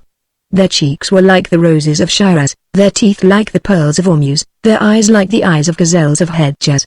Before beholding these damoiselles, I had never realized what love was, but at last I knew. I fell violently in love with them both. Never in my wildest moments had I thought to fall in love with a daughter of the Franks. Nor had I contemplated an extended stay in this land, and before my departure from Arabia I had begun to negotiate for the formation of a harem to be in readiness against my return. But I soon began to entertain all these thoughts and to dally with the idea of changing my religion, abhorrent as that idea was. At first I had been comforted by the thought that I was in love with both girls in orthodox Muslim style. But reflecting that I could never have both, that they would never come to me, that I must go to them, becoming renegade to my creed, I tried to decide which I loved best. I came to a decision without any extended thinking. I was in love with Miss Mildred, the elder of the two sisters Decatur, daughters of one of Chicago's wealthy men, and this question settled, there remained the stupendous difficulty of winning her. For I did not even possess the right to lift my hat to these young ladies. My affair certainly appeared quite hopeless.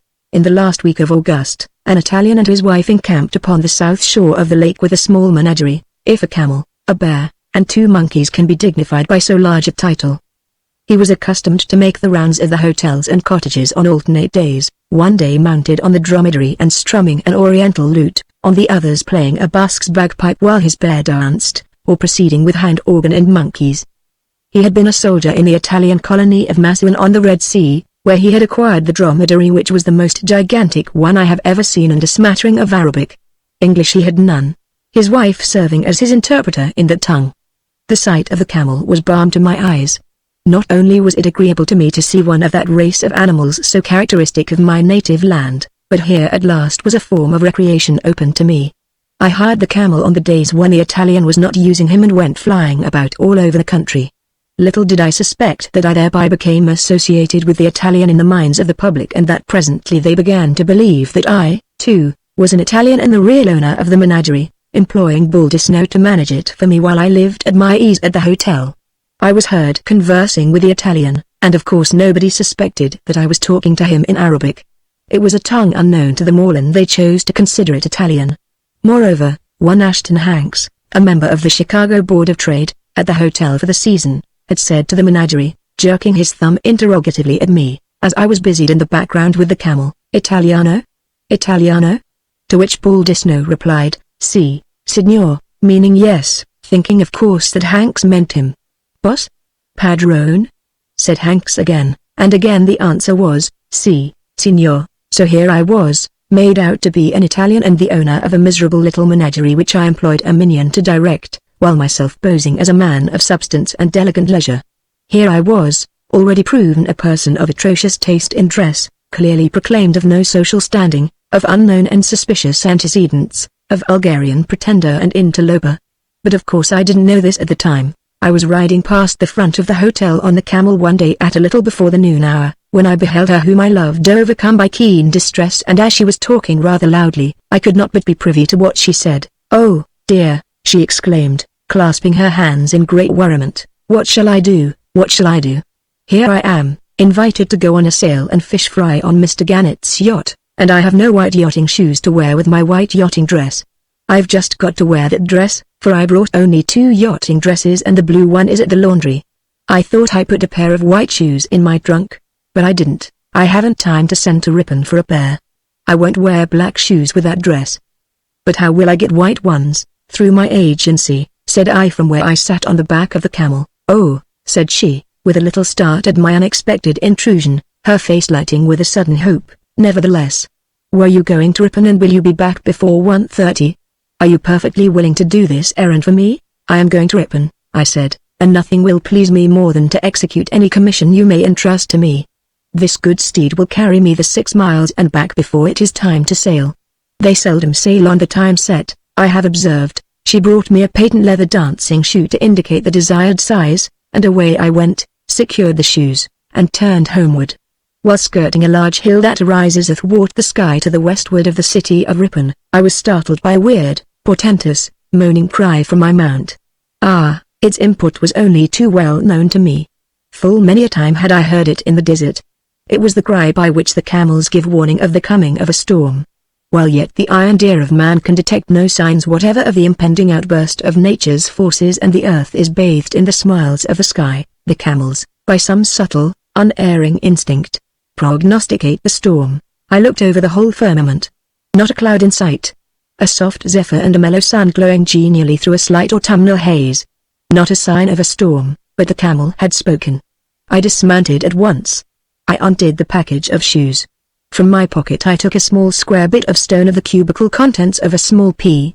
It was cut from the side of the cave where Muhammad rested during the Hegira, or flight of Muhammad, with which date we begin our calendar. This bit of stone was reputed to be an efficacious amulet against dangers of storms, and also a charm against suddenly falling in love. I placed it in the toe of the right shoe. Unbeknownst to her, Mildred would be protected against these dangers. I could not hope to dissuade her from the voyage by telling her of the camel's forewarning. Ashton Hanks was to be one of the yachting party and he had shown evidences of a tender regard for her. Retying the package, it was not long before I had placed it in the hands of Mildred. With a most winsome smile she thanked me and ran in to don the new purchases.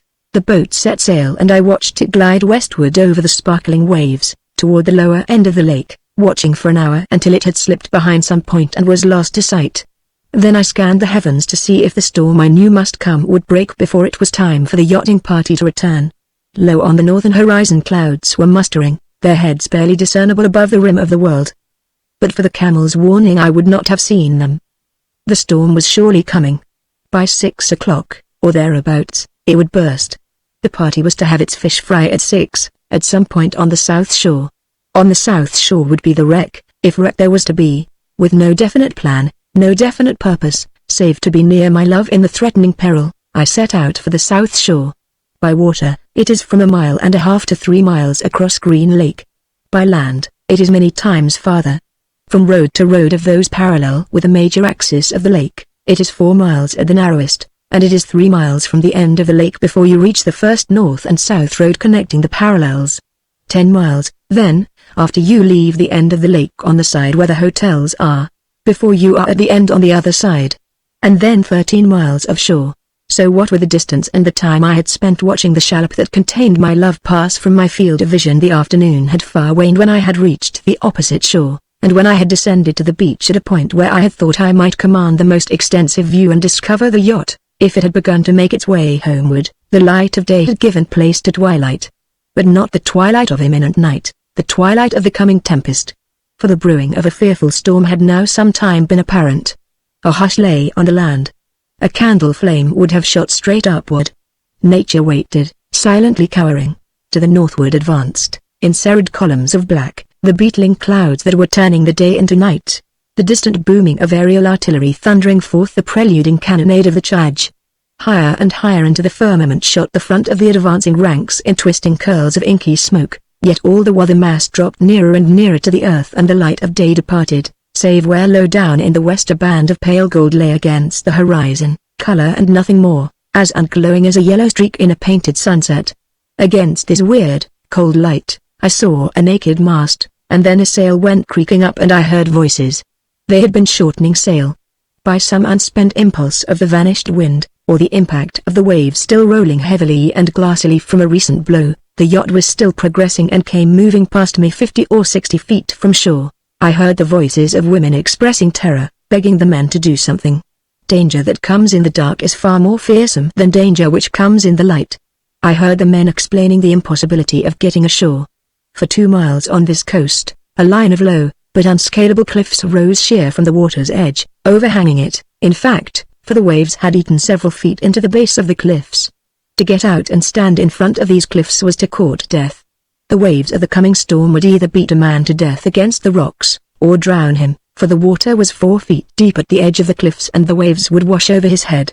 For 2 miles, I have said, there was a line of cliffs on this coast, for 2 miles save just where I stood. The only break, a narrow rift which, coinciding with a section line, was the end of a road coming down to the water. They could not see this rift in the dusk, perhaps were ignorant of its existence and so not looking for it. The voices I had heard were all unfamiliar and it was not until the yacht had drifted past me that I was apprised it was indeed the craft I sought by hearing the voice of Mildred saying, with an assumed jocularity that could not hide the note of fear, "What will I do? All the other girls have a man to save them. I'm the extra girl." I drove my long-legged steed into the water after the boat none too soon, for the whistling of a premonitory gust filled the air. Quickly through the water strode the camel, and, with his lariat in my hand, I plumped down upon the stern overhang just as the mainsail went slatting back and forth across the boat and everybody was ducking his head. In the confusion, nobody observed my arrival. "She's coming about," cried the voice of the skipper, "Gannet." A few of these gusts would get us far enough across to be out of danger from the main storm, but she did not come about. I could feel the camel tugging at the lariat as the swerving of the boat jerked him along, but presently the strain ceased, for the boat lay wallowing as before. Again a fitful gust, again the slatting of the sail. The skipper put his helm down hard, the boat put her nose into the wind, hung there, and fell back. "She won't mind her helm, she won't come about, she acts as if she were towing something, were tied to something. What's that big rock behind there? Who the devil is this? And how the devil did he get here?" In the midst of these excited and alarmed exclamations came the solemn, portentous voice of the camel tolling out in the unnatural night the tocsin of the approaching hurricane. "It's the Dago," cried Gannet, examining me by the fleeting flash of a match. "It's his damned camel towing behind that won't let us come about. Pitch him overboard." "Oh, save me," appealed Mildred, the she had been, sitting just in front of me and I hadn't known it was she. It was not strange that she had faith that I who had arrived could also depart. "Selim," I called, pulling the camel to the boat. I had never had a name for him before, but it was high time he had one, so now I named him Selim, and there the faithful beast was, and with Mildred in my arms, I scrambled onto his back and urged him toward the rift in the wall of cliff. As if I had spurned it with my foot, the boat sprang away behind us, a sudden rushing blast filling her sails and laying her almost over, and then she was out of our sight, into the teeth of the tempest, yelling, screaming, howling with 100 voices as it darted from the sky and laid flat the waves and then hurled them up in a mass of stinging spray. In fond anticipation, I had dwelt upon the homeward ride with Mildred. A camelback, I was, as it were, upon my native heath, master of myself, assured, and at ease. I had planned to tell her of my love, plead my cause with oriental fervor and imagery, but before we reached shore the tempest was so loud that she could not have heard me unless I had shouted, and I had no mind to bawl my love. Worse still, when once we were going across the wind and later into it, I could not open my mouth at all. We reached the hotel and on its lee side I lifted her down to the topmost of the piazza steps. I determined not to be delayed longer. If ever there was to be a propitious occasion, it was now when I had rescued her from encompassing peril. I retained hold of her hand. She gave me a glance in which was at least gratitude, and I dared hope something more, and I was about to make my declaration, when she made a little step, her right foot almost sunk under her and she gave an agonized cry and hobbling, limping, hopping on one foot, passed from me across the piazza to the stairs leading to the second story, whither she ascended upon her hands and knees, that wretched stone from the cavern where Mahommed slept in the Hegira. How many times during the day had she wanted to take her shoe off? She would ascertain the cause of her torment, she would lay it to me. It had indeed been an amulet against sudden love. I was the man whose love it had offended. Gannett's yacht went down and all aboard of her were drowned, said one of the bellboys to me. Everybody in the hotel is feeling dreadful. How do you know they are drowned? Everybody in the hotel says so. I don't know how they found out. What's there at the pier? Said I. The lights at the end of the pier shone against a white expanse of sail and there was a yacht slowly making a landing. Someone came and stood for a moment in an open window above me and there floated out the voice of one of the sisters Decatur, but which one, I could not tell. Their voices were much alike and I had not heard either of them speak very often. Do you think that one ought to marry a person who rescues her from death, when he happens to be a dago and cheap circus man into the bargain? I certainly do not. Which one was it? Which one was it? Imagine my feelings, torn with doubt, perplexity, and sorrow. Was it Mildred, replying scornfully to some opinion of her sister, or was it the sister taking Mildred to task for saying she wished or ought to marry me? How was I to know? Could I run the risk of asking the girls themselves? The Emir paused, and it was plain to be seen from the workings of his countenance that once more he was living over this unhappy episode. I can well imagine your feelings and sympathize with them, said Mr. Middleton. You sat in the encircling darkness, asking yourself with no hope of an answer, was it Mildred? Was it her sister? Was it Mildred contemptuously repudiating the idea of marriage with me, or the sister haughtily scoffing at some sentiments just professed by Mildred? But I should not have spent too long a time asking how I was to know. I should put the matter to the test and had it out with Mildred, Miss Mildred, I should say. The Emir looked steadily at Mr. Middleton. There was surprise, annoyance, perhaps even vexation in his gaze. With incisive tones, he said, "How could you so mistake me? Ours is a line whose lineage goes back 1200 years, a noble and unsullied line. Could I, sir, think of making my wife, making a princess of my race, a woman who could entertain the thought of stooping to marry a dago cheap circus man? Suppose I had gone to Mildred and had asked her if she had expressed herself of such a demeaning declaration? Suppose she had said, yes, then there I would have been, compromised, caught in an entanglement from which as a man of honor, I could not withdraw. The only thing to do was to keep silence. The risk was too great. I resolved to leave on the morrow. For the first time did I learn that I was believed to be a dago and the proprietor of the little menagerie. This strengthened my resolve to leave. I left. Your happy encounter with the young ladies in the restaurant changed all. They learned from you that I was their social equal. They looked me up and apologized for their apparent lack of appreciation of my services and explained that they thought me a dago circus man.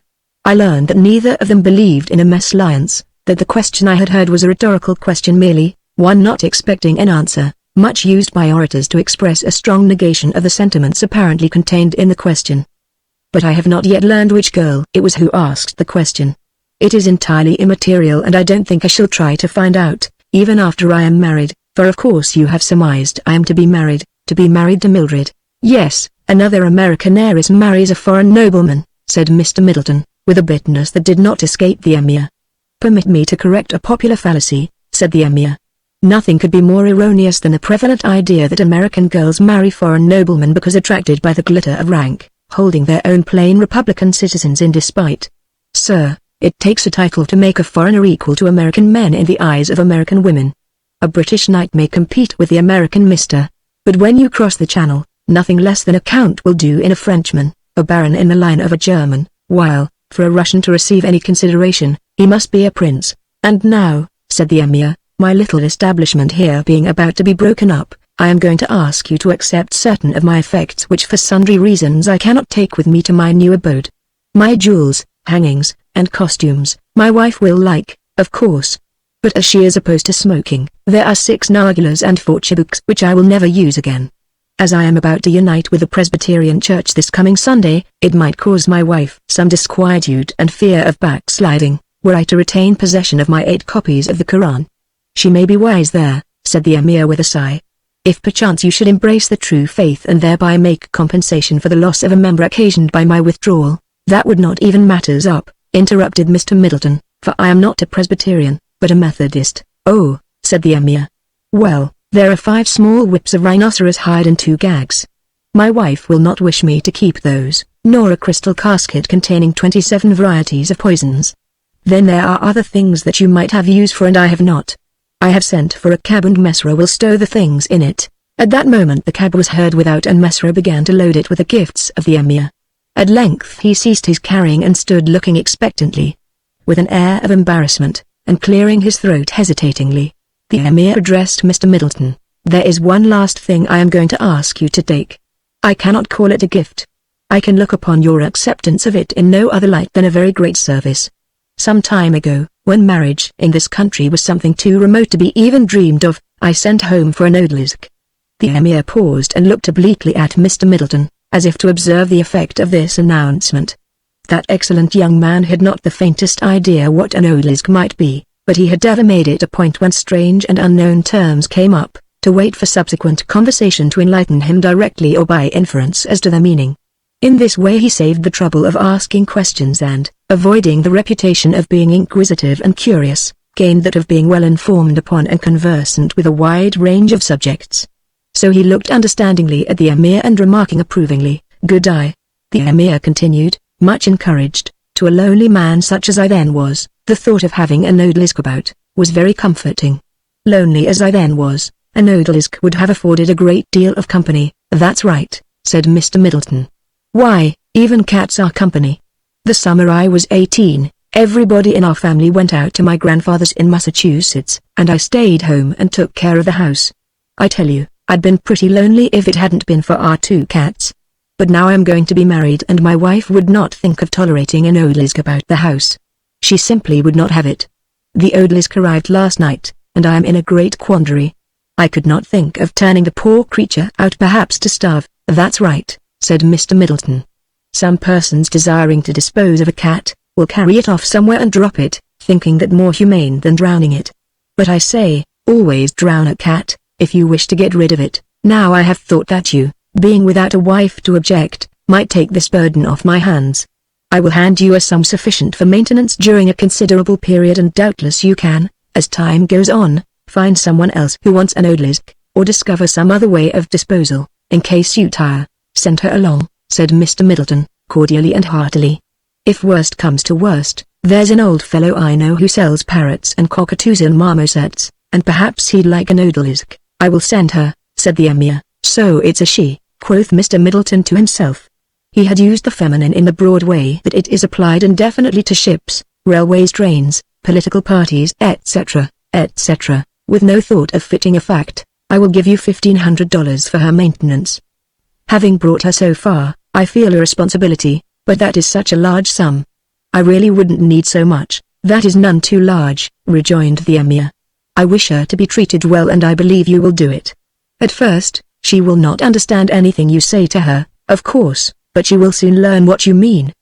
The tone, as much as the words, enlightens, and I think you will have very little trouble in managing her." "Is there a cage?"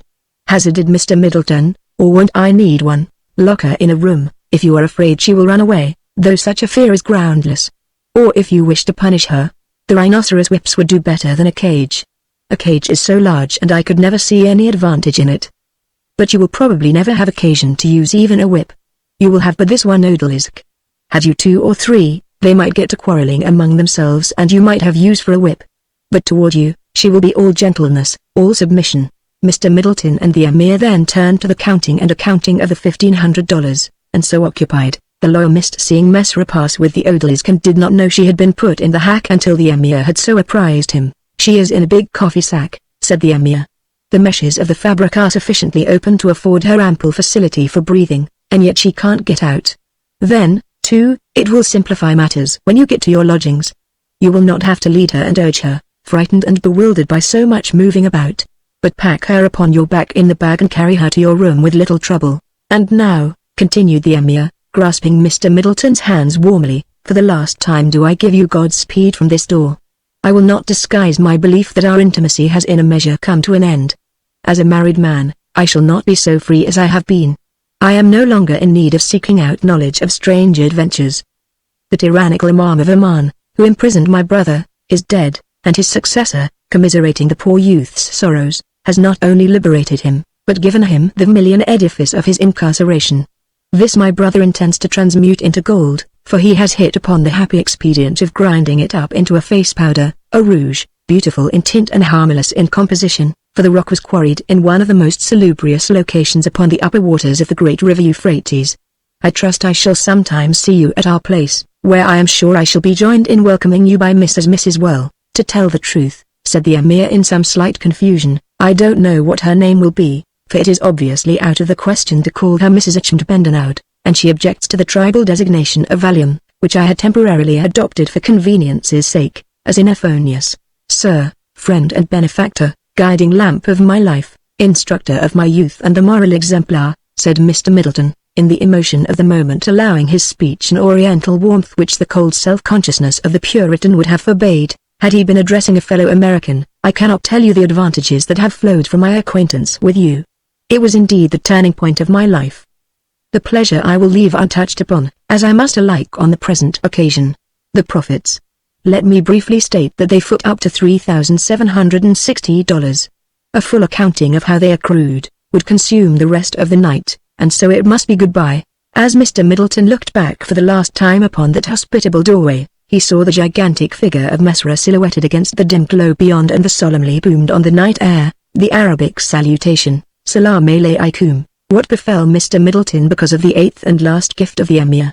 Getting into the hack and settling into the sole remaining vacant space Mesra had left in loading the vehicle with the Emir's gifts, Mr. Middleton was so preoccupied by a gloomy dejection as he reflected that a most agreeable, not to say inspiring and educating, intimacy was at last ended, that he reached his lodgings and had begun to unload his new possessions, before he thought of the odalisque. There lay the coffee sack lengthwise on the front seat and partially reclining against the side of the carriage. He was greatly surprised at the size of the unknown creature and began to surmise that it was an anthropoid ape, though before his speculations had ranged from parrots through dogs to domesticated leopards. Leaving the coffee sack until the last, he gingerly seized the slack of the top of the bag and proceeded to pull it upon his shoulders, taking care to avoid holding the creature where it could kick or struggle effectually, for despite all the Emir had told him of the gentleness of the odalisque, he was resolved to take no chances. Whatever the creature was, she had slid down, forming a limp lump at the end of the bag, when he charily deposited it on the floor and turned to consult his dictionary before untying it. He was going to know what the creature was before he dealt with her further, a creature so large as that, odalisque. A slave or concubine in a Mohammedan harem. A woman. Mr. Middleton tore at the string by which the bag was tied, full of the keenest self-reproach. The uncomfortable position during the long ride, the worse position in which he now lay. The knots refused to budge, and snatching a knife, with a mighty slashing, he ripped the bag all away and disclosed the slender form of a woman crouched, huddled, collapsed, face downward, head upon her knees.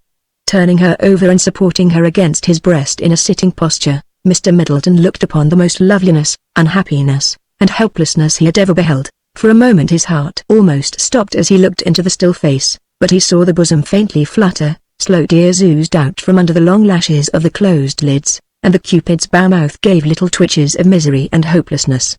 With what exquisite emotions was he filled as he looked down upon the head pillowed upon his breast, with what sentiments of anger, with what noble chivalry. A Muslim woman.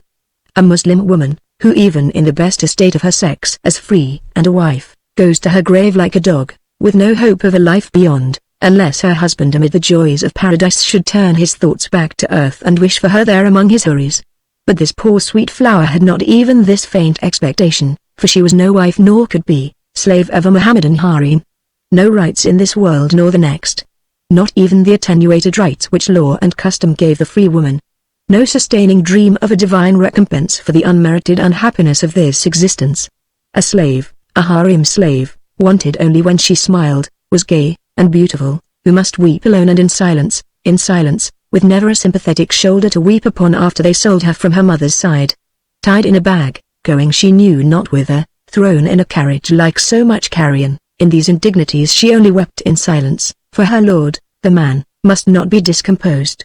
Like the timorous, helpless wild things of the woods whose joys and sorrows must ever be voiceless lest the bloody tyrants of their domain come, who even in the crunch of death hold silence in their weak struggles, this poor young thing bore her sufferings mutely, for her lord, the man, must not be discomposed, choking her very breath lest a sob escape.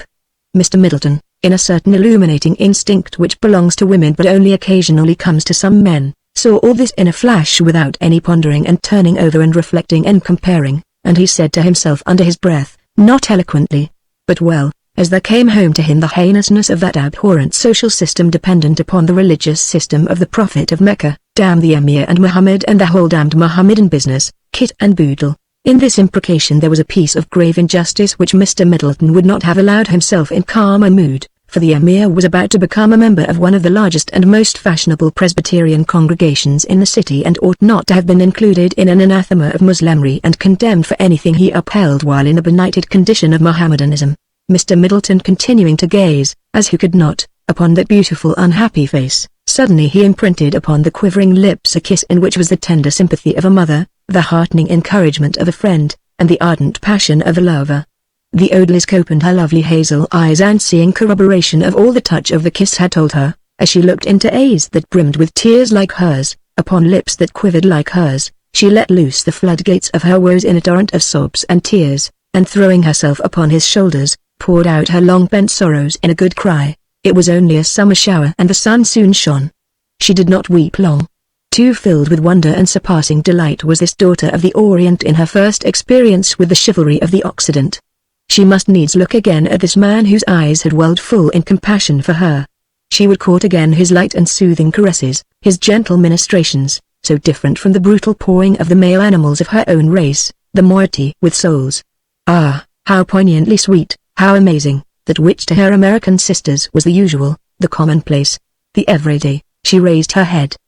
Her tears no longer flowed, but her lips still quivered, in a pleading little smile, and her bosom still fluttered, in a shy and doubting joy, and in her mind floated a half-formed prayer that the genii whose craft had woven this rapturous dream, would not too soon dispel it.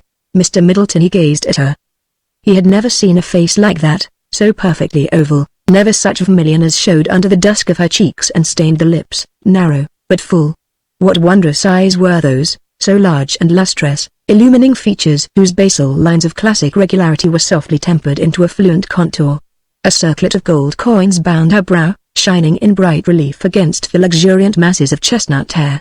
A delicate and slender figure had she, yet well cushioned with flesh and no bones stood out in her bare neck, moved not by his own discomfort on the hard floor, but by the possible discomfort of the odalisque. Mr. Middleton at length raised her and conducted her to a red plush sofa obtained by the landlady for soap wrappers and a sum of money, which having turned green in places and therefore become no longer suitable for a station in the parlor, had been placed in this room a few days before. Upon this imposing article of furniture the two sat down, and though at first Mr. Middleton did no more than place his arm gently and reassuringly about the girl's waist and hold her hand lightly, in the natural evolution, progression, and sequence of events, following the rules of contiguity and approach rhetorical rules, but not so here. Before long the cheek of the fair Arab lay against that of the son of Wisconsin and her arm was about his neck, and every little while she uttered a little sigh of complete, of unalloyed content. What had been yesterday, what might be tomorrow, she was now happy. As for Mr. Middleton, what a stream of delicious thoughts, delicious for the most part because of their unselfishness and warm generosity, flowed through his head.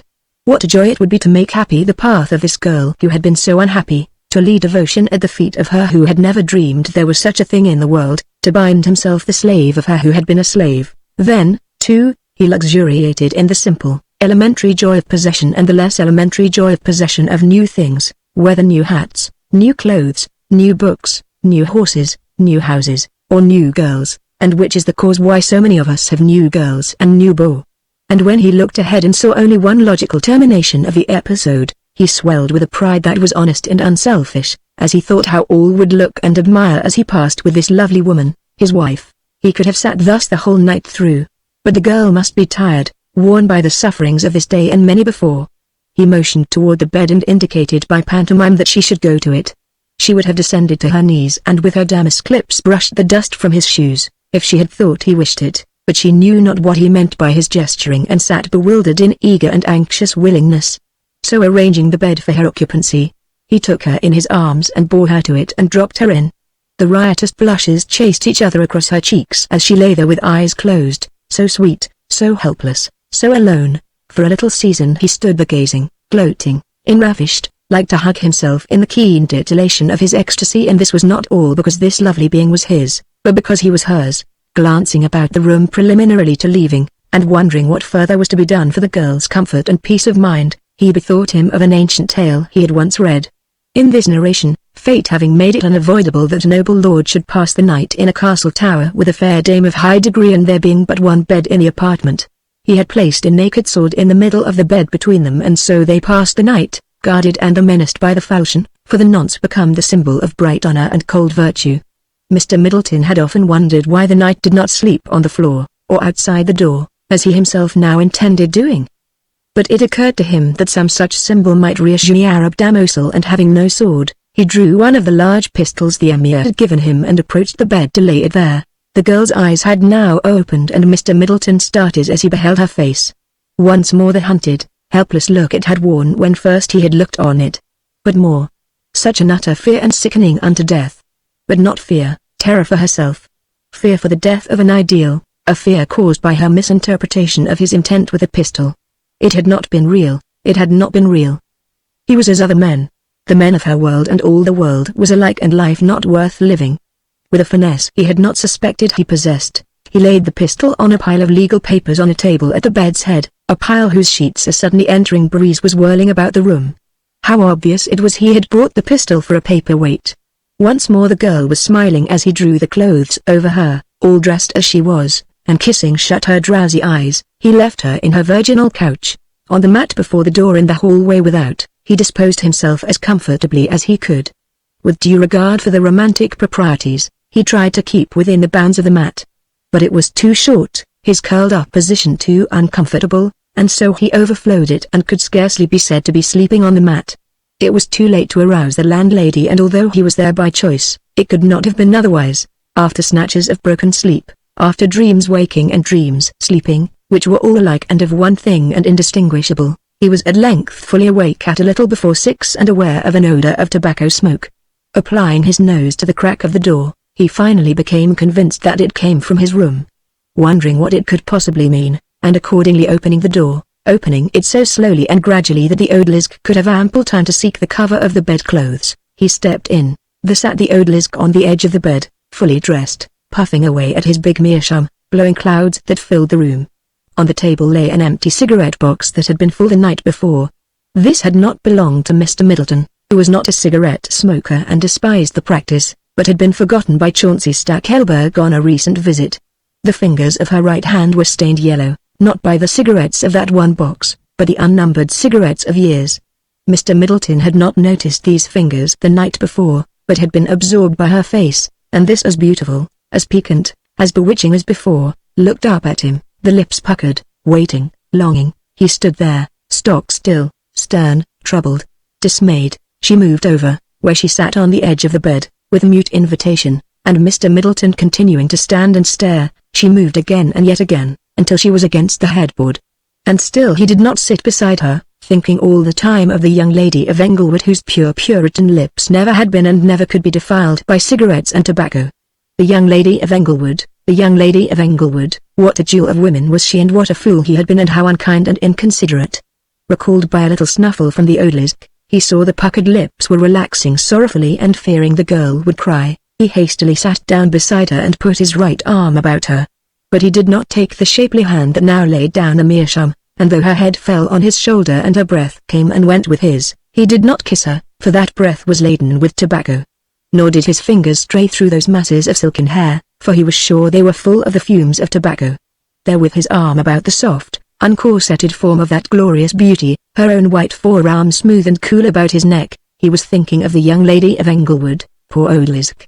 Why cannot he speak to you and tell you? You would wash away those yellow stains with your own blood, if you thought he wished it. Forgo tobacco? Why, you would cease to inhale the breath of life itself, for his sake. Out of the grave came all the dead Puritan ancestors of Mr. Middleton, a long procession back to Massachusetts Bay.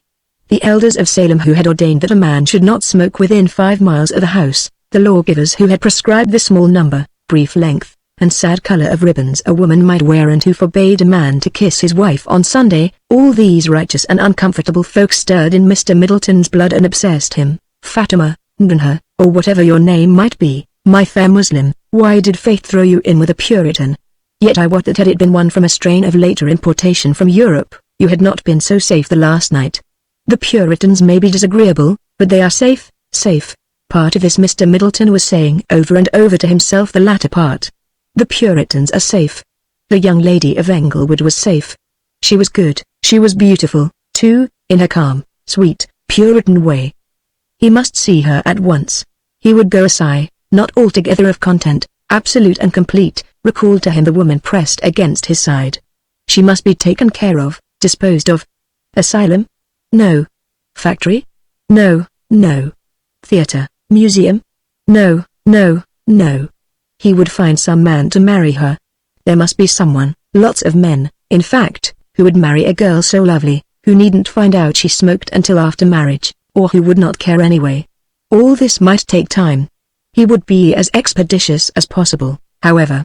He called Mrs. Leschinger, the landlady, and entrusting the girl to her care, departed to visit a matrimonial agency he knew of.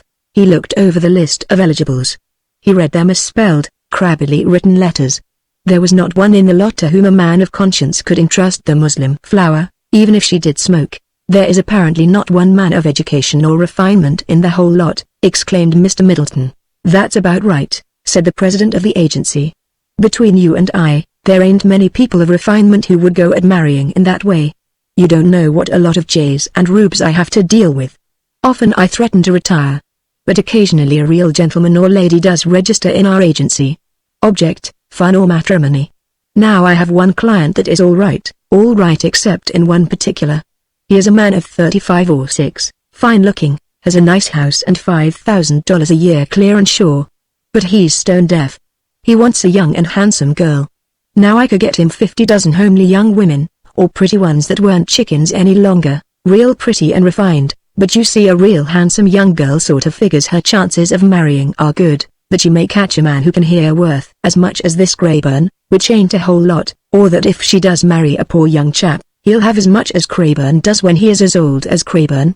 Now I'm so sure you'll only have your trouble for your pains, that I won't charge you anything for his address and a letter of introduction.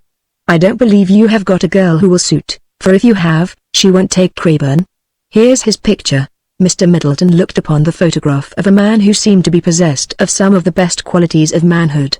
It was true that there was a slight suspicion of weakness in the face, but above all it was kindly and sympathetic. A good-looking man, said Mr. Middleton. Smart man, too, said the matrimonial agent.